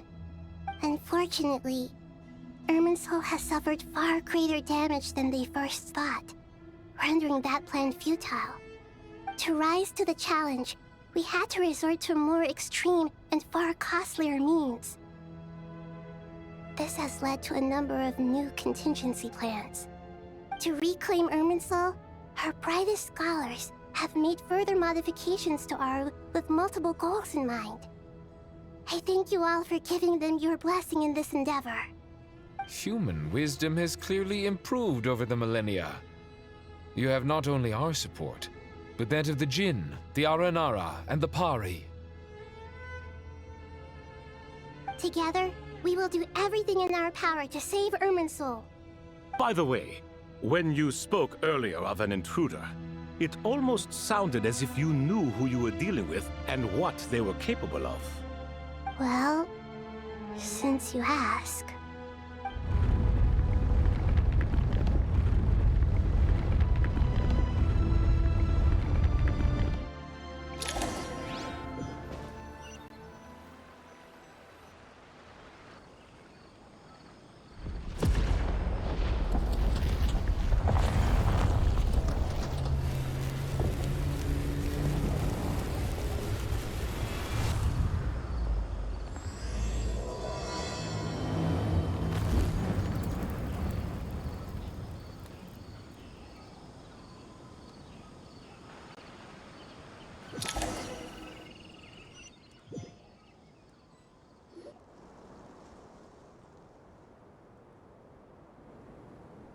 Master Tainari! What is that? Is this Irminsul? How did this happen? What's going on inside? Luckily, we managed to evacuate everyone. What in the world was that? That was terrifying!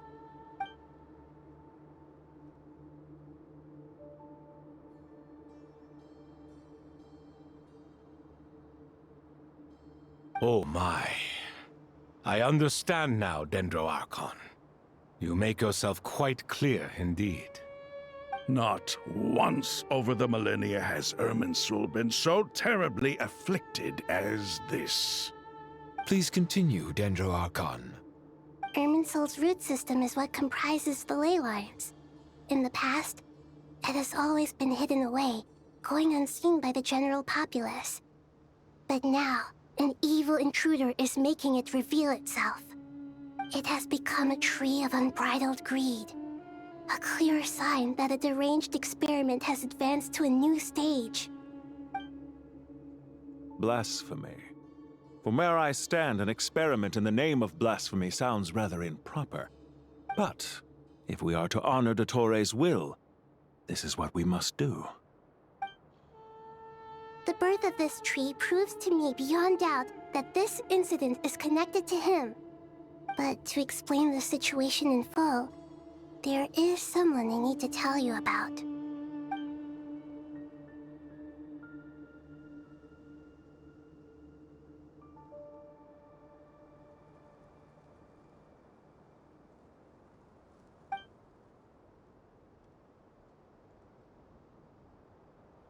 Zandik.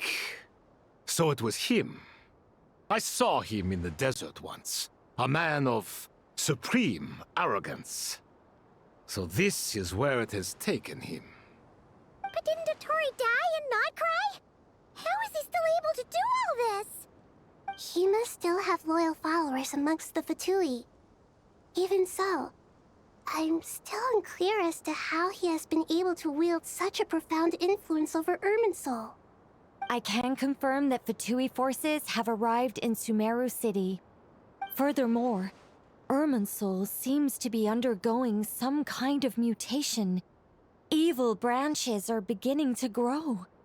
Things that do not belong to this world are slowly but surely materializing. Sorry, I couldn't think of any other word to describe it. They don't seem to be fully formed physical entities yet, after all, but they are gradually becoming real. A baleful tree climbing up into the heavens. Speaking of Dottore, I have some information on that front as well.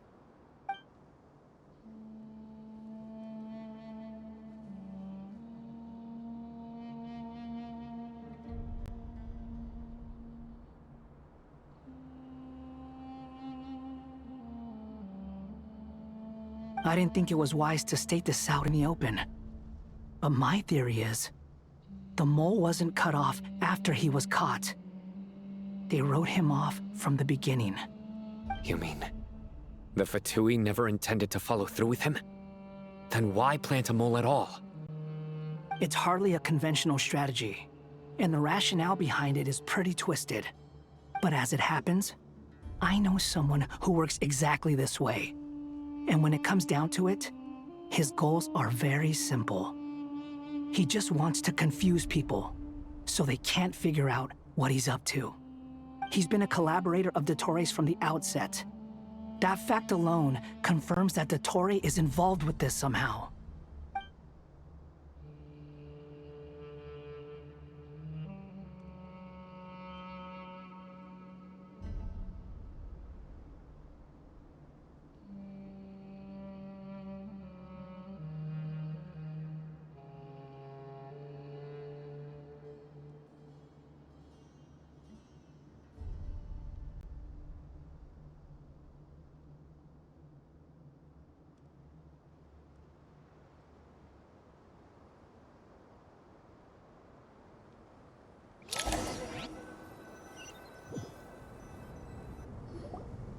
There is still much to be done. Everyone, please remember our core strategy. As per the discussions, the following groups must act immediately. Mr. Alhaitham and Mr. Kave, the next phase of the Aru renovation project must begin right away. Godspeed to you both. We'll give it everything we've got. The plan looks feasible, but the implementation will require certain resources. General Mahamatra Sino and his team will help to procure the materials required for modifying the terminal. No problem. I've already spoken with Sethos and Hat Guy, and they've agreed to assist me. This kind of thing is best left to the fleet-footed, right? Hat Guy? If it's efficiency you're after, we're the right people for the job. Following up on the elemental energy amplifier we discussed, Ms. Dory, I assume you're the one most familiar with the status of this project. Aside from the Dendro Archon, of course. Yep, that's right. Leave it to Lord Sangamabe. Got it. Well, I'd like Madame Farazan, Kale, and Nicole to support Dory on the technical side. You can count on us. Will do. Rest assured, I'll take good care of Kale. Dia, Candace, and Nefer, you'll be in charge of negotiating between the various parties. I trust you remember our goal. You bet. We can handle it. Good. I believe that covers everything. Tainari will provide ad hoc support as needed, if that's okay. Poor Tainari. Must be tough being Nephis' student. Getting bossed around all day, every day. Hey, don't try and drive a wedge between us, you old rascal. All it says to me is that Master Nephis has faith in everyone's abilities. While I'm nominally here as backup, I doubt there will be many situations where my help is needed. Exactly.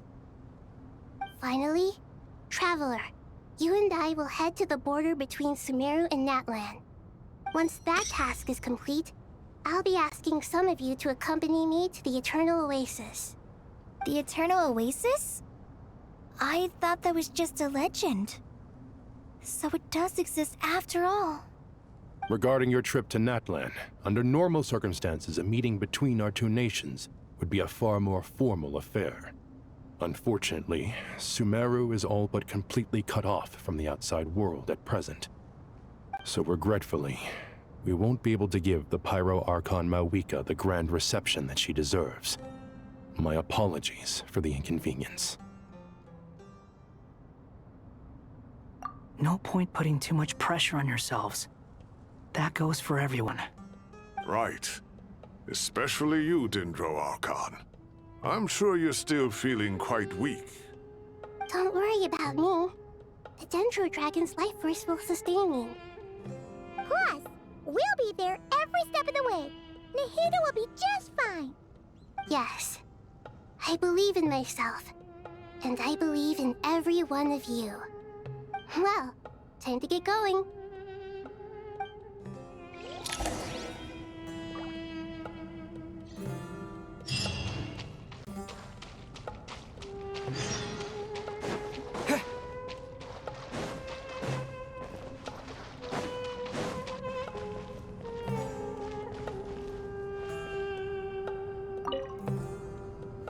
To what extent we can implement the final plan depends on how successfully the Akasha can be modified and configured.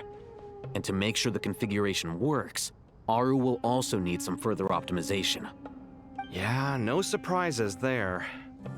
Once we roll this out, any Sumeru citizens who already have Akasha terminals can simply continue to use their existing devices.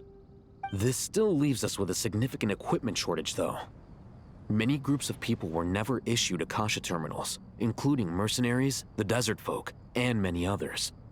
We'll need a supply of rare materials for the renovation of Aru and the production of new terminals. Right now, the best place to source these locally is from the primal constructs within King Deshret's mausoleum. Time is not on our side here. It's gonna be a race against the clock. The Aru merge and renovation project will have to be carried out by you two. Everything's riding on this, so failure is not an option. Best of luck to you both. As discussed, General Mahamatra Sino and Mr. Hat Guy will source the required materials. Mr. Sethos is quite familiar with the layout of King Deshret's mausoleum. With him accompanying them, things should go quite smoothly. I have every confidence. In the meantime, we may as well take a breather. Makes sense. There's not much we can do until the materials arrive. Get in formation and stay close. What is this, boot camp? Knock it off. It's just Sino being Sino. You know what he's like. Everyone clear on our mission objective. Look at the excess primal constructs, dismantle them, and extract the required materials. And King Deshret's 7 pillars agreed to this? If they're just sitting there doing nothing, we might as well put them to use. Thoth's words, not mine.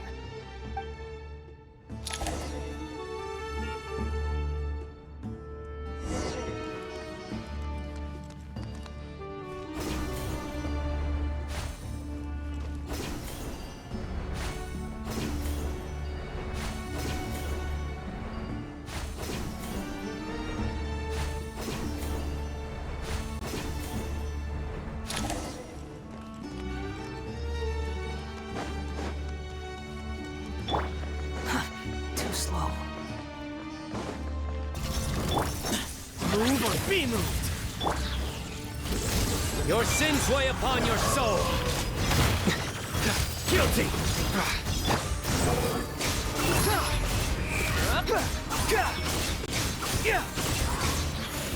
Bow your head! Nowhere to run!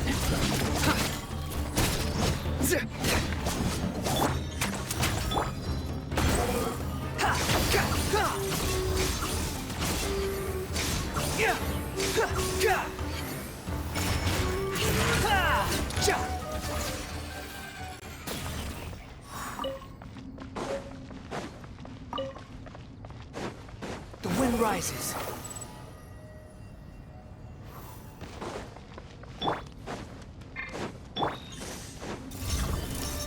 Way ahead! Surrender! Behold!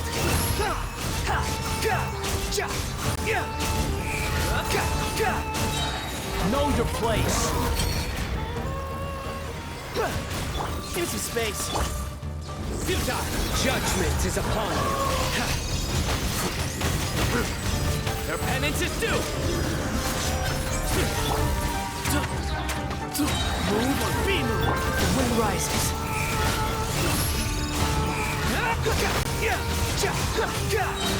You dare to gaze upon me? These devices should still be usable even though they're broken down. Let's take them back for the others to review.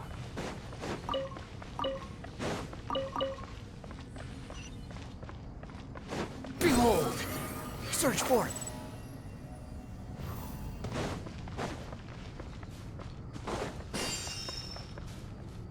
The wind rises.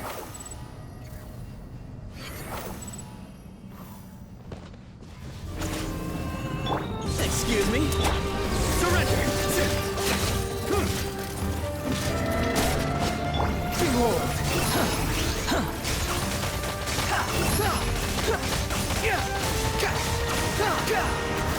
Way ahead! Your sins weigh upon your soul! You stand condemned! Squall and fury!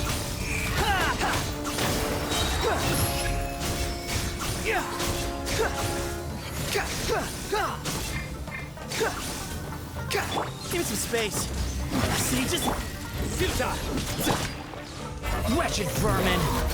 Behold!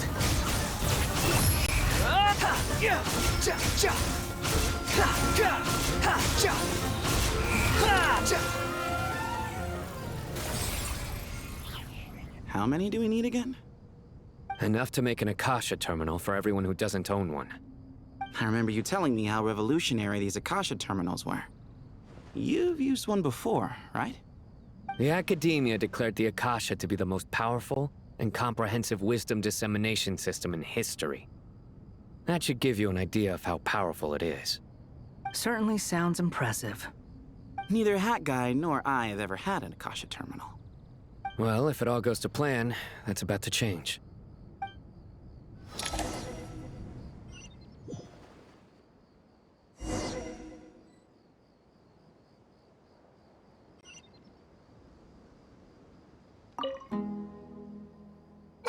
Hey, thank you so much for handling the delivery. What a long way it was. You've really outdone yourselves. I'm well aware what a bumpy, dangerous journey it must have been. Now, I would have loved to oversee the process myself, but of course, those of us who know the plan can't leave the mausoleum. Oh, trust me, I'm patting myself on the back for my assembly work here. Simply flawless work. But will you really be needing all of this? According to our plan, yes, this is the quantity required. I have no complaints about the quality either. Only the price. So expensive. I heard you covered a lot of the funding out of your own pocket. Oh, that's an exaggeration. The academia provided most of the funds. I just offered a small token of my goodwill. Of course, the real tragedy is how little profit I'm making on this. You know, it's a serious crisis when you can't even make money out of it. It's really quite a beautiful design. And I'm intrigued by how such a diminutive device is able to output the power of the Light Realm. Did you attend the lecture on Light Realm energy, Madame Farzan? I don't believe I saw you there. Of course I attended. I was just a little late, so I had to listen to the whole thing from outside the back door. Ahem. Anyway, I have a perfectly good understanding of Light Realm, elemental and abyssal energy, as well as the relationship between the three. Good to know. Master told me in private that the conversion process between Light Realm energy and elemental energy involves highly classified knowledge that shouldn't be disseminated too widely. But even so, the scholars still shared said information. Well, you can't enforce a rule that everyone breaks. Is that the idea? At first, the Dendro Archon was reluctant to explain it in great depth for safety reasons. Later, she came to terms with it, and simply informed my master that we would all have to face the question of survival together. To protect someone from such dangers means keeping them in the dark, but for someone to know and embody the wisdom within, they must understand its very essence. It's an information hazard. We're exposed to danger just by knowing the facts, and just like bait, it lures us in by offering us the solution to our problems. But if you're not careful, you'll end up pursuing it down a dark path. A tricky problem. But today, this big problem has been broken down into many smaller, more trivial ones. What do you mean? I get it. For instance, you and I share secret knowledge, while she and I take on the risks of life, death, and fate. Something like that? Hey, what? That is not what I call a trivial problem. Well, as they often say in Vahumana, an event that is monumental to the individual is negligible in the grand scheme of history. Generally, the fate of the individual is an insignificant affair. Being from Morta, where the subject of our research tends to be a lot more personal, I have to disagree. It's hard to dismiss the individual as insignificant. In other words, the big problem of survival has been broken down into many small, interconnected factors, and each one of us represents one of those factors. When the same secret is shared with a group of people, the same fate binds them together. Most people would find this unimaginable, but to us scholars, this is the path that has always beckoned to us. Sharing knowledge is a good way to fight against fate. I will always believe in that. All right, I think that's everything. Thanks a lot. But don't go anywhere just yet. I'll still be needing you to calibrate the equipment.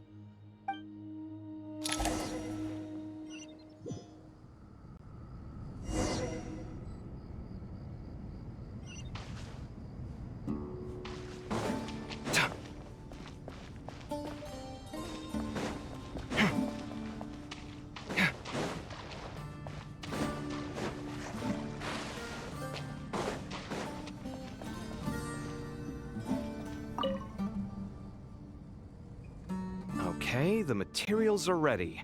We can proceed with the next phase. Al-Haytham, how are you getting along? Most of the information in Aru is written in ancient desert scripts.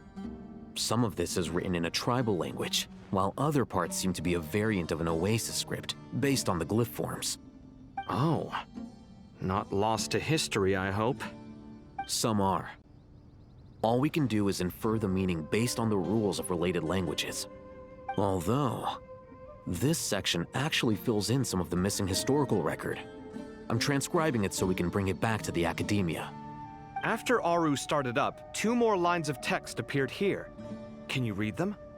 Humans may not read what is written by the gods, except by not reading. Victory should not be easy to attain, for it symbolizes divine wisdom. Knowledge must not waver, for it has external borders. Is this a clue to solving a puzzle? Or is it being symbolic? You can't read it unless you don't read it. Victory is wisdom.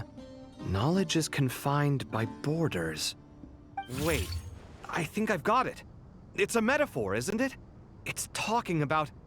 a chessboard.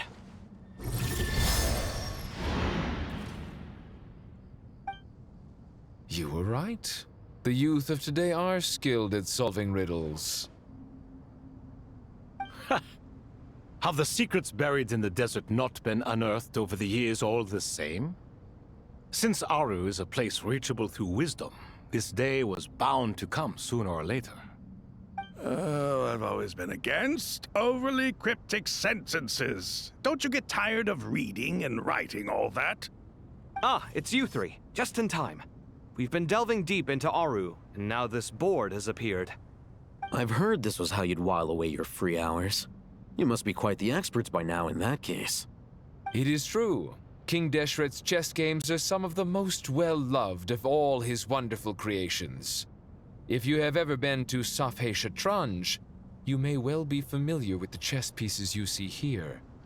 Is this chessboard supposed to be another visualization of the interior of Aru, then? Naturally. Visitors, everything is ready. Only by completing the challenge on the board in accordance with the rules will you be permitted to overwrite Aru. 1 second. It's not dangerous, is it? Dangerous? Why, yes, of course. I should be the one to go, then. Wait for me here. Sounds like the self-confidence of our present company has rubbed off on you. Don't be ridiculous. I'm your upperclassman, and that means I have to look out for you. I appreciate the sentiment, but a game of chess typically requires 2 players. Besides, I'm sure they won't let things get out of hand. Keeping things relatively safe is in your best interest too, isn't it? Fair enough.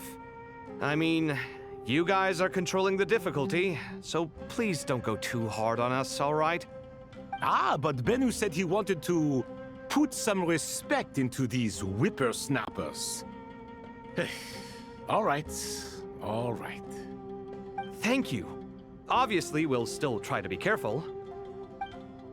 This doesn't seem like ordinary chess. Is the goal to defeat the opponent? No, you must enter the board and pass the trials we have placed there. Ready? Let's do it.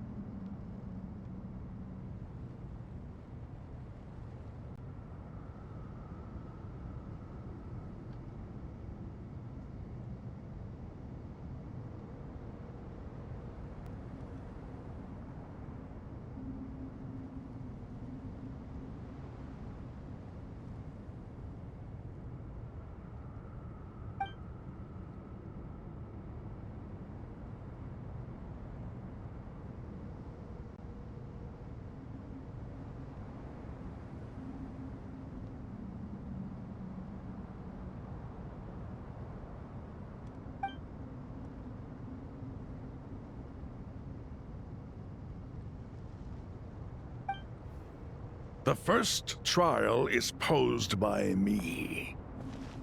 I don't think this is gonna stop us. But the key to this game lies in working together. Otherwise, you will be deemed to have broken the rules. Looks like it's up to me. Marak, can you open it? King Deshret's favorite primal construct. Living on in suitcase form, of all things. Amusing. Ho! Excellent work.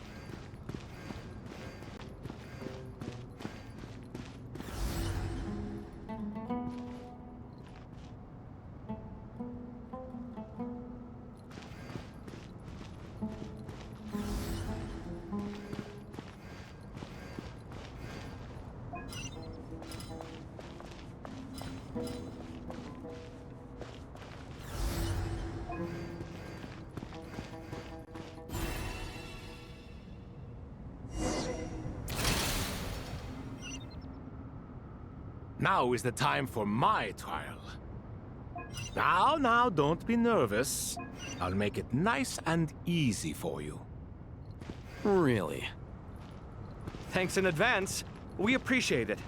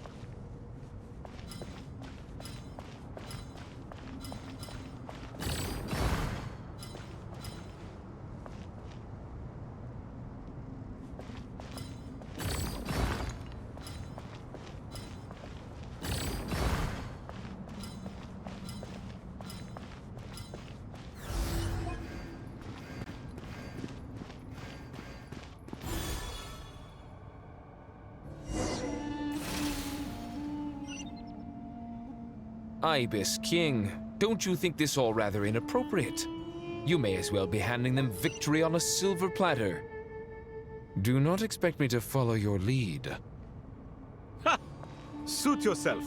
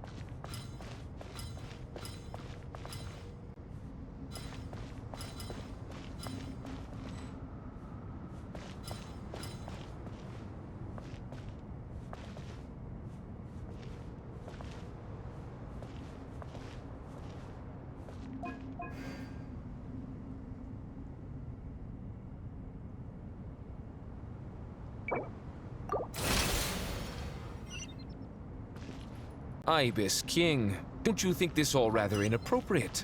You may as well be handing them victory on a silver platter. Do not expect me to follow your lead.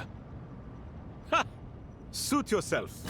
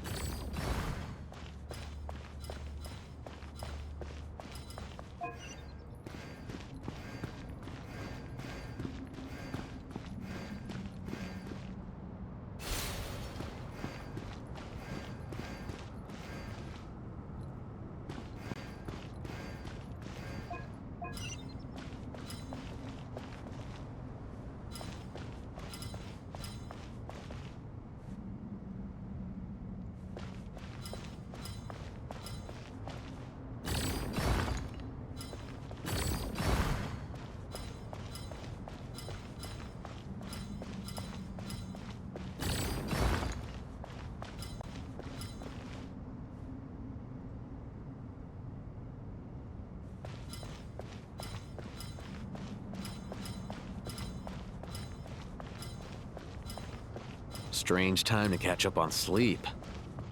I'm not sleeping, I'm thinking! It's not that simple, you know.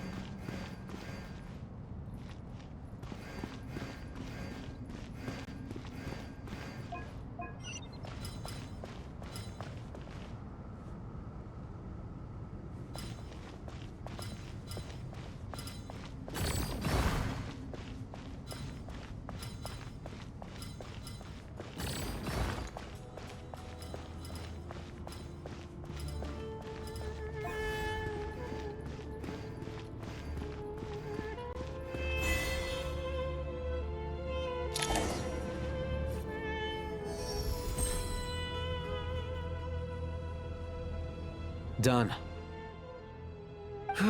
Finally. It's over. But seriously, that was incredible. Standing on the chessboard felt completely different from standing on solid ground. And also... Oh, sorry. I'll save my thoughts for later. Thanks to the three of you for helping us out with this. Is it just me, or were you giving us quite a lot of guidance along the way? We made but a humble contribution. You lived up to our expectations. Bravo! Our aid was not given for naught. In addition to the existing functions, I'd like to ask you for another favor. Since Aru's interference shield can cover the entirety of the mausoleum, it should be possible to extend its range even further. Perhaps you can find a way. So, building upon the existing functions to... Ah! I'm with you! Imagine for a moment. What would the ideal outcome look like if this function were compatible with the devices? I agree. This is the best solution possible. Please, everyone, we beg you to help us. Me, oh my! Well, since you ask so very nicely, I suppose...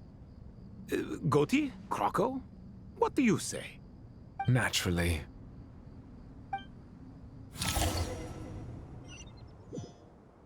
Time to go! Let's go find Nahida!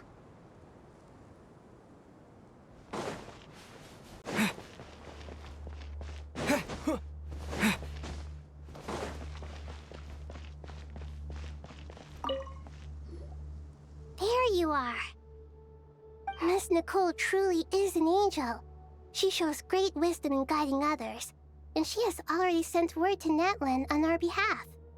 She said that while the other members of the Hexen Circle are busy with important work, she is quite free, and she is more than willing to accompany the people of Sumeru for the entire journey.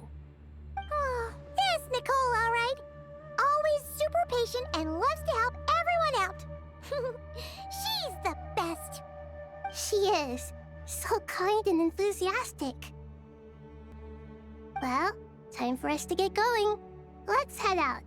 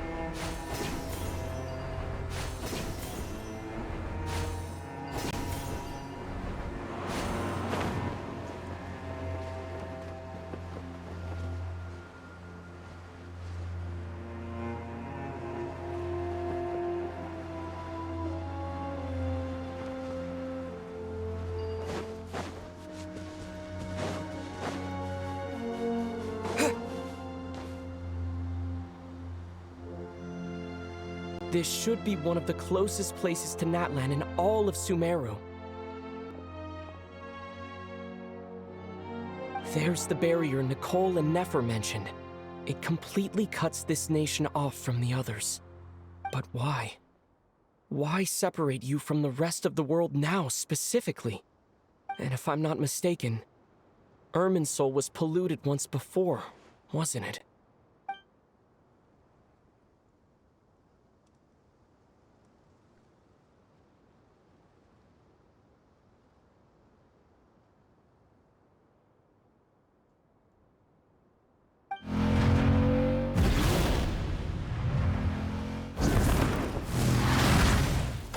Good question.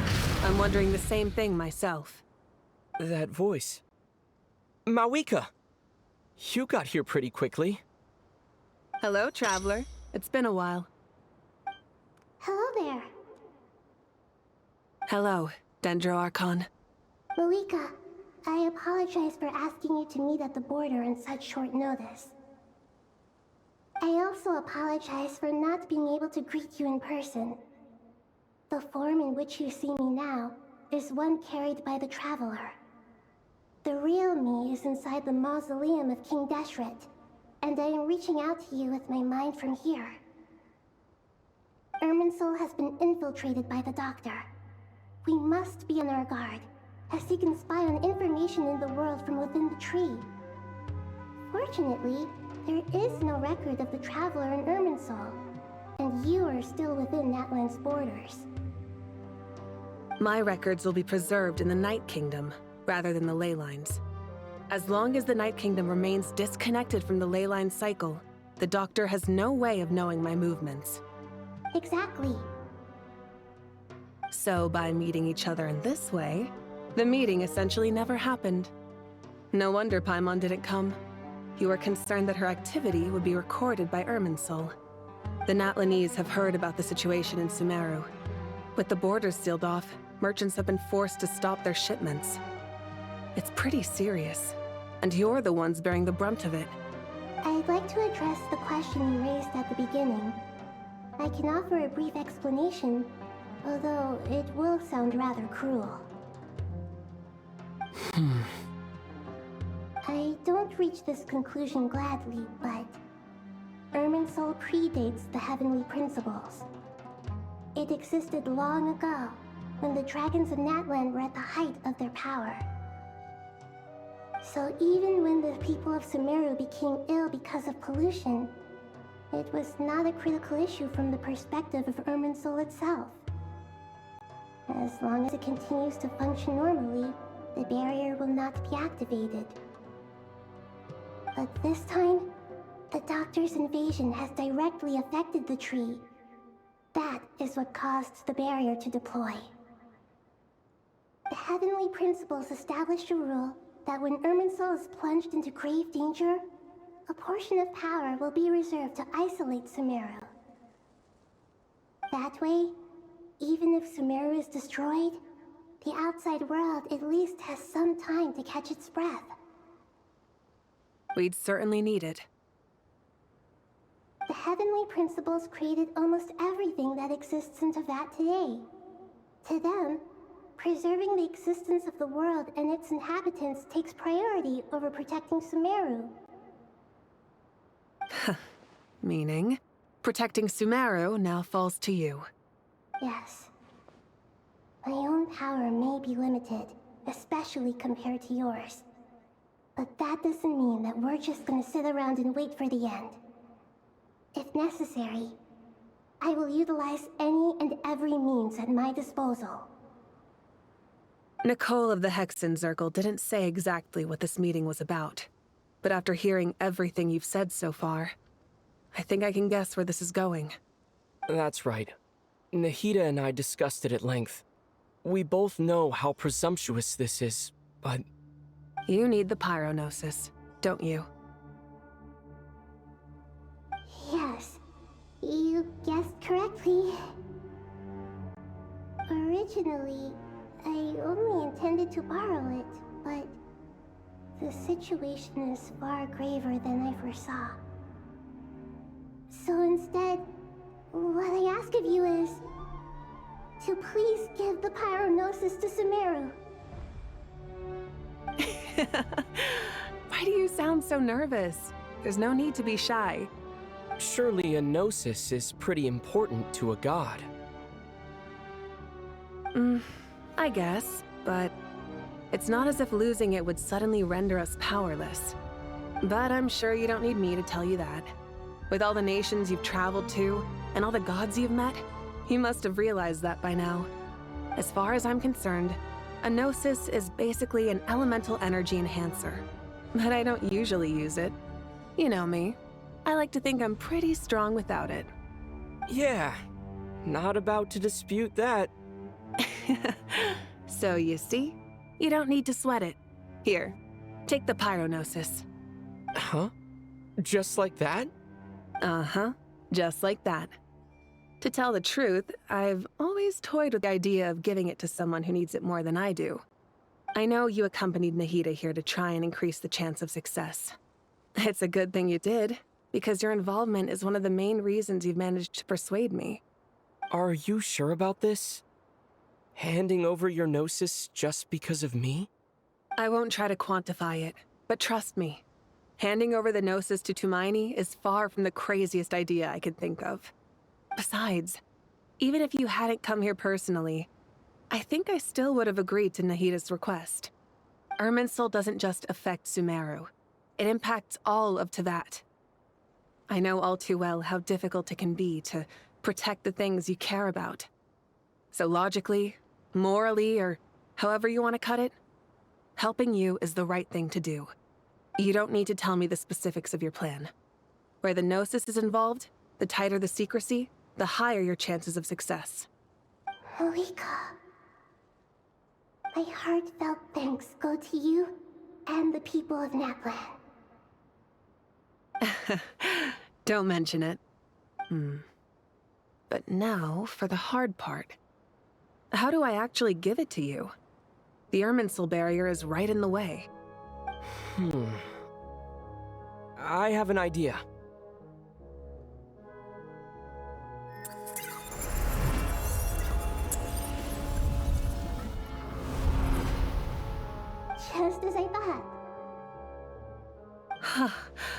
Incredible. What did you do? Just made a lucky guess. This seems to happen quite a lot. Things that apply to everyone else don't seem to apply to me. I figured the same might be true here. Irminsul usually produces effects based on the records it holds. Since the Traveler is a descender, Irminsul contains no records of him, and thus has no way to impede him. Is that right? You really are full of surprises. Catch. Whoa! Thank you, Mawika. Thank you for trusting us with something so important. All right. No need to get so formal. It's not like we're strangers. Besides, there's still one problem. You might be able to pass through the barrier, but I don't know about the Gnosis. Any other surprises for us, Traveler? Let me try something. I have the Pyronosis in my hand. It feels strangely ordinary. Not particularly heavy, and yet this tiny thing symbolizes the mighty authority of a god. I need to think hard about my memories of Pyro. My memories of journeying through Natlan. All those important experiences I've had. The Gnosis disappeared. Traveler, are you alright? I'm fine. The Pyronosis disappeared into my body. Just like phlogiston. Maybe it resonates with you because you've mastered the power of phlogiston. You might not be recorded in the ley lines, but you're still Artumini. Whew.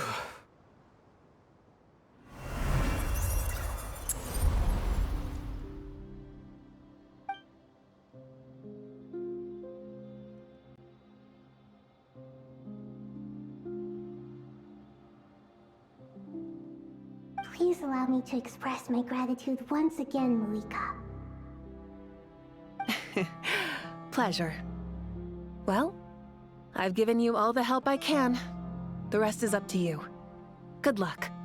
We won't let you down. Yeah, we aren't about to lose.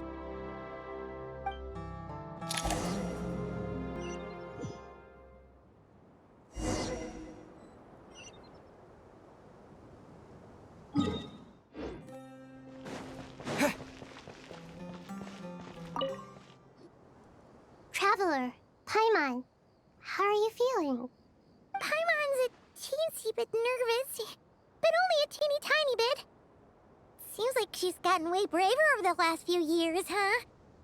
Of course. After all the adventures you've had with the Traveler, I'm sure you've gained a lot of experience and grown as a person. I'm doing all right. What about you, Nahida? How are you holding up? With the negative effects of Irminsul, I'm a bit like a piece of fruit that's been burrowed into by hungry insects and left to rot. I'd be lying if I said it was nothing. But please don't worry.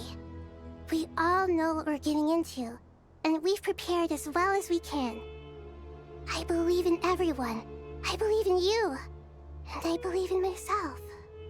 Stoking the fire inside oneself is certainly one way to live, but knowing when to rely on one's companions is also a form of great wisdom. I've been quietly learning little things from everyone, like plucking tufts of fur from a sumpter beast. Me too. With the constant traveling, I'm always learning and growing. That's the journey of life. I think there's someone else here who would share that sentiment. Don't worry about what I think. I was just passing by and happened to overhear your conversation. What are you talking about, hat guy? This is the top floor. No one passes by the top floor.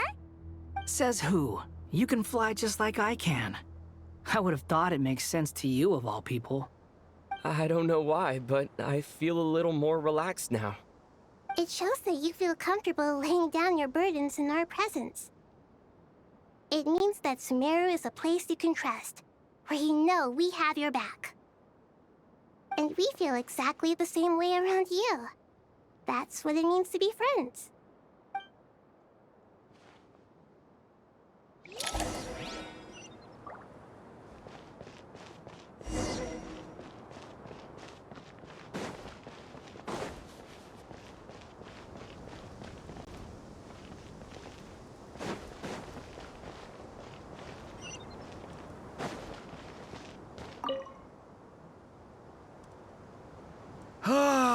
It's finally done. Ugh, but I have a nagging feeling that there's something I've forgotten. Oh, there you are. Everything wrapped up on your end?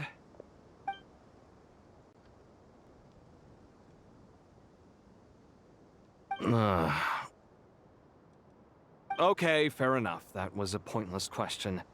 We were working in tandem, after all. You must really be exhausted. Well, it's been a busy day for both of us. When work ends, you clock out. No looking back. Yeah, we're definitely due a break. Probably a little late to start drinking now, though. I'll stick with water. Here, this one's for you. Thanks. You want a bite to eat? I can grab us something. Or wait, I think there's a stove nearby. Let me take a look. Are you nervous? A little, yeah. Unlike you, it seems. How are you not feeling at all nervous? Because everything that happens next is beyond my individual control. I don't worry about things I cannot influence. What do you mean, cannot influence? You're the one who came up with half of the strategies we ended up using. There's only so much I can do. I was only doing my duty. Was it like this last time, too? You mean with Azar and his accomplices? Yes and no. The situation back then was easier to control, but we weren't as prepared as we are this time. So the enemy is stronger, but so are we. I still vividly remember the way you interrogated me in the library after the fact. Where were you when Sumeru needed you most? If your memory is so vivid, you might also recall that it was you who came looking for an argument. You're often the one who initiates these things, you know. I came for a conversation. I didn't know it was gonna turn into an argument. Anyway, at least I showed up this time. So, what do you think? What do I think?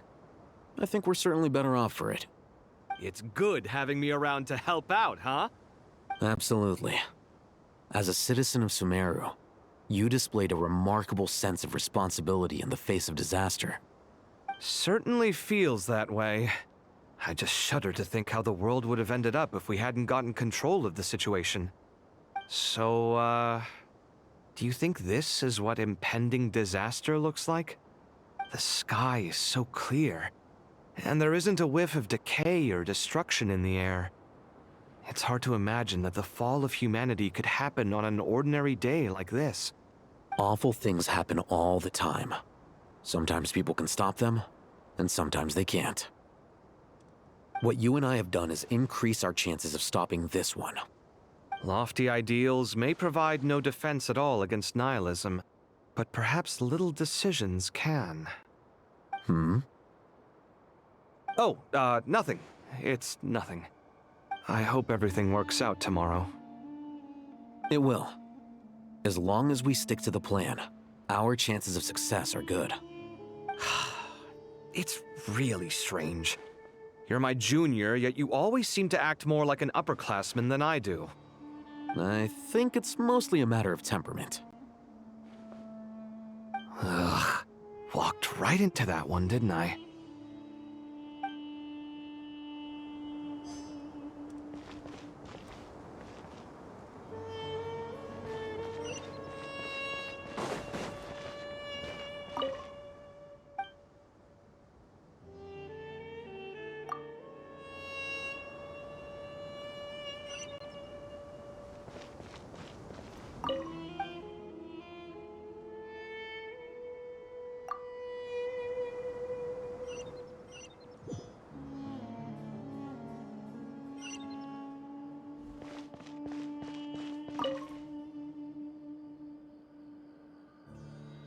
We'll make our move after sunrise tomorrow. Good. Is everything ready?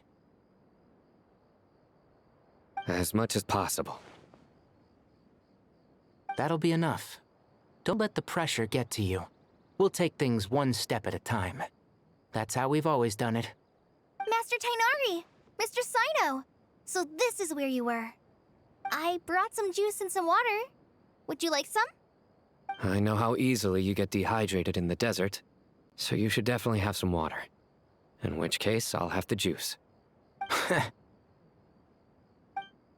I gotta ask, though. Who's on juice-making duty at a time like this? Madame Farazan said she was feeling a little nervous, so I told her about the automatic juicer my friend invented. She took it right off me and started making carton after carton of juice. A juicer? Did Sucrose send that to you? Yeah. I hadn't had the chance to try it out before this incident occurred, but I couldn't bear to leave it behind in Gandharvaville. The juice is very sweet. I think so too. Kale, how are you feeling? Physically, I'm okay, but it just still feels strange to me. Why would a great power like this come to someone like me? I know the feeling well. That same question ran through my mind every day as a kid. At least now, you have someone who can relate to you. All the more reason that you should apply for Spontamod. Tainari fiercely opposes the idea, though. Those two things are completely unrelated. What are we all chatting about, Would anyone like any juice? Oh, you have some already. I had some earlier, ma'am. Maybe give the extra to someone else? Very well, very well. I shall be off then. There's this enormous power, and then there's little old you. You feel like there's no connection between the two. And that sense of dissonance is difficult to get used to. Yeah. But after all this time, I can't believe this stuff still gets to me sometimes. Makes me feel a little childish. Kale, just because we normally keep the conversation light doesn't mean we can't discuss deeper issues. I don't think it's childish at all. You were the victim of a terrible crime. It's normal to struggle with the fallout from it. You have absolutely nothing to be ashamed of. My professor once told me that no incident can be considered truly resolved until the victim says it's over. Your rage and your pain are completely justified. Thanks. Miss Nicole said that the same god remains which were once used to inflict so much pain upon me have now become a weapon with which I can protect everyone. It's like my own personal kind of evolution. Every innocent person who's been hurt needs time to realize that it wasn't their fault. I was the same. But it's all about to be over.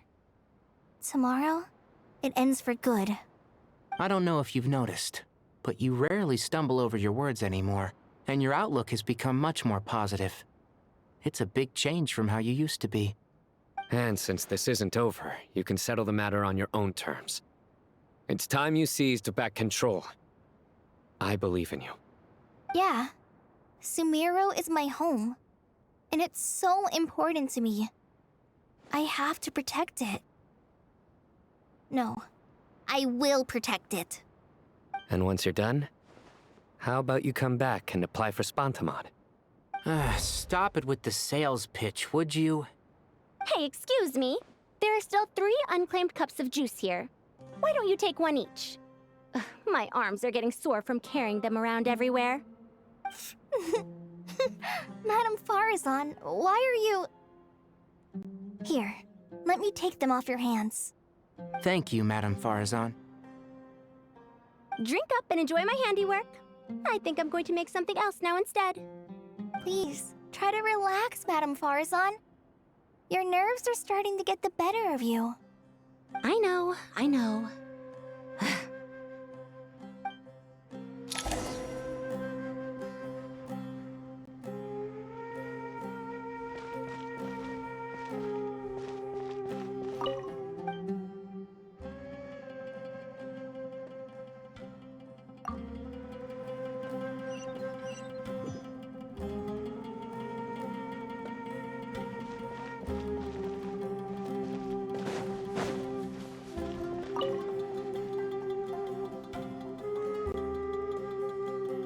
something on your mind, Miss Nefer? Nothing in particular. It's just... right now, the future feels strange and unfamiliar. But the future has not yet arrived. How can you say how it feels? Some people know that there's an impending disaster. Others remain blissfully unaware. Each group is imagining an entirely different future while walking towards the same one. But when they get there, they'll still find they feel differently about it. People are shaped by their circumstances. Different circumstances create people with different perspectives.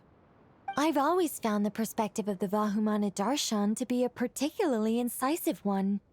Even at the height of the crisis in Nodcry, people held diverging opinions. But things are different this time. Indeed.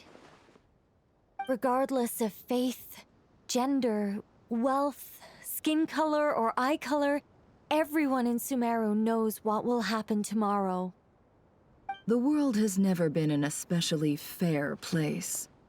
Yet now, against all odds, a moment of unprecedented unity and equality is about to take place. It's fascinating. If only my father could have lived to see this era. Era. To me, that term represents a much greater span of time. It can be an unsettling word. I would even say I'm afraid of it. Do angels even feel fear? Yes, at least I do. I fear the gap that grows wider with each passing day, and the never-ending flow of time. Time renders all memories insignificant, and reduces all splendor to nothing. But those memories are the one thing I do not want to lose. You're very human in that regard. If angels draw too close to humanity, our wings burn away in the bright flame of awareness, and we fall to the earth. After spending so long among humans, I have lost much of my former glory. Maybe that's a good thing. You're more human than some humans are. I've been talking to Kale a lot in recent days. We seem to be in completely opposite situations. I suppose that makes us good case studies for comparison. Case studies for who? Myself, I suppose. After comparing the two of us, I suddenly discovered that I desired more than before. It was a gentle, pleasant sensation. Just as most people pursue glory and miracles, I too am pursuing miracles of my own. Guiding humans to make the miracles in their hearts a reality. That is my miracle. It doesn't sound so bad, does it?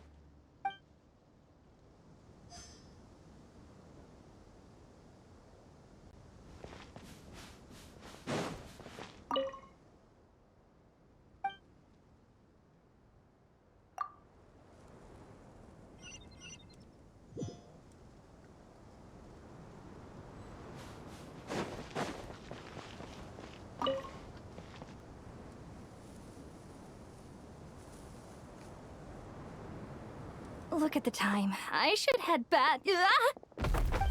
I'm so sorry. I was in a hurry and didn't look where I was going.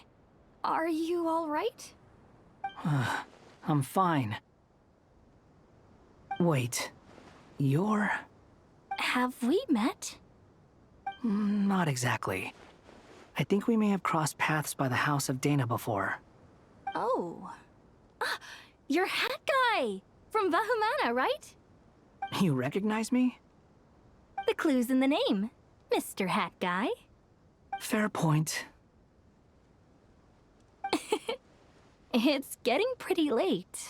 What's keeping you up? I could ask you the same question. If I'm not mistaken, all the workload for the Ratawa Darshan wrapped up a good while ago. Well, I have something of a background in Satyavada life, so I was helping the Dendro Archon make some preparations.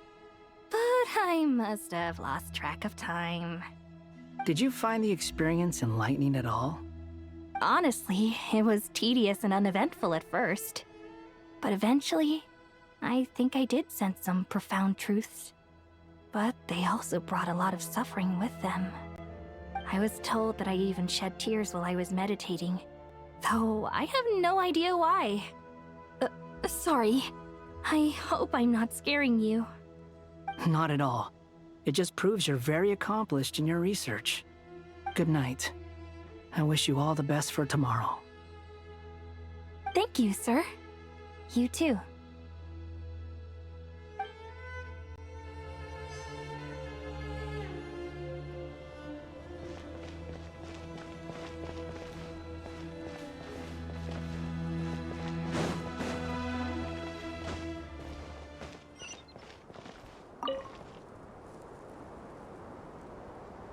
Too bad we've got a fight tomorrow. I could really do with a stiff drink. Let us pray instead. Prayer. How nostalgic. Lord Sangama Bay. Came to get some fresh air too, did ya? That's right. Actually, I was hoping I might run into you, Dia. I wanted to let you know that I've stocked up on that perfume you said you were so fond of. No, really? I'll take 2. Any chance of a friends and family discount? I knew you'd ask that. And I'm afraid to say that. Surprise! It's free of charge. That's very generous of you, Lord Sangama Bay. Does this mean you've made a fortune in Not Cry? Nope. Turns out it's not that easy to turn a profit there. I even ran some assorted losses. But anyway, that has nothing to do with why I wanted to give you and Dia a small gift. Remember that merchant caravan you two rescued in the desert last month? That was transporting my goods! No way! I had no idea that was your shipment. Explains the, eclectic mix of goods, though. Lord Sangama Bay's investment in the desert and generous stockpiling of goods has helped many people over the years. The shelters you funded especially have made life a little easier for the children and the elderly.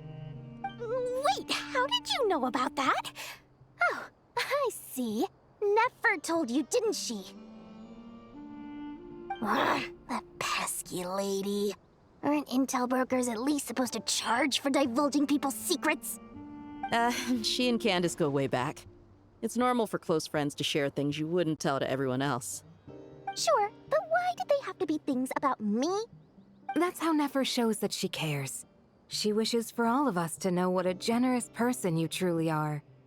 It must be hard trying to make a living far away from home.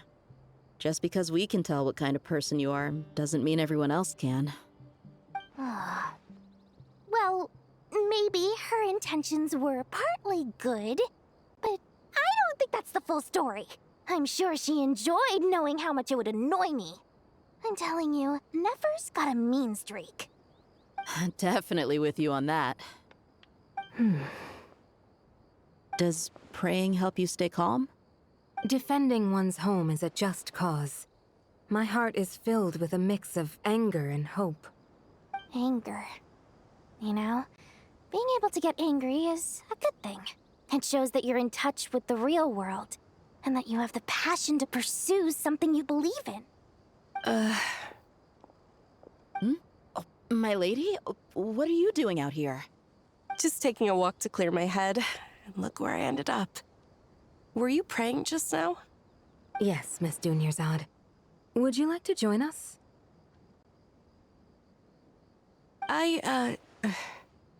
Come on, it's fine. She won't mind who you pray to. Oh, then sure. I remember you, Miss Dunyarzad. You visited my shop before. If I recall correctly, the god you worship is the Dendro Archon, correct? That's right. She is such a gentle and kind god. But to me, she is more than just a god I worship. I see her more as a friend. And so do many others. She's not some almighty god who reigns on high, but a genuine friend. Agreed. She's a wise teacher and a good friend. I spoke with several people during the evacuation.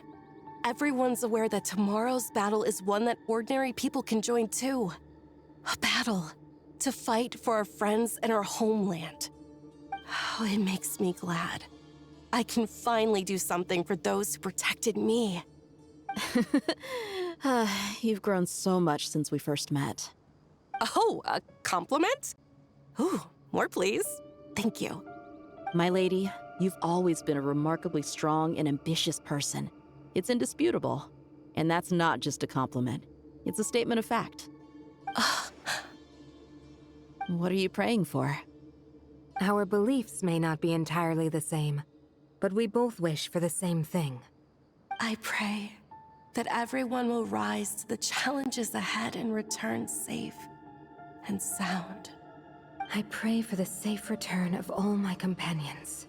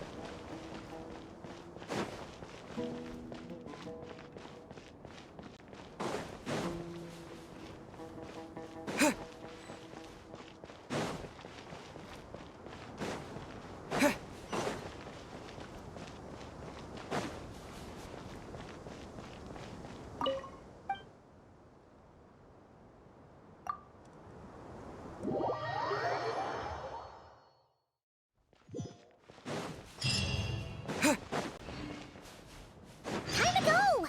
Let's meet the others at the mausoleum of King Deshret.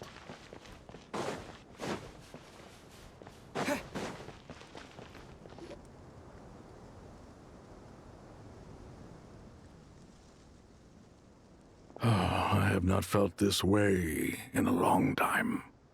Standing up high, gazing out at the rolling dunes. One cannot know what freedom truly means without first losing it. The Golden Slumber truly lives up to its name as a dreamland. Though desert sands exist there too, no mirage, no matter how glorious, can compare to true beauty. Dendro Archon, what is on your mind? I was wondering whose counsel I should seek on the questions in my heart. What kind of questions? So many. More than can be put into words. As I once said to a friend, we look, we see, and we comprehend. But the question still troubles us. What are the many disasters that this world faces, but the sum of all irresolvable questions? The biggest question you should be asking is how to seize victory.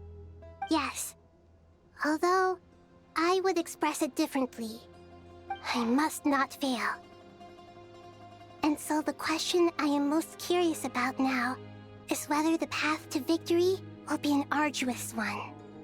What we declare to be a young sapling, we may, in fact, find to be a towering tree, if we would only cast aside our ignorance and look beyond the veil of time to see her true form.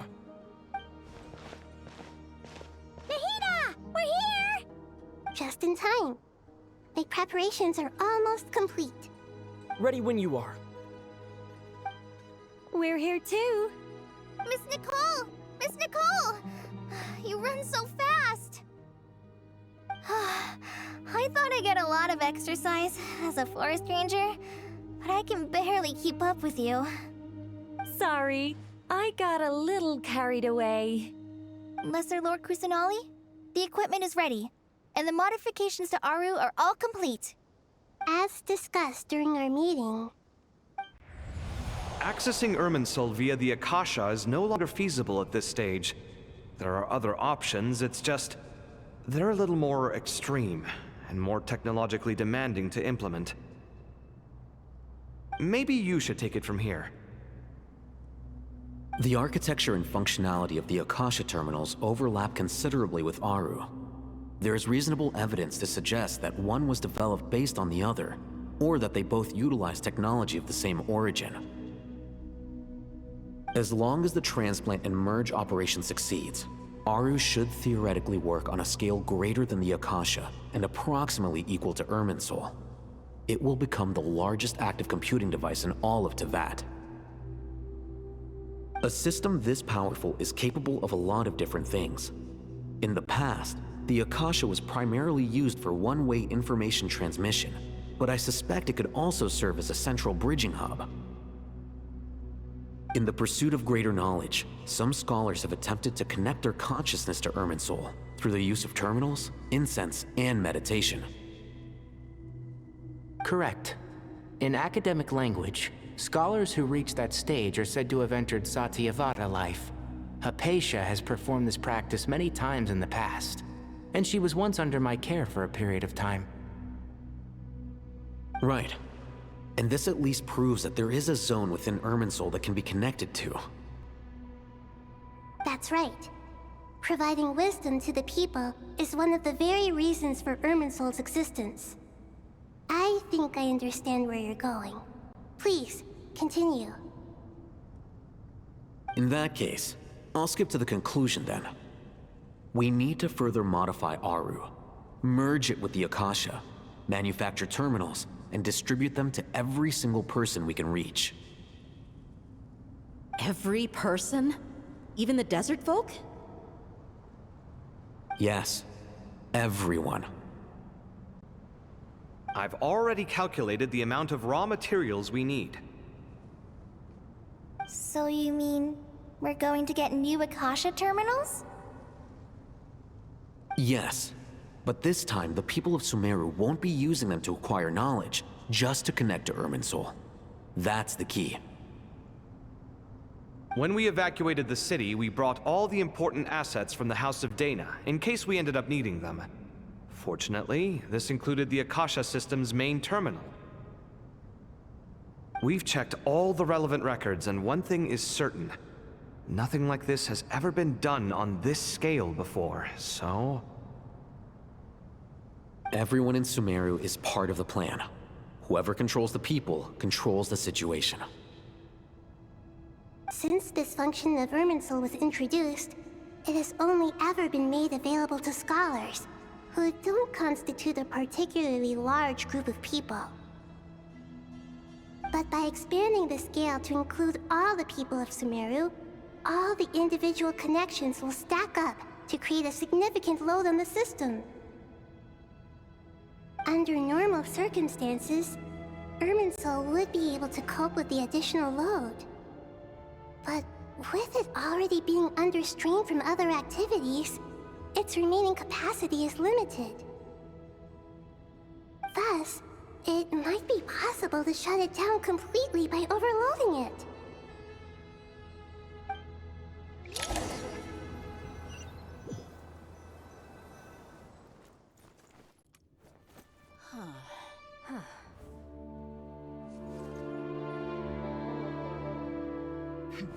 Counting down. 3, 2, 1. Are you ready? Ready!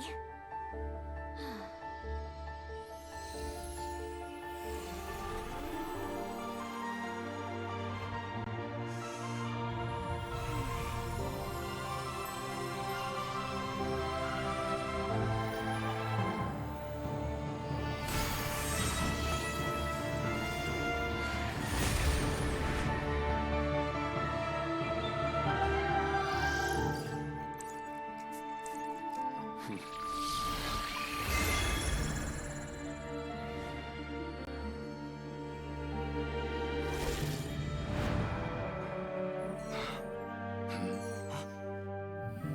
the past, when people sought knowledge, they turned to the Tree of Wisdom.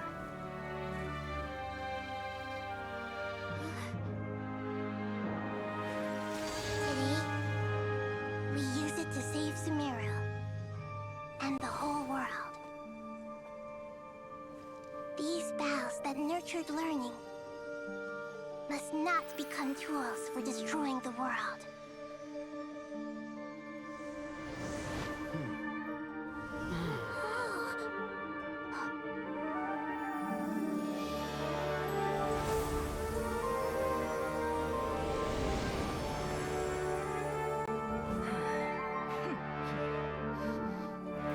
Stop.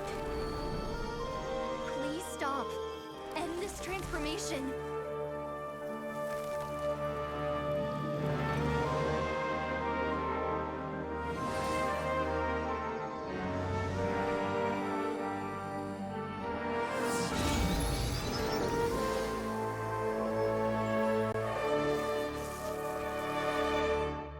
You would shut down Irminsul just to stop me? You fools. I have all the time in the world.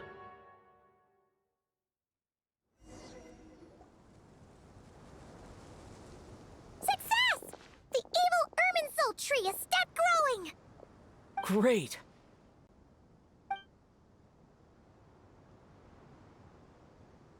What a display of true courage! The courage to think and the courage to act!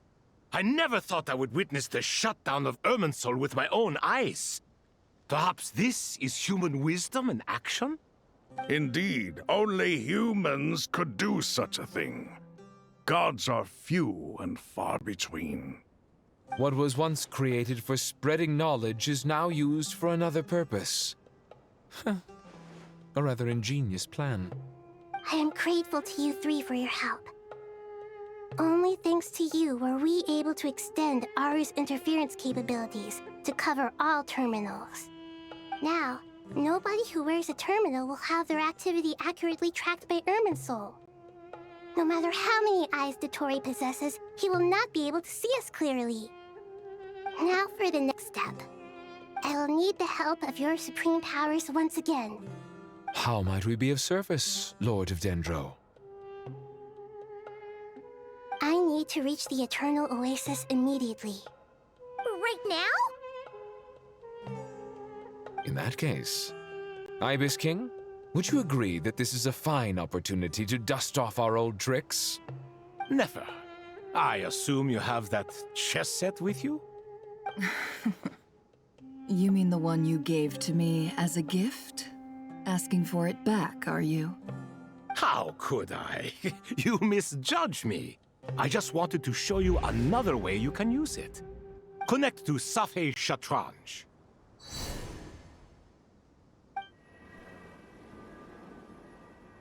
Safei Shatranj? You mean that place in the desert? Thoth's chess set gains its power from the chessboard laid out in the desert by King Deshret and ourselves. All ceremonies conducted using the chess set must be activated via Safei Shatranj. In other words, the chess set is an extension of the chessboard. In the past, moving a chess piece was a sacred and momentous act. Transfer initiated. Entering live combat mode.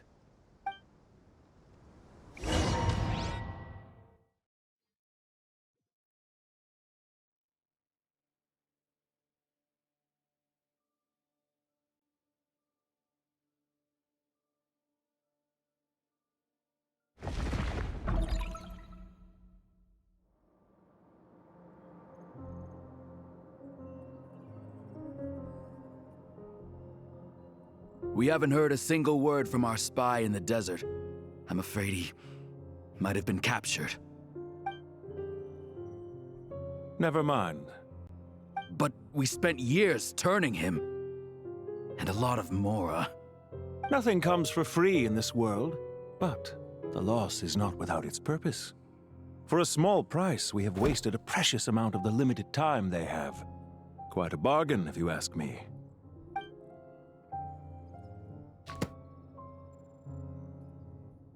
Understood. Weighing profit against loss is a necessary part of life. But to tell the truth, I have been operating at a loss since this all began. Since many centuries ago, in fact. For instance, why would a banker act as the executor of a will? If you hadn't deposited your personal belongings at Northland Bank, I would have no reason to be here right now.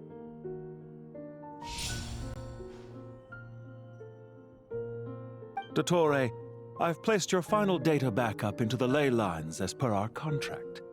I trust we are now square for the safe deposit fees you paid. Is it not a little petty to split hairs like this, given our amicable relationship? I consider sound bookkeeping a matter of principle. Do not forget that you only live to see this day thanks to me. In fact, every day of your life since you met me, you've been living on borrowed time. Why, that's hardly a fair assessment. I will concede that my survival was perhaps at your whim, but I became a harbinger on my own merits. Managing money is not like other professions. Mine is not a role I could have acquired based on your recommendation alone, and certainly not one I could have lasted so long in without genuine ability.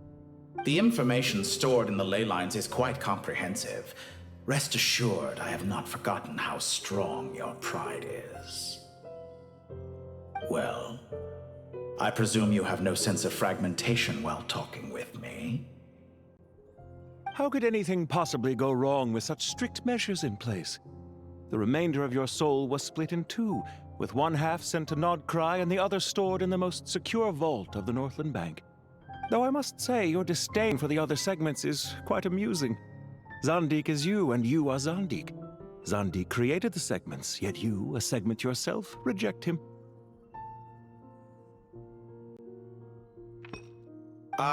That is, Zandik, created segments of various ages in his later years.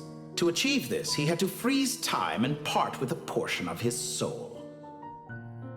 But as constructive as it sounds, it erases my uniqueness. If each segment is equally me, then by the same token, none of them are truly me.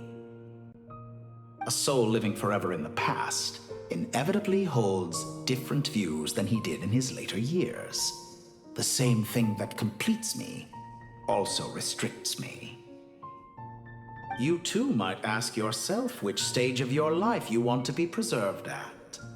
The day your business failed? Or the day you were framed by a gang and sold off to a medical lab as a test subject? We needn't dredge up the past. This undesirable plan was eventually scrapped. Lesser Lord Kusanali was quite right. I needed an opportunity to eliminate myself. And after that, I concluded that there was no more effective plan than directly splitting the soul. Once the soul is transferred out, you will find that creating a physical body is far simpler than creating a puppet. The other half of your soul suffered a crushing defeat in Nodcry, you know. And yet in the process, I obtained the information I always wanted, did I not? Because now we finally know where the best testing ground truly lies. I once thought your ultimate goal was to ascend to godhood. But as it turns out, that was merely one of your experiments. Experiments take many forms. Most people are too eager for success, too fixated on the end goal. They forget that the experimental process itself is just as important. A suspiciously vacant seat, a new face. I trust you can put two and two together. The reason it doesn't exist is because someone tampered with the record. What can I say? After all your efforts, you really did uncover the world's secrets. So, is the new world you promised a lie? No, it never was. I am glad to be able to control Irmin's soul from within. Now I shall attempt to create a new world inside the existing one. Almost everyone faces the prospect of death, but not a single person has ever been able to experiment unrestrained in the afterlife through sheer force of will. I am the only one to have overcome this enormous challenge. Would I not be letting the world down if I didn't make the most of the opportunity to experiment? Clearly, the dividing of your soul did not affect the magnitude of your ego. Out of all the versions of you that have ever existed, this you is the most insane and the most radical. Is that why you chose to work with me? Which was it then? My insanity? Or my radicalism? Could I call myself a venture capitalist without a suitably ambitious plan to invest in? Yours happened to fit the bill quite perfectly. Well then, I must say, while I am surprised enough that you showed up at all, what surprises me more is that you chose to present yourself as my former subordinate, and not as the banker Pantalone. Why make things harder than they need to be? Exposing my true identity in a situation like this would only serve to destroy diplomatic relations between Snezhnaya and Sumeru. I daren't imagine the consequences. Showing up in the name of the original antagonist gives you the recognition you rightly deserve, while also being sensitive to Snezhnaya's predicament. It was an easy win. As for why I'm here, if you're suggesting that your credit is in the negative, I won't argue with that. Many people say that about you. I'd argue that a significant factor in your willingness to cooperate is the fact that you have but a few years of life left after my death. Living and dying together has a way of binding two parties together rather closely. Is it not true that a relationship should be judged by both the positive and negative returns it yields? So some of what I said actually made it into your head after all. It's true that I hope you don't die too soon, but don't you find that a strange thing for me to say? After all, you've already had quite a long life, especially for a human being. Let's not pretend that you're any more innocent than I am. Are we not the same in this regard? We both despise the existing laws of this world, and neither of us enjoy being under anyone else's control. Is it really so greedy to want the world to operate by a new set of rules? Of course not, my dear friend. And as I've said before, mutual interest is the foundation for the most reliable of relationships. You can attest to that. I just hope there never comes a day when I have to work too hard to prove that. Regreater, sir. People have been spotted approaching Sumeru City. How strange. Despite your access to Irminsol's data, it appears the soldiers noticed before you did. They must have found a workaround. Well, Dottore, I trust you know what this means. The fact is... They're coming. They'll breach the city gates any moment now.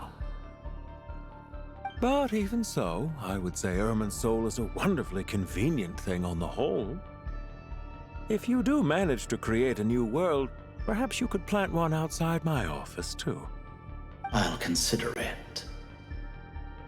What do you need me to do? Stall them? The experiment will take time. Stall them for as long as possible. Very well. But you're really asking for the moon here. Have you heard this story? There was once a guilty man, kneeling in the center of a church while an angry mob outside waited to bring him to justice. He pleaded with the gods, begging them to grant him one final request, the chance to finish confessing his sins before he was sentenced. Many suns and moons passed, seasons changed, and still his confession continued, as if he intended to speak until the end of time. Are you suggesting I worship you as a god? Or were you hoping that I might confess my sins to you? Certainly not the latter. That would make my life miserable indeed.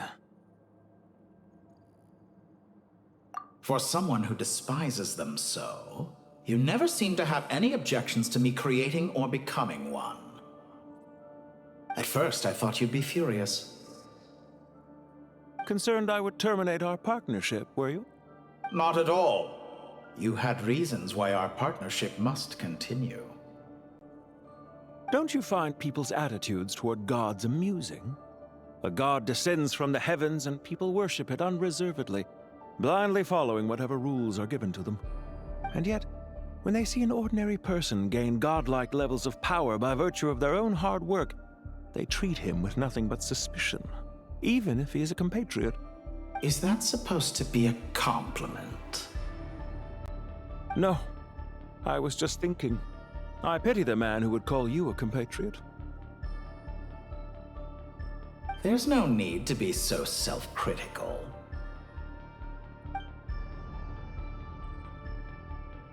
I know it's a little late in the day to be asking this, but how have you been keeping? I'm flattered that you would take the time out of your busy schedule to consider my well-being, Doctor. The part of your soul that went to Nodcry caused quite a stir, sending our organization back to the drawing board on numerous fronts. It was quite a headache for everyone involved.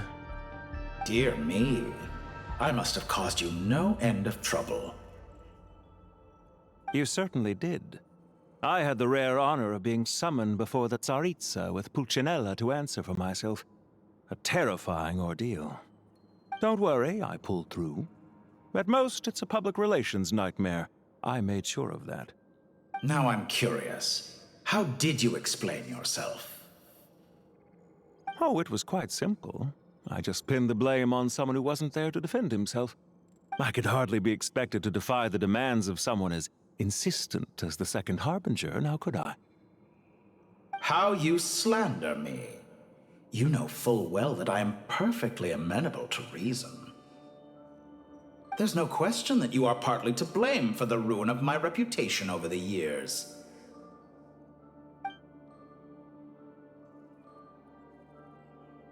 Do you have anything lined up for when this is all over? Hard to say. Field work always takes quite a toll on me, as you know. Once I'm back at Snezhnaya, I'll start with a well-earned cigarette. Why are you so eager to ruin your lungs after I went to the trouble of replacing them for you? If you have an issue with it, feel free to try to stop me.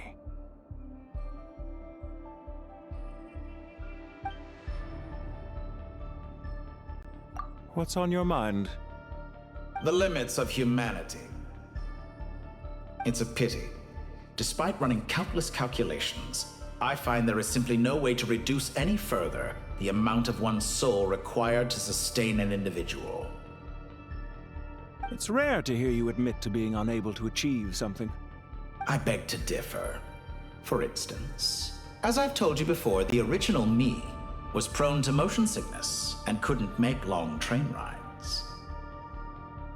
Ah, yes, of course. One of the reasons you often sent yourself out on errands.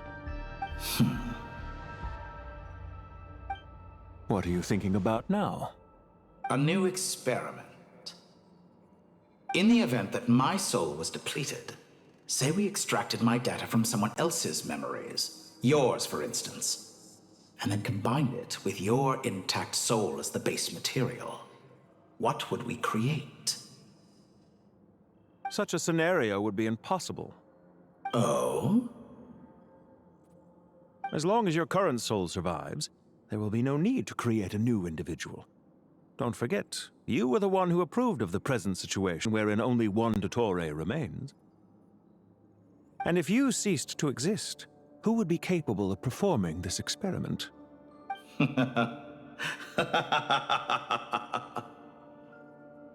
Since the day I met you, you've always excelled at talking your way out of a quandary.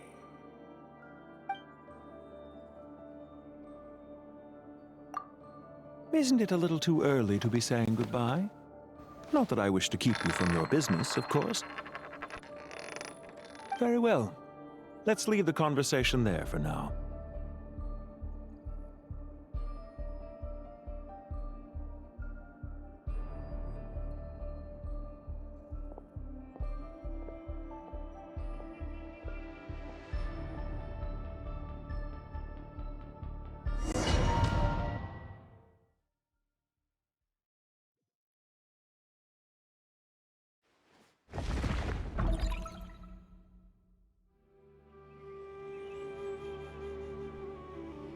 The power of King Deshret's 7 pillars is truly remarkable. With just a chessboard, you can move an entire unit across the material plane. Yeah, sets us up for a much easier fight. Really makes my day. The last time we stormed the city, it involved a lot more running around. I wonder how many people can say they stormed a city twice in their lifetime. I was just thinking that. I've definitely had more than my fair share of unusual experiences in my life. This is my first time here, actually. We never usually leave Gandharvaville. I hope this will be my last time. Does everyone have to chime in? Can't we just fight?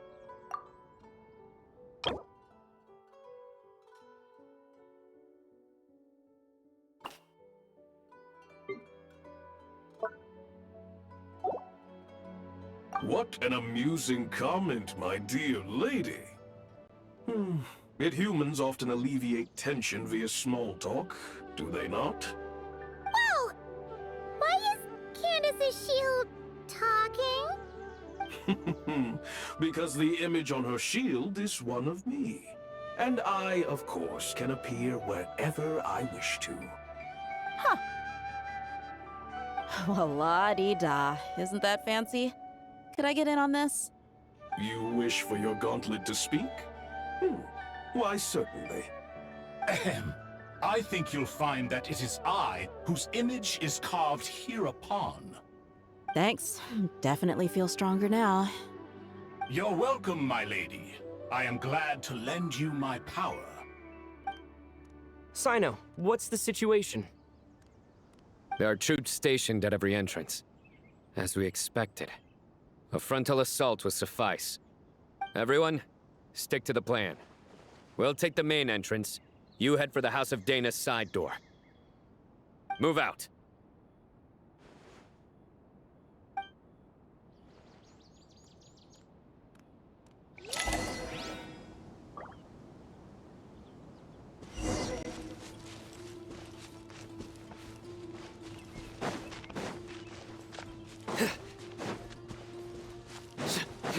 Out of my way! Take this! Watch out! Get lost! Thank you, Jet. You gotta be more careful. If you're not ready to put your life on the line, you can't be certain of defeating your opponent. She's right. Keep your wits about you, Rana. Pay your dues. Do your work! You asked for it!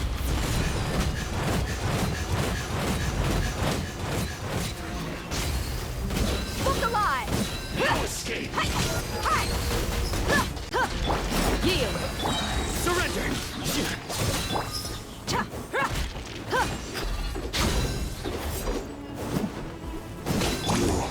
You can't run from death.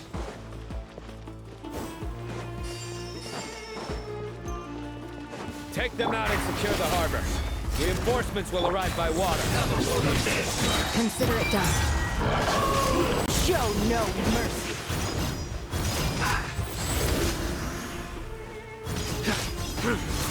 Guilty! Yield! For dead meat! No mercy!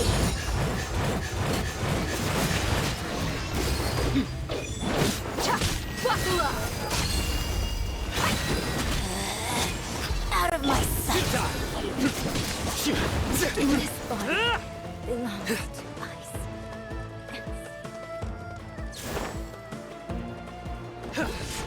Pay your dues. Nowhere to run! Grant us your blessing! Do you? Let's get it on! Ha! Your sins weigh upon your soul.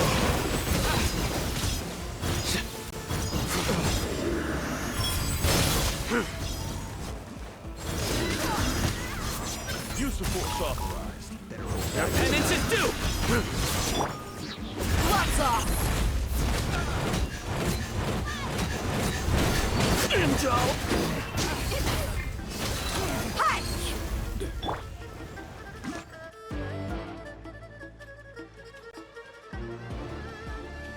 Waterway secured. Brothers! Sisters! Perfect. Just in time.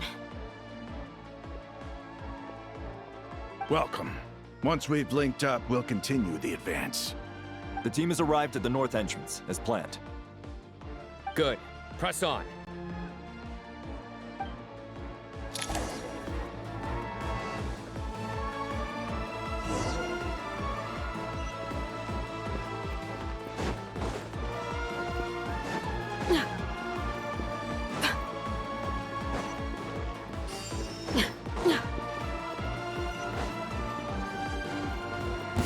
Are you Here, down, prevail! Let me amuse myself. Judgment is upon you. He's taken. Dead. The barrier. Their penance is due.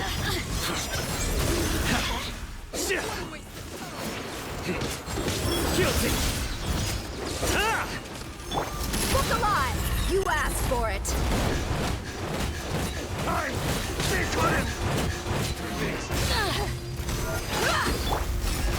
Hear my prince!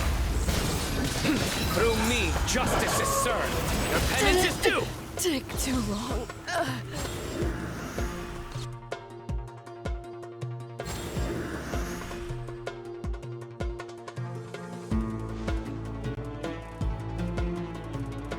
Look out! It's an ambush! Finally. We need to hurry. Take the middle road now. Mahamacha Sino, area clear. Don't relax just yet. More Fatui approaching from the right.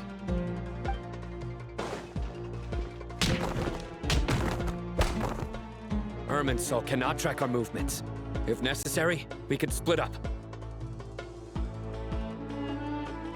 Don't worry. We'll wipe them all out. As you can see, our people came raring to go. Good, good. How are things with the Traveler? Can Tainari keep him safe? Don't underestimate Tainari just because he's a forest watcher. He can handle it. All right. You know that's not what I meant.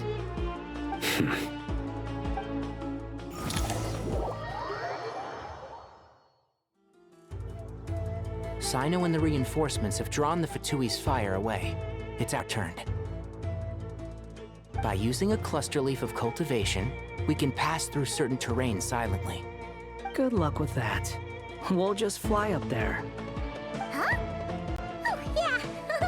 Paimon forgot she could fly. Ready? Ready.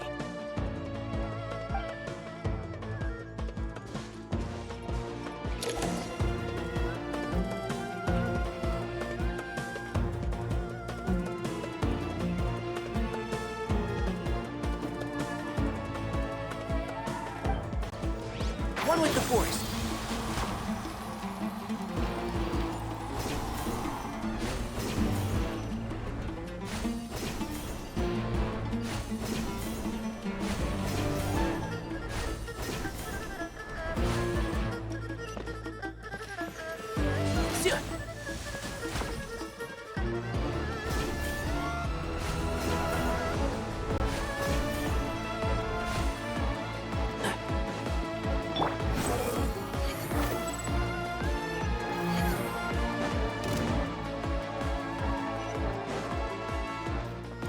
Quit following me. Time for the big one!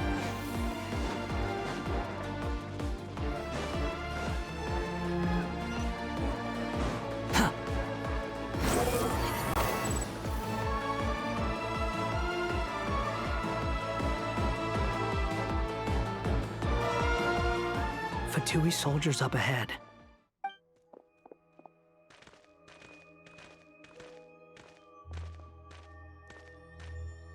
Careful. Prepare for battle. Hey! There's people over there. You have some nerve showing your faces here in the center of Sumeru City.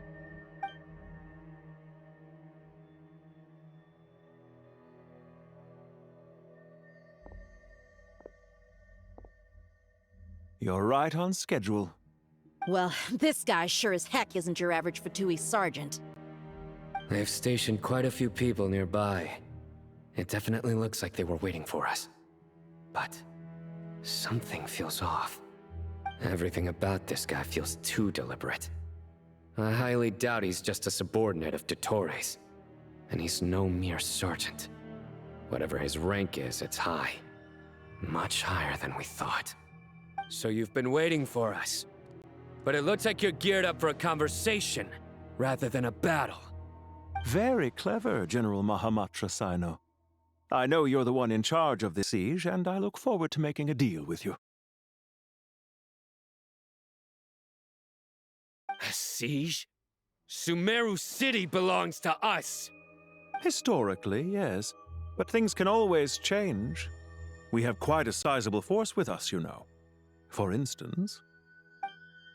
There's a Fatui ambush at the north gate. Can you handle him? We can for now. Yes, I'm quite sure both sides can hold their ground for the time being. The battle has not yet reached its climax. But what happens next? Do you enjoy watching bloodshed? Surely some of those here are people you count as friends. Once a war begins, some people must die. I doubt you wish that fate upon anyone you know. Wait a second. It's a trick. He's not even there.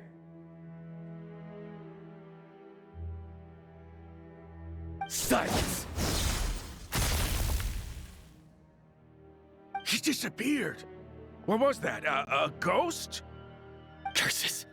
He was never there to begin with. That was just a shadow projected there to lure us in. Enough talk! Attack! I apologize for being unable to accompany you at this crucial moment, but I am compelled to leave for reasons beyond my control. Please excuse me. Sumeru's General Mahamatra is quite ruthless. It's a good thing I wasn't there in person. Your illusion held them up for a time just fine. But now that they have seen through it, they will realize you were just a decoy. Decoy or not, what matters now is that they will be heading your way imminently. Not imminently. They are already here.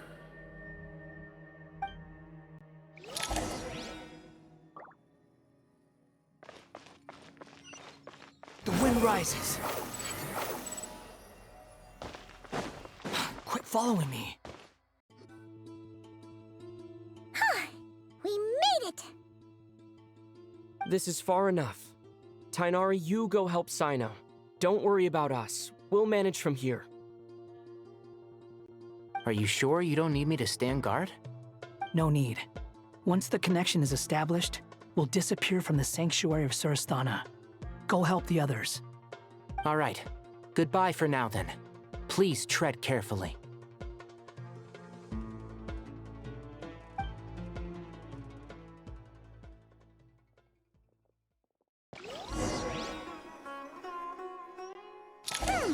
Now where's the interface Nahida mentioned?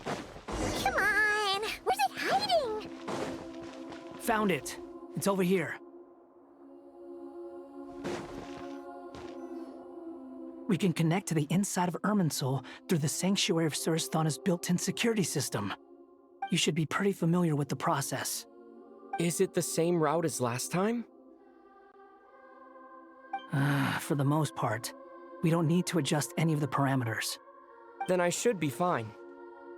And Paimon? Once you're both ready, we'll set off. Wait! The stakes are way higher this time, right?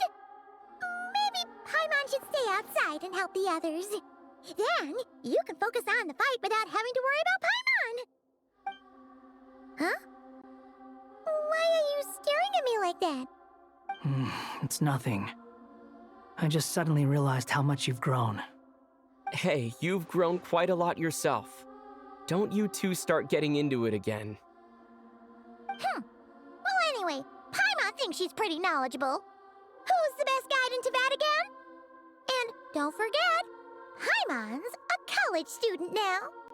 If we say Alhatham's not a weirdo, it's hard to explain how he came up with the idea of you applying to the academia. But for all that he counts, you're doing surprisingly well in your studies. Just goes to show how important it is to have someone supporting you. And Paimon's not the only one. Let's not forget that you only became a student because of Nahida's personal recommendation. That's fair. I have learned a lot in Sumeru. Oh yeah.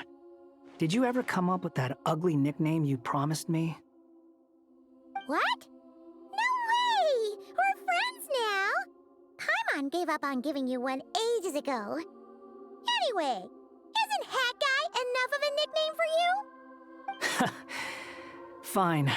Suit yourself. We need to go. Paimon, if you're staying, look after yourself. Will do. Paimon's gonna link up with Tainari and Sino. You guys are the ones who need to be careful. We will be. Bye for now.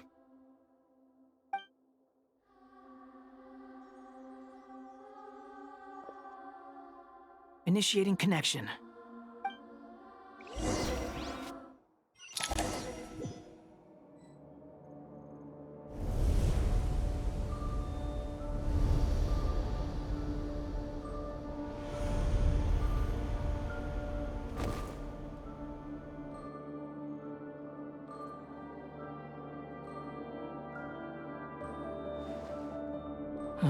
Well, here we are again.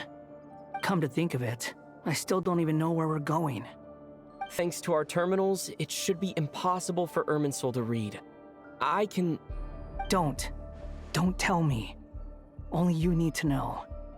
That way, whatever happens to me next, it won't affect your progress. Listen to me. Your safety is just as important as mine. Don't even think about sacrificing yourself for the greater good. We came here together, and we're leaving together.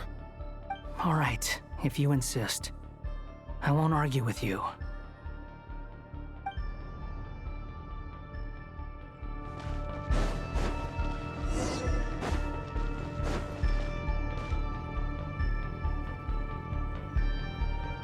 This place looks so different from how I remember. It's unrecognizable. It's a complete mess. Like someone's turned the place upside down. Must be Dottoro's doing. Either he's searching for some information he needs, or... It's still changing.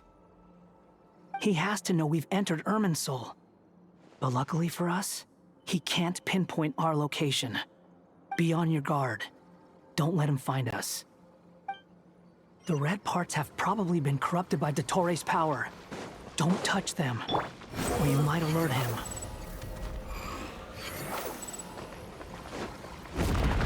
He's looking for us.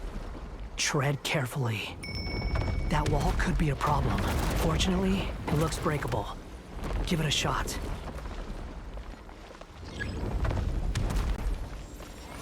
Wind rises.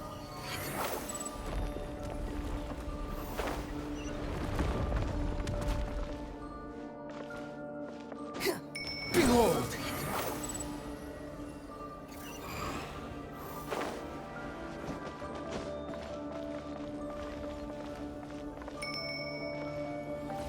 Squall and Fury!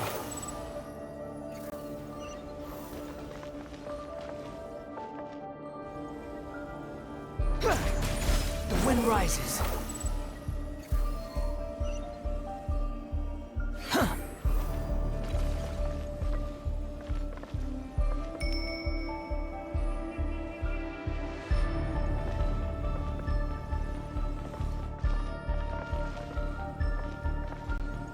Behold!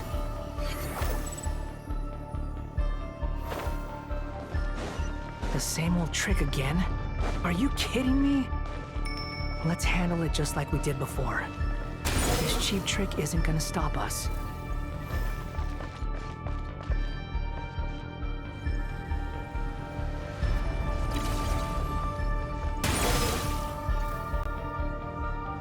Oh no, it's a trap! Is that why he was using the same trick over and over again? To get us to lower our guard?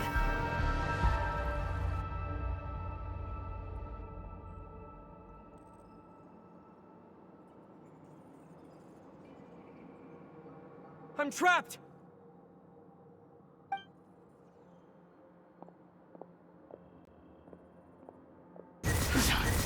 Why won't this thing budge?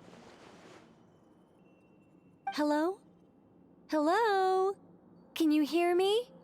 Nicole, is that you? Yes, it's me. I'm monitoring your progress from inside the Eternal Oasis, and I have to say, this terminal is simply marvelous. It makes tracking you so much easier. I couldn't see anything at first, but now that you two are inside, I can use your location with support from the terminals to get a partial view of the situation inside Irminsul.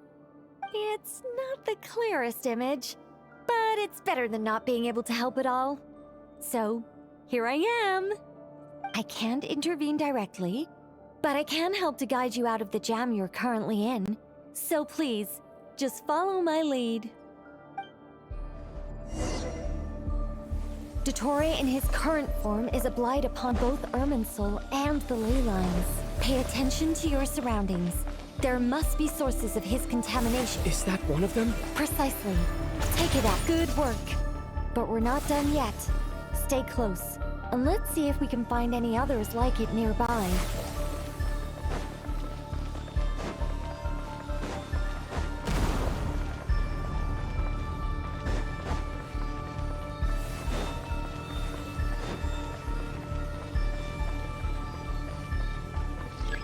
Squall Fury!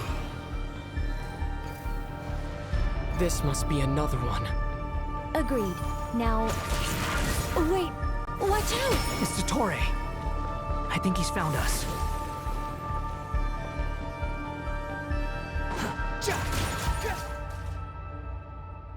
The seal is broken. Quick! Get out of there!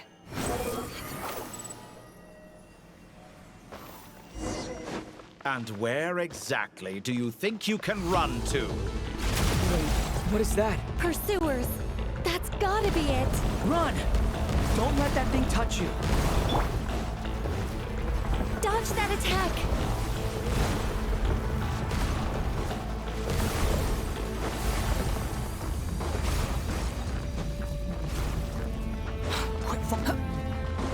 There's more than one path. Which way do we go? To the left! Trust me! Fleeing like vermin. What a pathetic sight. Hey! Watch yourselves! Stay focused! There's a cliff ahead. Jump! More of those corruption sources. Destroy them as you did before, and open the exit as quickly as possible. They're relentless. Is he trying to wear us down? You'll just have to destroy these too. I think the pursuit is over. Hard to say. Stay alert. Search for it.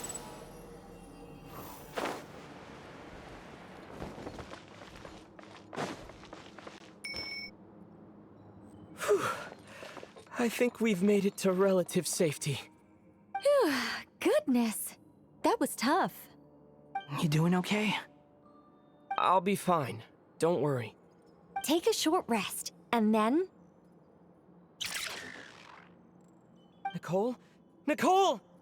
The connection's been cut. But that means... Look at you supporting one another. How very touching.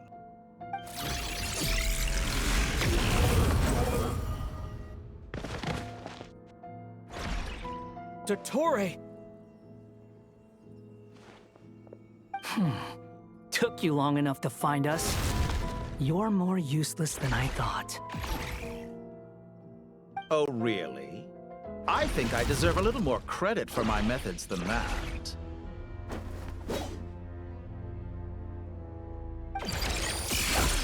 Rather than hunting you down, I chose to let you roam free. I indulged your presumption that I was unable to track your movements, played along with your clever little plan. Fleeing is for animals, but I rather enjoy watching you flee. Some things lose the will to run altogether as soon as you put them in a cage. If that's true, then why did you come looking for us? Because I wanted to observe you up close, of course. Don't misunderstand me, I'm not here for a fight. Is it so unusual that I wish to greet my old acquaintances in person? After all, it's been a while. Scaramouche.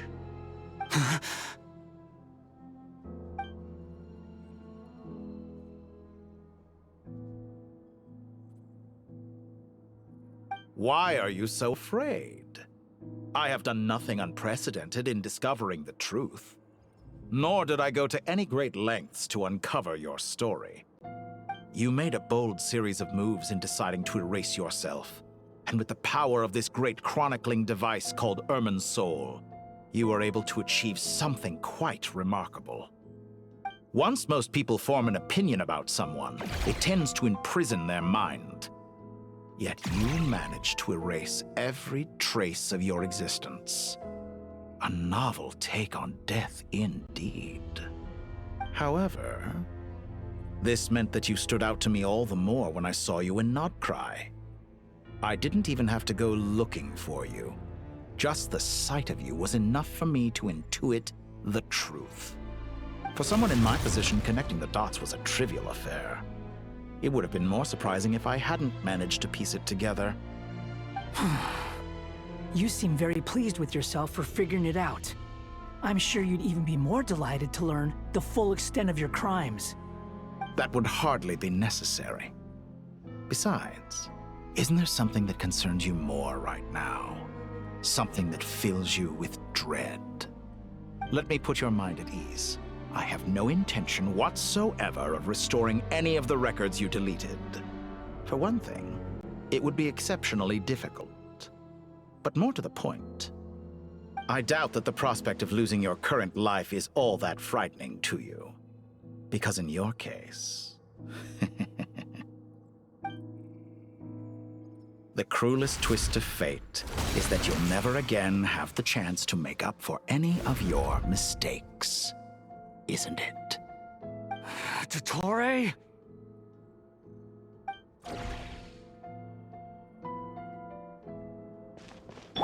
All here shall bend to my will. Follow me. Squall and Fury.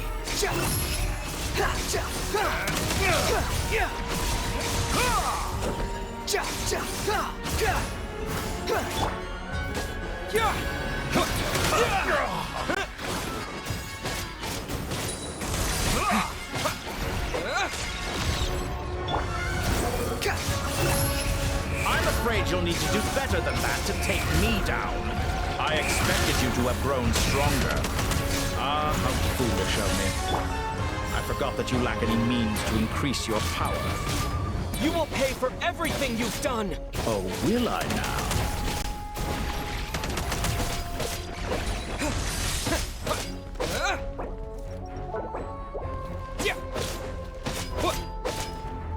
Time to ignite!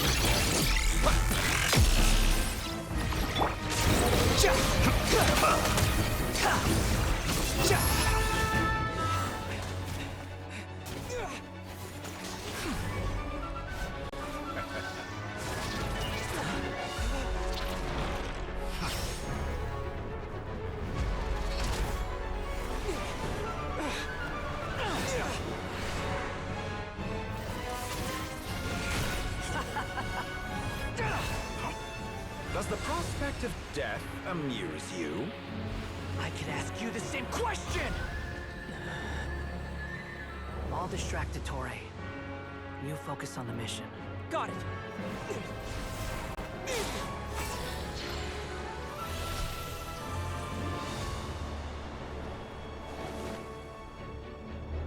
For the hopes and dreams of the masses.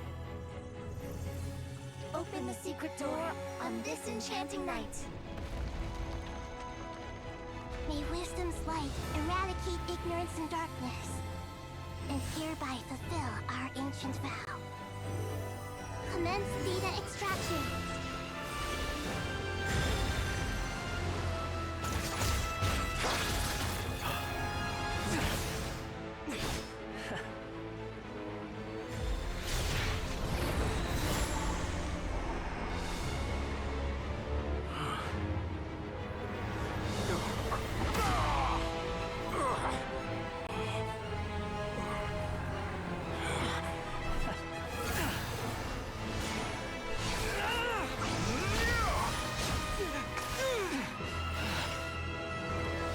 You cling to outdated ideals and stand in the way of progress.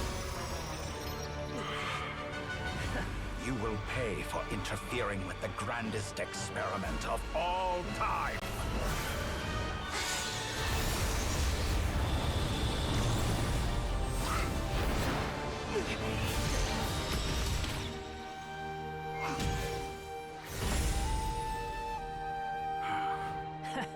Good timing.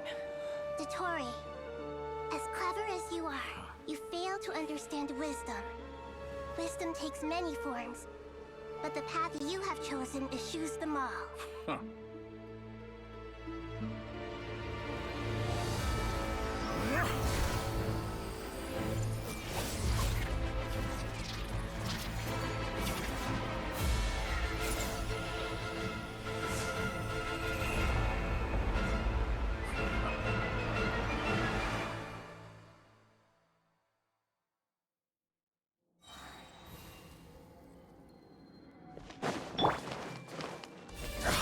My strength is fading!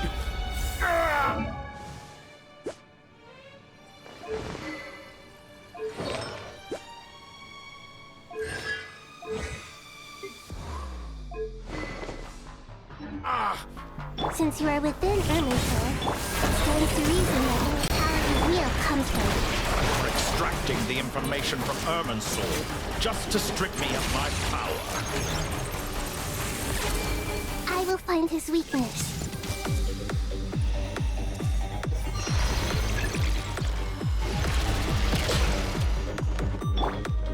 The wind rises.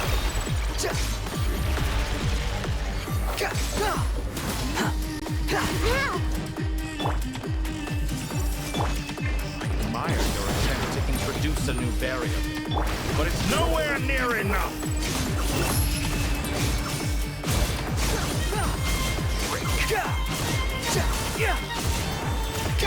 Everyone rotate?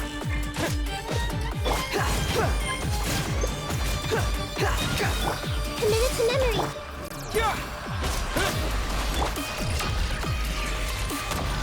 Hey!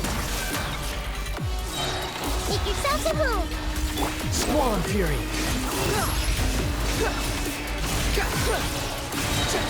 Let's try this. Bow your head. How amusing. Time to ignite! The wind rises. You won't destroy. They're so close! Just hold on a little longer! I'll hold him off. Traveler, Hat Guy, the rest is up to you. We certainly have a knack for surprising each other, don't we? I'm just getting started. It's time. Say your prayers. Stay on your defensive, but watch your back.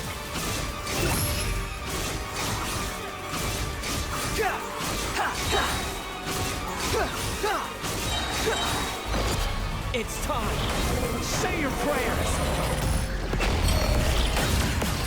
Wind rises. Let's try this.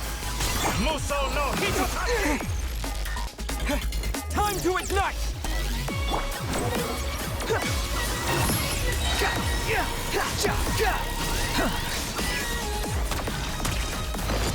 It's time. Say your prayers. Blade of the primal flame! That's far enough.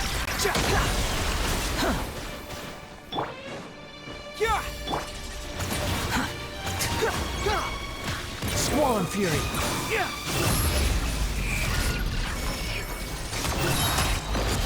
It's time. Say your prayers. Finally, time for you to die. Excited? Time for me to die? How could I have reached this place if death were something I feared? The last gasp struggle of a dying. It's time. Say your prayers.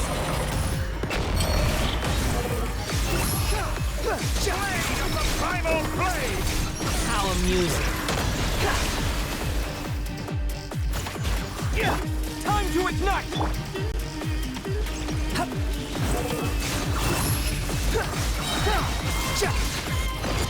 It's time! Say your prayers!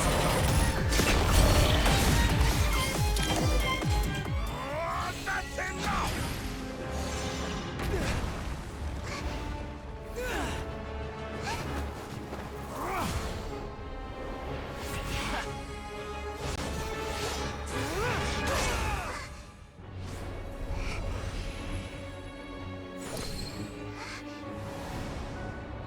It's all yours.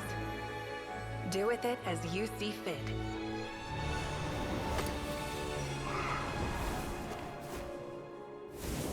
Just as you say, this world is home to some archaic things. And as you suppose, you are a formidable opponent. You have long coveted the secrets of wisdom. So now, I will demonstrate true wisdom in action. I invoke my supreme authority as the keeper of Irminsul. Commend me or condemn me. But give your verdict now!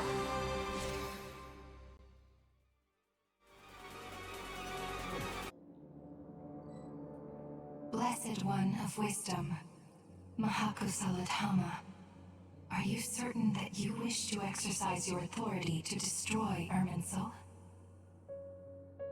It represents both your roots and your finest accomplishments. You truly intend to abandon the very thing you have always fought for? This is my decision. Irminsul has been corrupted beyond redemption. Irminsul is the original tree of Tevat.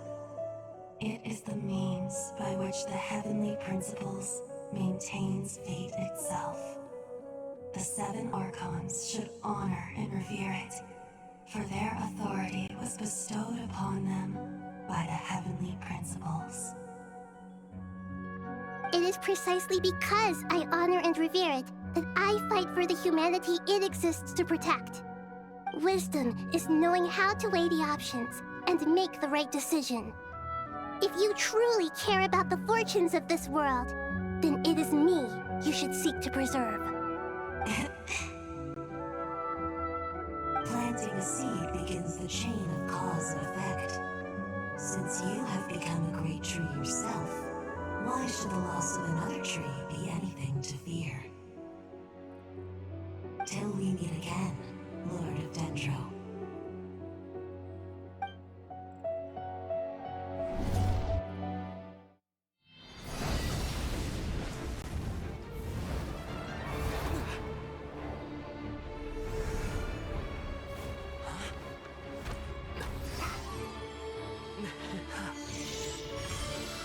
The first flame. The pure, cleansing fire.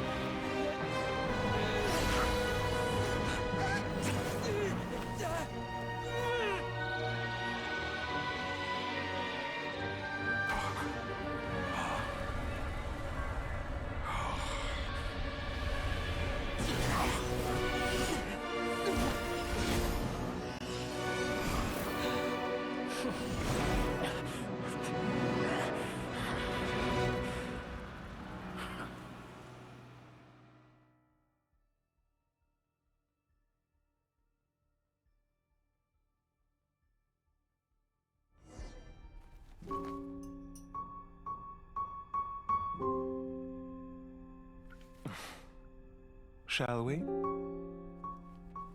Where were we?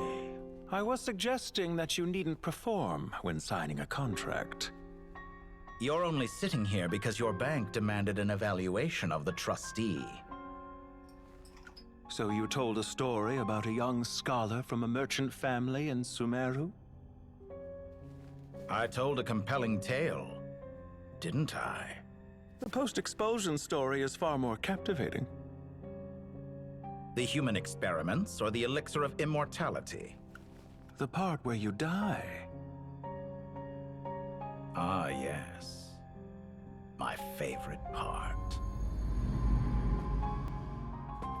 The 35-year-old Segment thought of himself as Dottore, reserving the name Zandik for the original specimen. Of all the Segments, he was the most selfish. After his expulsion, Dottore searched for a new direction. He joined the Fatui, studied Elazar in great depth, secured resources. He was rather fortunate in his career. Zandik turned to Conrian technology and successfully created his segments. But this was not immortality. Even with backup segments, his body would still age. Still, thanks to Snezhnaya, Zandik found the ideal base for his experiments. Then a perfect partnership materialized at a crucial moment. The year that both parties realized they needed more time. Fortunately, Zandik succeeded.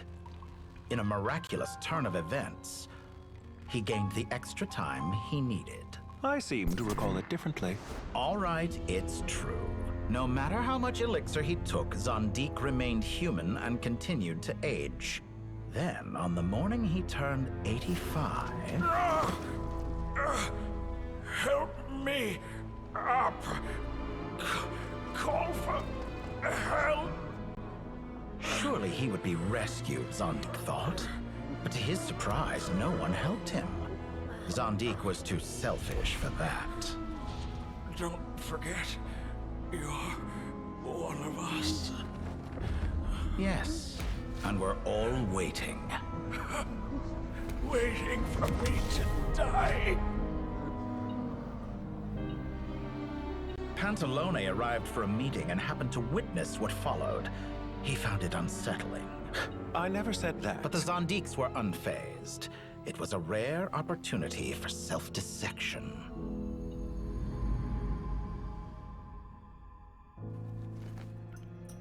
What does all that have to do with you depositing your data at Northland Bank?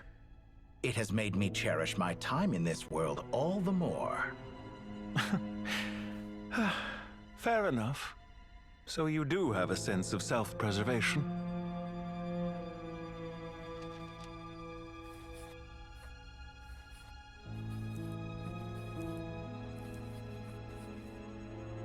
What do you mean? You're hardly normal, and you don't cherish life. You just don't want to admit defeat in the limited time you have. Even so, don't I deserve an interesting ending?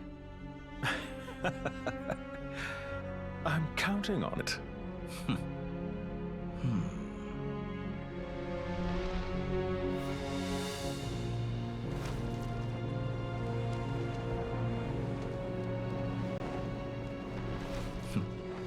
If nothing else, I expect my funeral will be a grand affair indeed.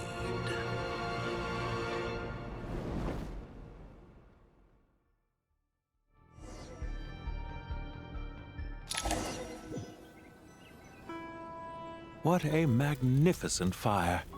In Snezhnaya, we light fires to ward off the cold. Fire, it seems, is antithetical to ideas such as cold, frozen, and unchanging. Perhaps it has always been that way. From the beginning, fire has been used to drive away wild beasts and warm the body and mind. You could say it's a form of treatment. One that cures the human heart of mortal fear. Mortal fear? Something you haven't been acquainted with in a long time, by the sounds of it. Whereas you, I'm sure, must know the feeling quite well indeed. I remember when we first discussed the elixir of immortality. You claimed that extending your lifespan was about buying more time. But was that really the truth? You fear the prospect of dying a wretched end in this world, don't you? Of course I do. I'm only human, after all. And while you may have forgotten it, you cannot deny that you too were once human, Dottore. I do not believe that there is no such fear in your heart. Perhaps you are right. But I abandoned it long ago and devoted myself to my experiments. I have felt no fear since.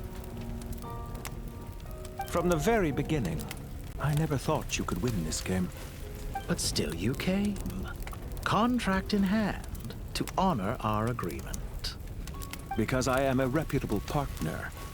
And as we have discussed, experiments are about more than results alone.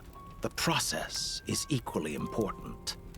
I have come here and completed my creation, and I do not regret my decision. I'm afraid your journey ends here. After I die, there will be no one to make the elixir of immortality, and your remaining stock will only last a few more years.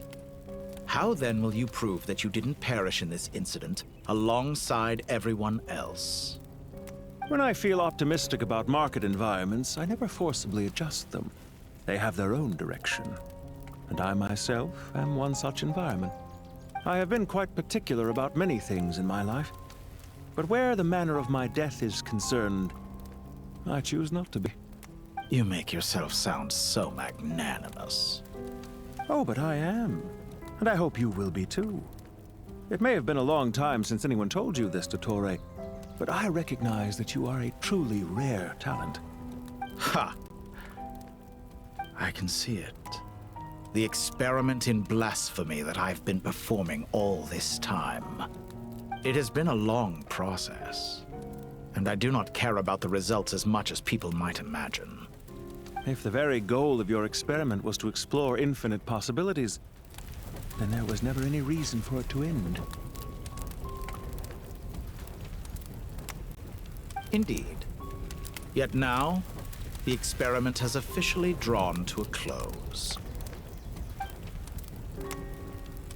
What should I call you? Zandik? Or do you prefer Dottore? Suit yourself. Goodbye, Feofan. This time, that's what it truly is. And don't I know it? Goodbye, Zandik.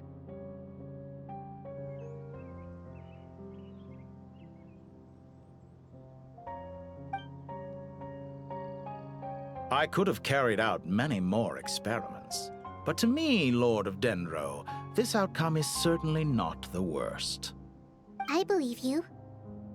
But unfortunately, this is where it all ends for you. This experiment does not belong to you, nor do any of the results. Experiment? It sounds like you're trying to outdo me in my own field. Wisdom is conveying information in terms that people can clearly understand. You know exactly what I mean. Indeed. I can see no further outcomes. Ha. You have a formidable mind, and you are braver than I thought. Setting fire to the very thing your survival depends on. Your previous threat was empty, but this time, it is real. When necessary, wisdom can be as fierce as an inferno. Some of the flames that incinerate you come from within yourself. Perhaps you are right. You see what lies at the bottom of the human heart, and that is your wisdom. Here is where your journey comes to an end. All that is yet unknown belongs to those of us who will carry on living. It seems I have unwittingly been your arch-enemy all along. But now, it's all over. I do not deny your intelligence. But what you refer to as experiments, I would never describe in those terms. They are events that take place in the real world, and they are so much more than mere data. Goodbye. We will never meet again.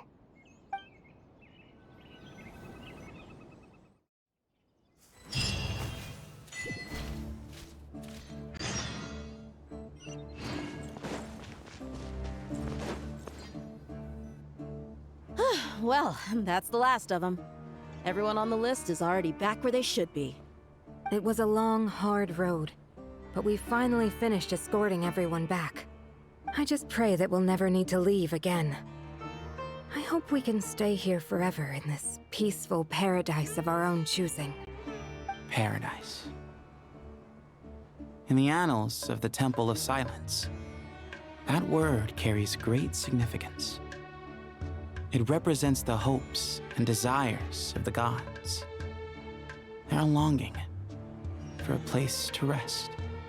I wouldn't think gods need such a place. People always think they're the only ones who can lose their homes. They forget that gods too need a place to reside. As the Goat King once said, "A god without his people shall cease to exist." Gods need their believers every bit as much as their believers need them. Only we can truly understand how much the desert faith has faded over the centuries. But we still talk about the gods as though they're part of our lives. Given the myriad ways in which gods and humans interact, I'd say they really are. How else could Dunyarzad consider the Dendro Archon a friend? Well, that sounds about right to me.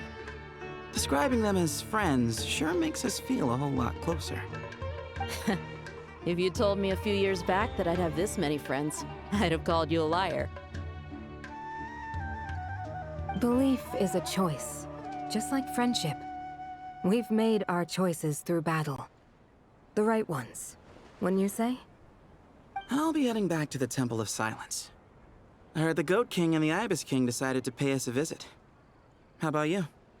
It's back to Aru Village for us. Still plenty of supplies to distribute and people to help. Until next time, old friend. As long as you can find the time, you're always welcome to visit us in Aru Village. Right back at you. Make sure to drop by the Temple of Silence the next time you're free. Word is that 2 of the other 7 pillars, Shezapang and Bennu, might also be dropping by. Since you're wearing the symbols of their power, it'd only be fitting if you came to see them for yourselves. Dropping by? That makes it sound like they're visiting a neighbor's home. Well, the temple was founded by Hermanubis, so I guess to them, that's exactly what it is. Guess that's true. All right. We'll make sure to find time to stop by. Stay safe on your journey home. I will.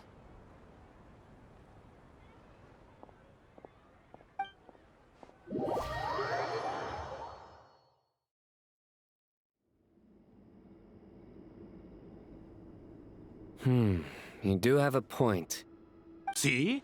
Retirement has always been a problem, especially for old-timers like us who've been locked away all these years. You finally step out into the light, and bam!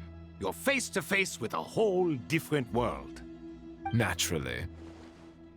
What do you think, Layla? Huh? Why would you think to ask me? How could I possibly be qualified to decide where the servants of King Deshret should live? Sorry if my question was unclear. Do you think their statues will stand out too much if we place them here? Hey, I never agreed to this. How could we possibly allow our statues to be left in Hermanubis' home? That would be like breaking into someone's house, then pretending it belonged to you in the first place. Different beliefs can coexist. We still need to respect one another. By which you mean, you two plan to stay at the Temple of Silence, for a while at least, but you have no intention of relocating your statues here. So, you see this as sort of a family visit? Is that correct? Family. Huh. You could say that. In a sense, Hermanubis would view this as his home. Just look at this place. Magnificent, is it not? The sad truth is, in the past, all 3 of us invested so much into misguided ventures. We failed to build what we should have, and wasted so much time instead. And what do you mean by that? I mean that for the most part, time spent associating with the likes of Sobek, and, let's say, Thoth, might reasonably be considered wasted. Why does that not surprise me? Go on. Anyway, given how much time we'll all be spending together, I'd say that the bonds we built will end up proving to have been a sound investment. Once Sethos, the current leader of the Temple of Silence, returns, you can discuss the matter of staying here with him. But judging by the expressions of everyone here, I imagine you'll receive a very warm welcome. This sacred ground houses untold knowledge, after all. What better place for the servants of King Deshra to appear in the mortal world? How about we share a meal together first?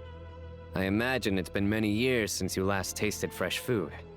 Oh, that sounds wonderful! After so many hundreds of years, I can only surmise that desert cuisine has become a lot more varied. Are we having a get-together? If you'd like, I can help prepare some food. After all, Lord Thoth, you helped me so much in the desert, and I still haven't properly thanked you. Oh, my, that would be wonderful. I'm touched that you still remember. How the times have changed. To the people of today, it seems the Ibis King has become a kind and passionate god. And you, Mr. Herreshoff? What kind of god do you wish to be? To be honest, I haven't given it much thought. How about you, Dendro Archon? Do you have any hopes for your future? Me?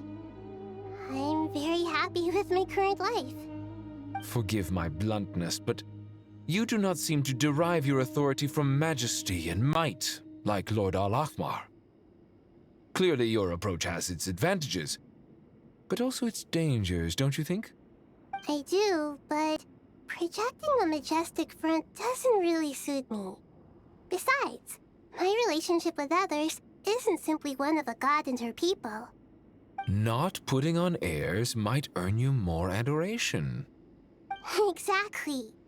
Besides, I really like parties where everyone brings their own food, and we all come together to share. You should join us. I'm sure you'll find it fun. Last time when we got together for a picnic near the Avidia Forest, it was quite the occasion. Seeing as you're already here, how about we hold the next one in the desert? Can we do that? Wouldn't Tainari have to transport a ton of drinking water? Don't worry, I can help out. Layla, would you like to join us next time? Me? Sure. The more the merrier. That way we... Don't take this the wrong way. I just think you should know. When it comes to passing the time, chess is more our thing. In that case, Dendro Archon, what do you say? If I were to compete against you, I can't say with certainty I'd win, but I certainly wouldn't mind giving it a shot. Where's Sobek? I'm sure he'd be good for a few rounds. Cards, cards, cards! I'll always prefer chess. I wonder what variant of chess we're talking here. Mr. Thoth, is there some sort of astrological significance to this game? Oh, I'm glad you brought that up. As long as the leader of the Temple of Silence agrees, we can search Hermanubis' place for books to teach you how to play.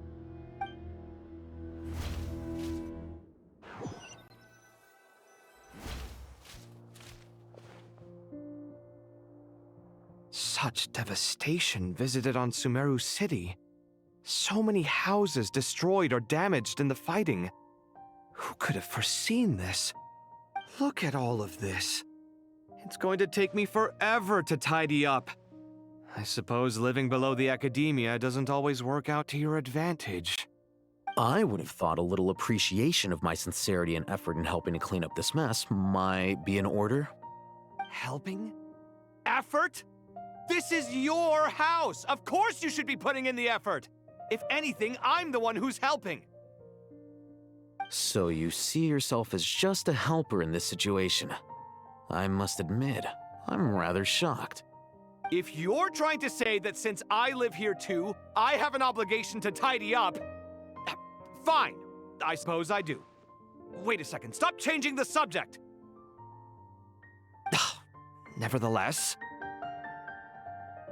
In the wake of a great storm, a missing roof is a predictable inconvenience. Can you stop making it seem like I care more about this house than you do? Doesn't it upset you at all to see your home in this state? I won't pretend it's ideal, but that's no reason to be upset. This is the roof over your head, your shelter from the cold. The furniture is scattered, the paintings have fallen off the walls, the windows are shattered. Don't you feel even a little disheartened? The way I see it, these problems are easily solved. Ugh, this is precisely why I hate talking to you about sentimental things. It's like banging my head against a wall. You simply don't understand just how much work goes into making a proper home. It sounds like this is causing you a lot of anguish. You mean the house or the paintings?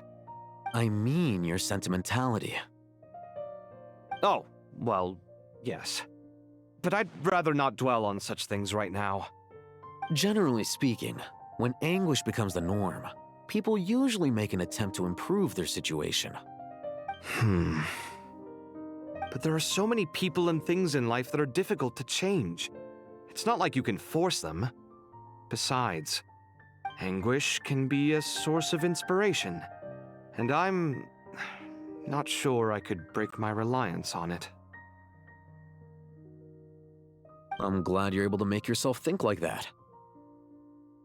What kind of a response is that? I was stating a profound truth about the very nature of art. Suffering is the cradle of all creation. Even you can't deny that. And I wasn't trying to. I'm just happy for you. Pure and simple. Can't you tell? Happy about what? Happy that you can always find an answer that backs up your views. You... More often than not, life is a process of running into problems and then searching for answers. Yours more than most. Not everyone's so good at justifying things to themselves. It's something that you've been steadily mastering. Huh. What about you, then? What skills have you been mastering lately? Pass me that box. Huh? Okay.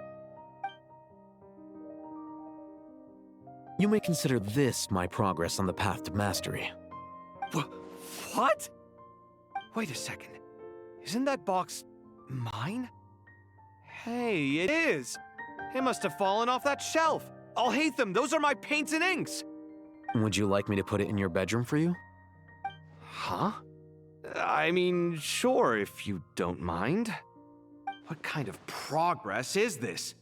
Does he think he can bribe me? Not that giving me back my own things is much of a bribe. These books on the floor, they're a complete mess. And this one, didn't he say it was an out-of-print collectible? It's completely covered in dust, and some of its pages have even fallen out. Ugh, guess I should help him repair it. This one too. And this one.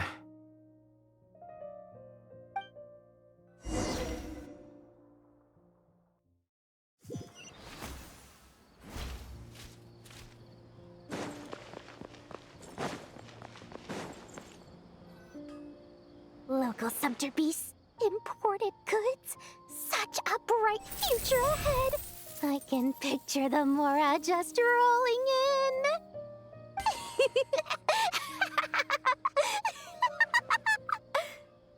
You do realize you sound like a choking cow?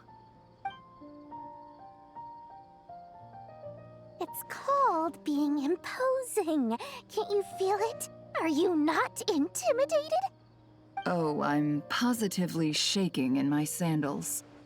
What commands do you have for me, oh mighty Lord Sangama Bay? You've got a lot of nerve, Nefer. You went and told Candace and the others everything, didn't you? Seriously, do you have any idea how differently they see me now? Surely that's a good thing. I presume they're more disposed to actually like you now, maybe even view you as a friend. You traded my secret for sympathy! Thanks to you, I've lost every last shred of my mercantile majesty.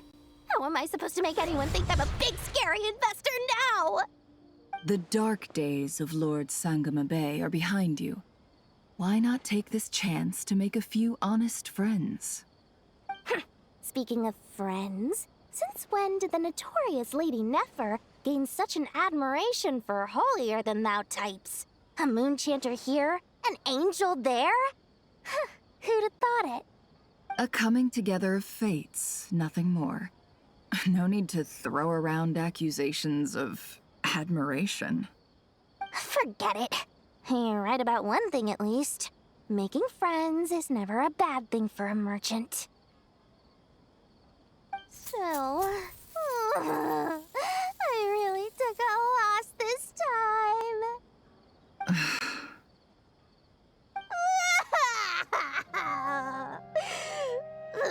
What are you looking at? I'm trying to see if you're really crying or if those are just crocodile tears. A little birdie told me that when Lord Sangamabe makes money, the tears flow from the center of her eyes. But when she loses it, they flow from the corners. Which is it this time? Ugh, you are so annoying. I'm not talking to you anymore. Nefer, thank goodness you're here. I've been looking everywhere for you. Huh? Well. If it isn't the House of Dana's very own librarian. What can I offer you today, Miss Katayun? Oh, no. I'm not here to buy. I'm here to bring Lady Nefer a book, and a fascinating one at that. We agreed to meet at the entrance to the mausoleum of King Deshret. One more thing. I bought this copy with my own money. It's not borrowed. Reasoning knows not time of day, but suspense always follows a blizzard. That's quite the mouthful. Huh? Isn't that the one that... It was all the rage for a while. People throughout the city were clamoring to get their hands on a copy. The names inside were all circled. Everyone thought it was a riddle. Don't bring up that book in my presence. I don't even want to hear its name. That thing was nothing but a scam. Surprisingly enough, I've actually heard of this book, though it doesn't seem of much consequence. So, what truth lies behind it? You're from the Vahumana and you're asking me what the truth is? I'd say the actual truth was about the least important part of the whole episode. I brought you this book because it probably has the most interesting backstory of any in the House of Dana's collection, at least in recent years. As for its quality, well, you can judge that for yourself. Don't tell me it's actually any good. You may not know this, Lord Sangamabe, but Lady Nefer has a fondness for books with... how should I put this? Mixed reviews? No eye for good literature, huh? Perhaps she feels that bad books hide interesting secrets? But I shouldn't put words in her mouth. It's probably fair to say she prefers the conversations that books can spark over the substance of the books themselves. Suits my style as an intel broker, wouldn't you say? Very interesting, thank you. I'll return it to you once I'm done reading. And as it happens, I have something for you, too. Incense? I imagine you've already used up the incense I gave you last time. Here's some more. This batch is from Nodcry, so the scent won't be quite the same. Well, actually, I've been saving the incense you gave me. I couldn't bring myself to waste it without a special occasion. But I'll gladly accept this, too. And I promise I'll use it this time. Katayun, you haven't changed a bit.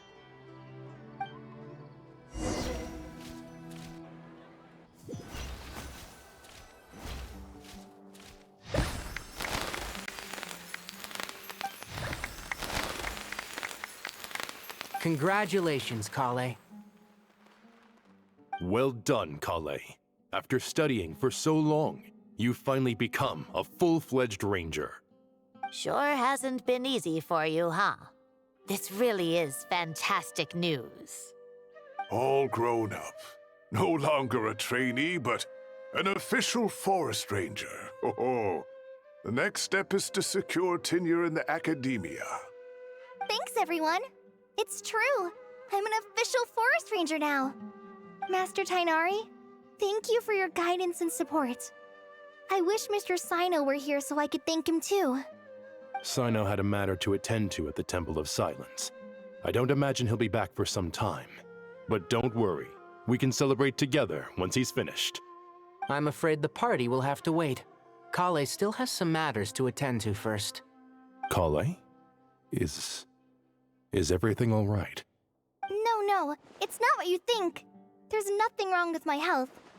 I just have a few things I need to deal with. I've made plans with the Traveler and Paimon to visit Mondstadt. Master Tainari and Mr. Sino will be accompanying us too. Well, that's a relief. Let's get together when everyone's back. I'm sure you'll be doing even better by then. Of course. I have a feeling you're right.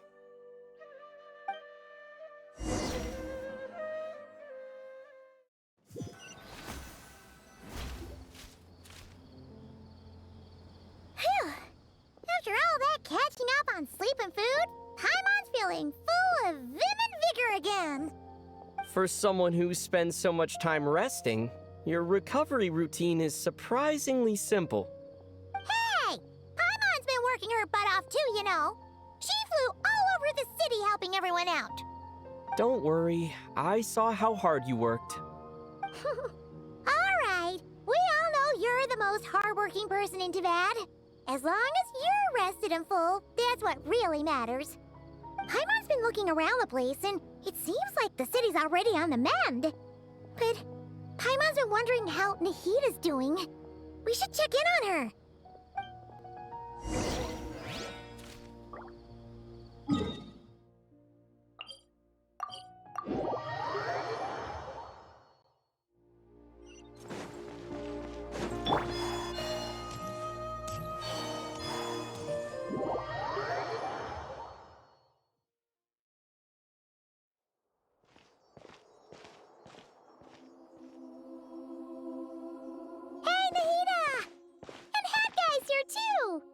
Traveler, Paimon!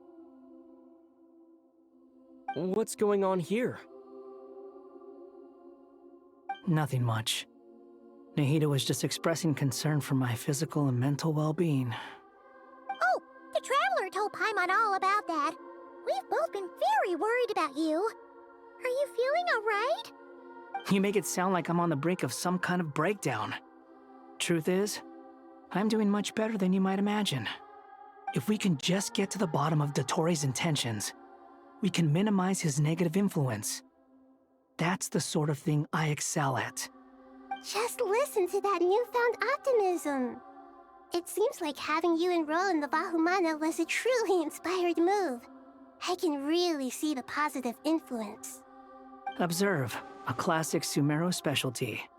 Chalking everything up to education and learning. To be honest, even I can sense the change in you. Everything Dottori said to you was a way to manipulate your mind. Fortunately, you're no longer under his sway. Can someone as old as me really continue to grow?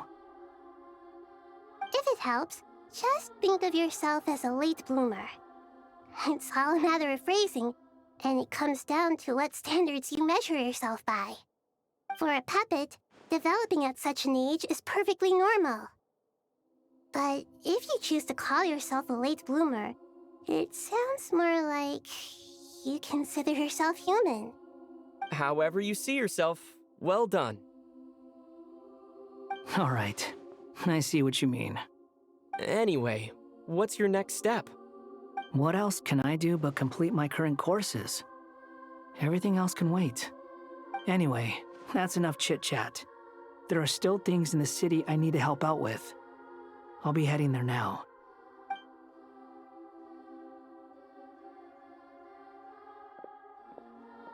I'm so happy that Hat Guy is doing better than we thought. But what about you, Nahida?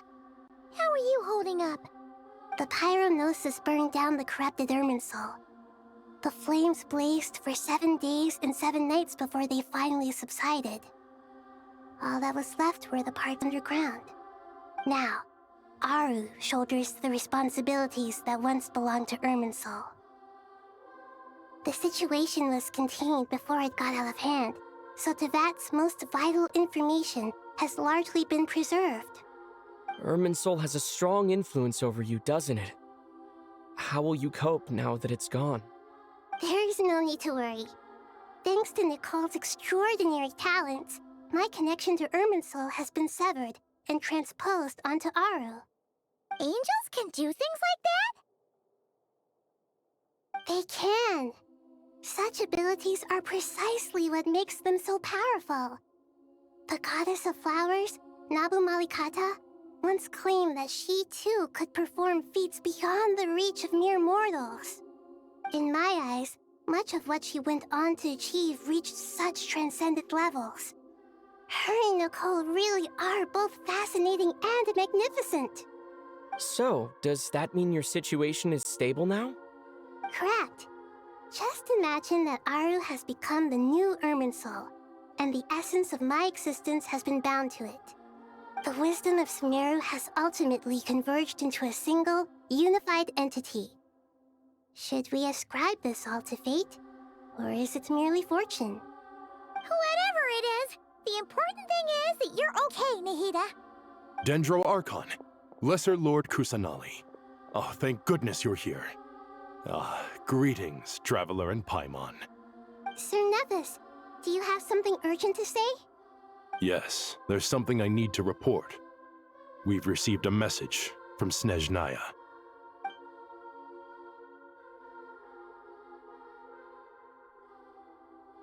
The Fatui Harbinger, the Rooster, sends us his sympathies, along with all the usual pleasantries. His stance is that, following the unrest and Nod Cry, Dottore was subjected to internal censure. This madness was the act of a rogue element, one who cannot be seen to represent the Zapoliarni Palace. No less than can be expected. Snezhnaya paid a heavy price working to stop him. They even lost one of their own harbingers. The letter goes on to say that even so, Snezhnaya cannot claim to be blameless. Apparently, they will deal with Dottore's subordinates in accordance with Snezhnayan law, holding all those involved in his crimes accountable. Additionally, they are supplying relief funds and supplies, which are already en route. They hope this will aid in Sumeru's reconstruction. Sounds like he's got an answer for everything. True, but as diplomatic rhetoric goes, it's highly effective. Completely watertight, both in logic and sentiment. This disaster has had a profound impact on Sumeru. There is much that I will keep in my heart. The matter of Dottore can be seen as settled for now. We are sure to cross paths again in the future, and in that light, Snezhnaya would do well to uphold their responsibilities and keep a tight rein over their actions. With Irminsul burned, the flow of fate now carries many more possibilities. I will be watching carefully. Perhaps we can move on to a less serious matter? Dendro Archon, will you eat with us once this matter is dealt with? Everyone wishes to celebrate together. Your presence would be most welcome. Of course! Junior Zod, Sino, and Hypatia all told me the same thing. If there isn't enough room for everyone, we can arrange back-to-back feasts. What a wonderful idea. That just leaves the question of what we should eat. Not more tomatoes, surely. More? Dendro Archon, what do you mean by more tomatoes? Those good friends of yours are always talking about tomatoes. Sometimes when I'm walking through the city, I can even hear them arguing in the fields. Since you see them so often, you must hear about tomatoes even more than I do. Tomatoes. Tomatoes. The word has a certain magic to it. Like the autumn fur of a sumpter beast swirling in the wind, sometimes flying up my nose.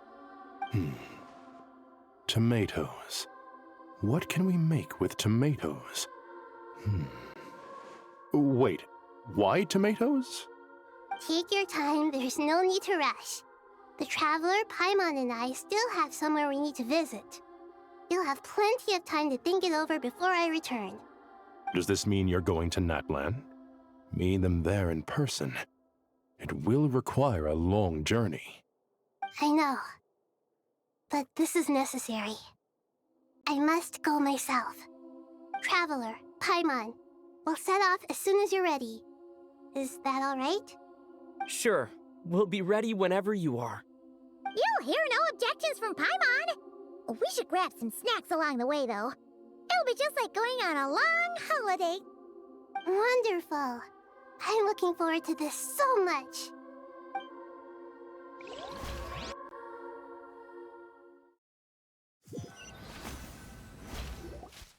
Napland is such a lively place. It's super cheerful and positive, too.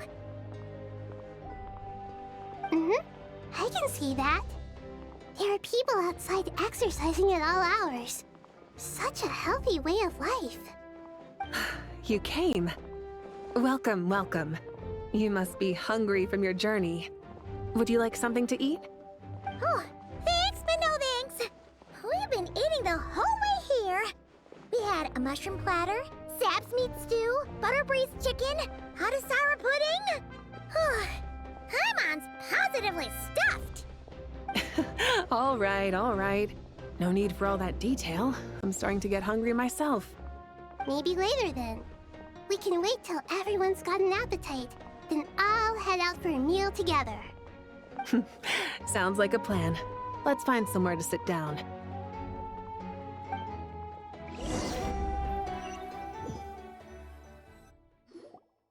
I should tell you, I already have some sense of why you've come. Why's that, Malika? To say thank you. Your senses are spot on. But on top of that, we also feel guilty. Because the pyronosis has vanished? I sensed its loss. Despite scouring through the remnants of Irminsul, we couldn't find any sign of the pyronosis. Not even any trace of it burning to ash. That's certainly unusual. Still, the potential fallout from Irminsul's loss is significant, to say the least. Perhaps the pyronosis's disappearance is simply a knock-on effect of the impact it's had on a certain strand of fate. There's no need to feel guilty. We were clear that this time, there was to be no returning, only giving. Pure and simple. Thank you really is a fascinating phrase. We use it to express gratitude for the smallest of things. Yet, when faced with a kindness too immense to describe, we use exactly the same words. It's not that we lack other means of expression. It's that when we truly need to express our feelings, the simplest and purest words are always the most powerful. You're right. In Natlan, we prefer simple expressions too. Companionship, friendship, support. They might not sound fancy, but the sentiment behind them is sincere. That's wonderful to hear. Sincere feelings are often a vehicle for the deepest wisdom of all. Irminsul's destruction doesn't seem to have done you much harm. I'm glad to see you're doing well. There's still a lot of work to do, but before we begin, we felt it was important to come here and speak with you. Partly to express our gratitude, but also because we felt that seeing you, in a sense, is like basking in warm sunlight. That's a nice way of putting it. I like that. To tell you the truth, though, I'm not a fan of somber meetings. So, since there's nothing more to say, why don't we go bask in some actual sunlight? The weather's beautiful today. What a great idea! Paimon's gonna lie back and soak up some rays.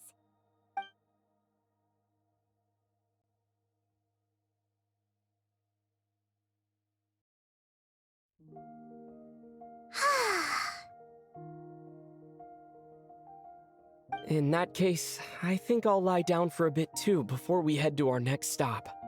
And where might that be? Mondstadt. Paimon and I are gonna head back there with Kale and the gang. Long ago, I sensed that the god remains inside Kale had come from the goddess of flowers, but I kept it a secret. Those remains weren't hurting Kale, not as she is now. They simply exist. Besides, I could sense a deep yearning within her. A yearning for an ordinary life. A yearning to hold on to the hard-won happiness she now enjoys. With someone like her, I have a responsibility to keep her secret. She should be ready to face the truth by now. Whenever people meet, there is always the potential to create warmth and kindness. Every child grows up, but even as adults, they are still children in the eyes of certain people.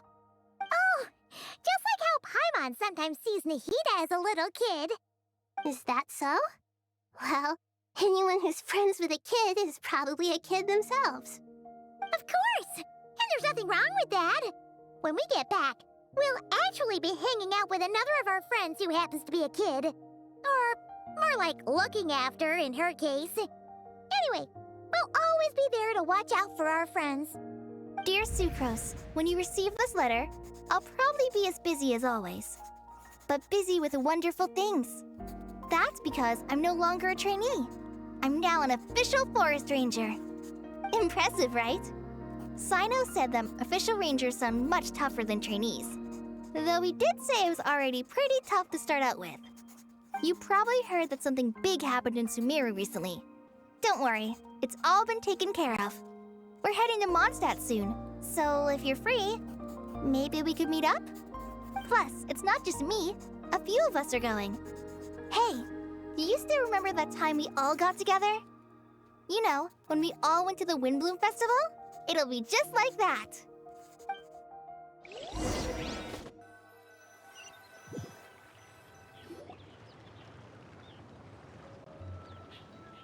Dainari, is that... Don't you say it! Is that the great Vayu-Vyastra? Behold, the great Vayu-Vyastra, General Mahamatra. How times have changed. I wasn't expecting you to beat me to the punchline. You've changed. You've really upped the aggression in your battle against Sino's jokes. Kale, how did you know what I was going to say?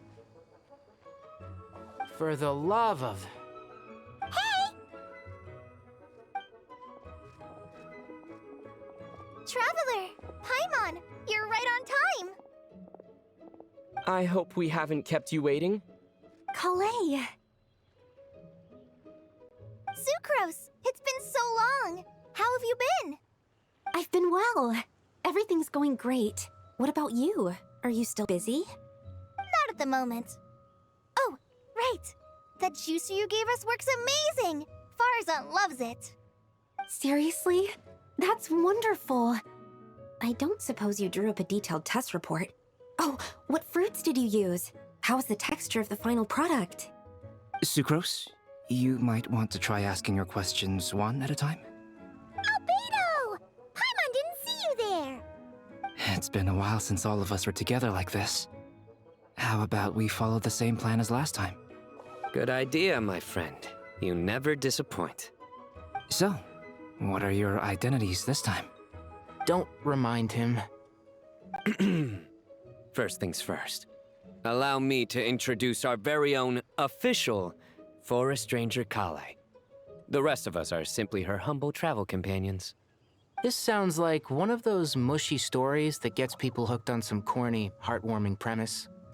Oh, is our story not heartwarming? If I recall correctly, there was even a scene like this in King of Invocations. Besides being heartwarming, our story's also about tough, impressive-sounding job titles. At least that's what I think.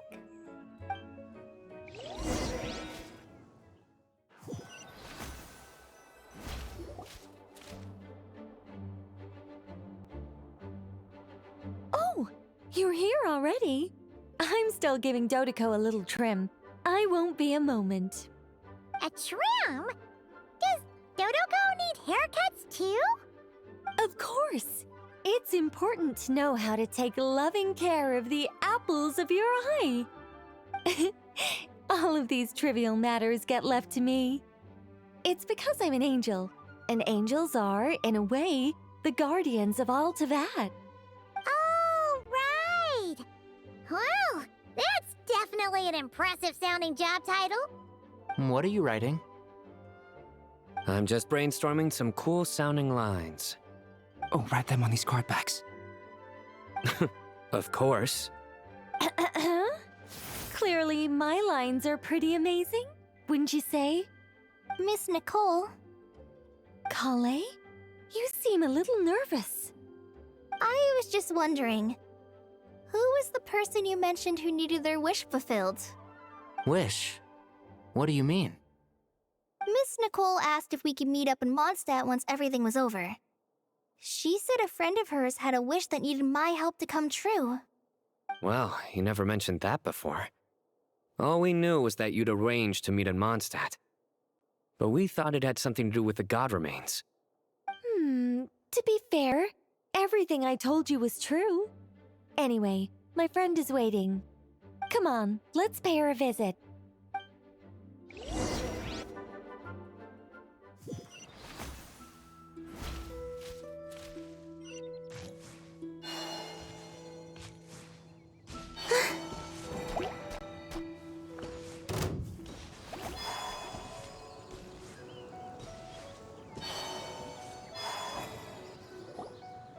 Huh?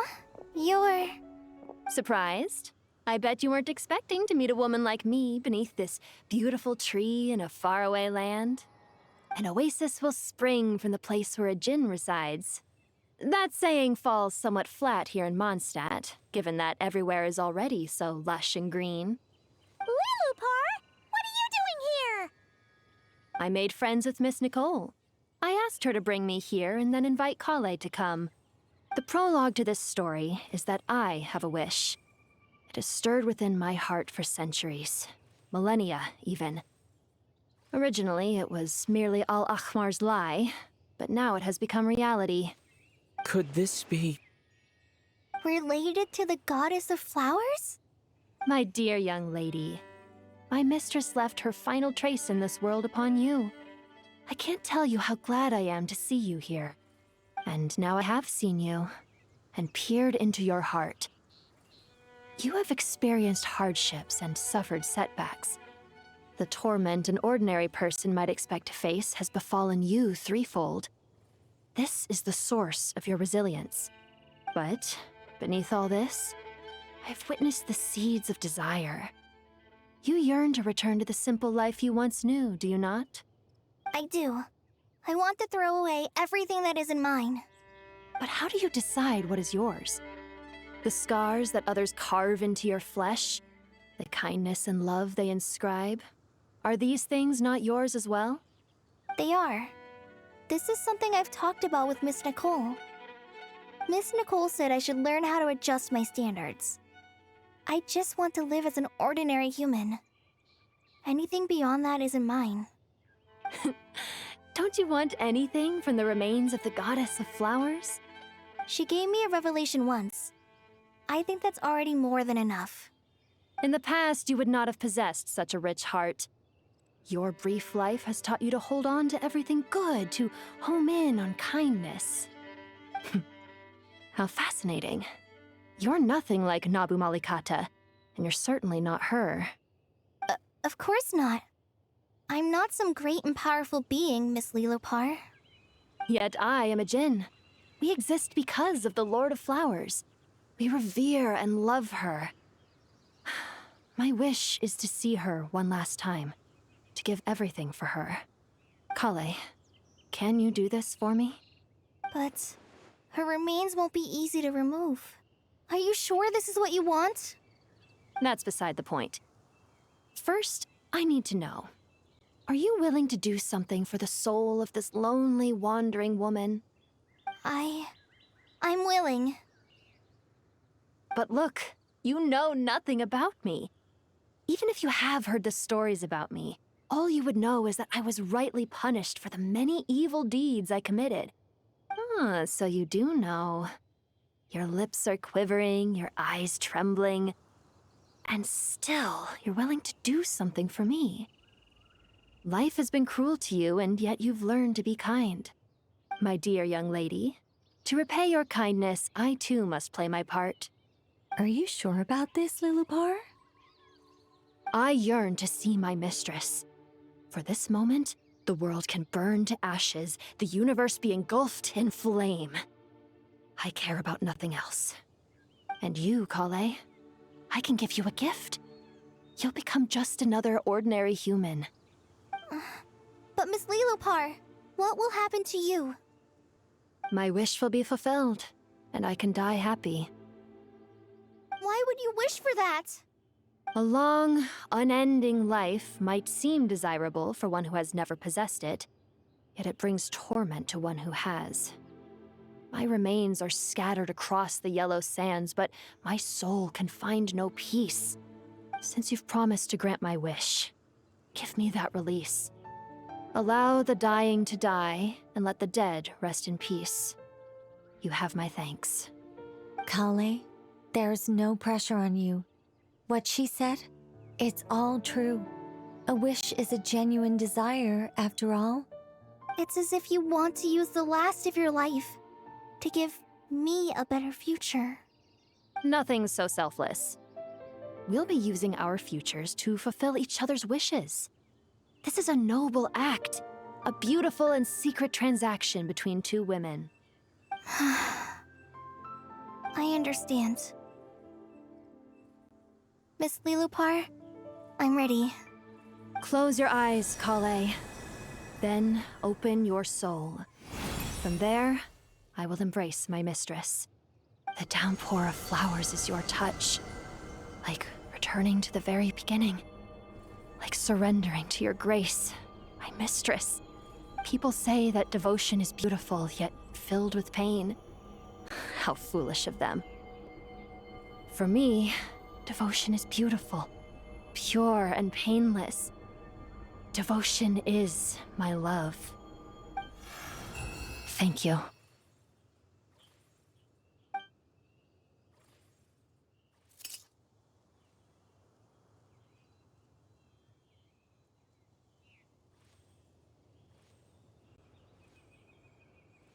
Lilopar! She disappeared? She left, carrying the blessing of flowers. Kale, are you alright? I'm fine. Now that the remains are gone, I don't actually feel any different at all. Those remains weren't hurting Kale. Not as she is now. They simply exist. Besides, I could sense a deep yearning within her. Kale must have already received what she was yearning for. I'm doing fine. I feel relaxed. There's really no need to worry. Then my wish has come true, too. To become ordinary? That's just one of my wishes. Actually, I have a few more. For instance, I want to protect the people I meet and help them find happiness. That sort of thing. So between Miss Lilopar and me, you've fulfilled 2 wishes already, and protected 2 people. Wonderful, isn't it? I feel so fantastically happy. I guess that settles things here. So what's next? What do you want to do when we get back to town? Clay, look who I've brought to see you. Hey, Kale! I heard you guys were holding some kind of secret event. How come you started without me? Huh? Oh no, it's nothing like that. We were just saying goodbye to an old friend. Really? Who? Me. The old me. So that's what this is all about. Did you come all the way to Mondstadt for that? Because we knew the old you so we could witness the change? Exactly. The old me is gone. I puffed her into the air, and she became a fluffy pink cloud, floating into the sky, before disappearing forever. Do you think, maybe up in the sky, she has friends waiting for her with test tubes, flasks, and bows? Oh, when you put it like that, it doesn't sound so bad after all. What do you think, Miss Nicole? I think maybe that's right. At least, if it were up to me, I'd consider that a happy ending. Dear Sucrose, even though my childhood ended long ago, these past few days have really felt like growing up again. I've become stronger, and I feel like I can finally accomplish things by myself. Surely someone as mysterious as you will find a friend like this fascinating? Always growing, always thriving like a plant. I came to say goodbye to my old self. I know that after this, she'll be gone. Thinking about it makes me feel a little lonely. I know the weakness that kept me company will one day leave me too. But somewhere in my heart, I feel a great sense of joy. It feels like I've always wanted to take this step, to walk towards the new me.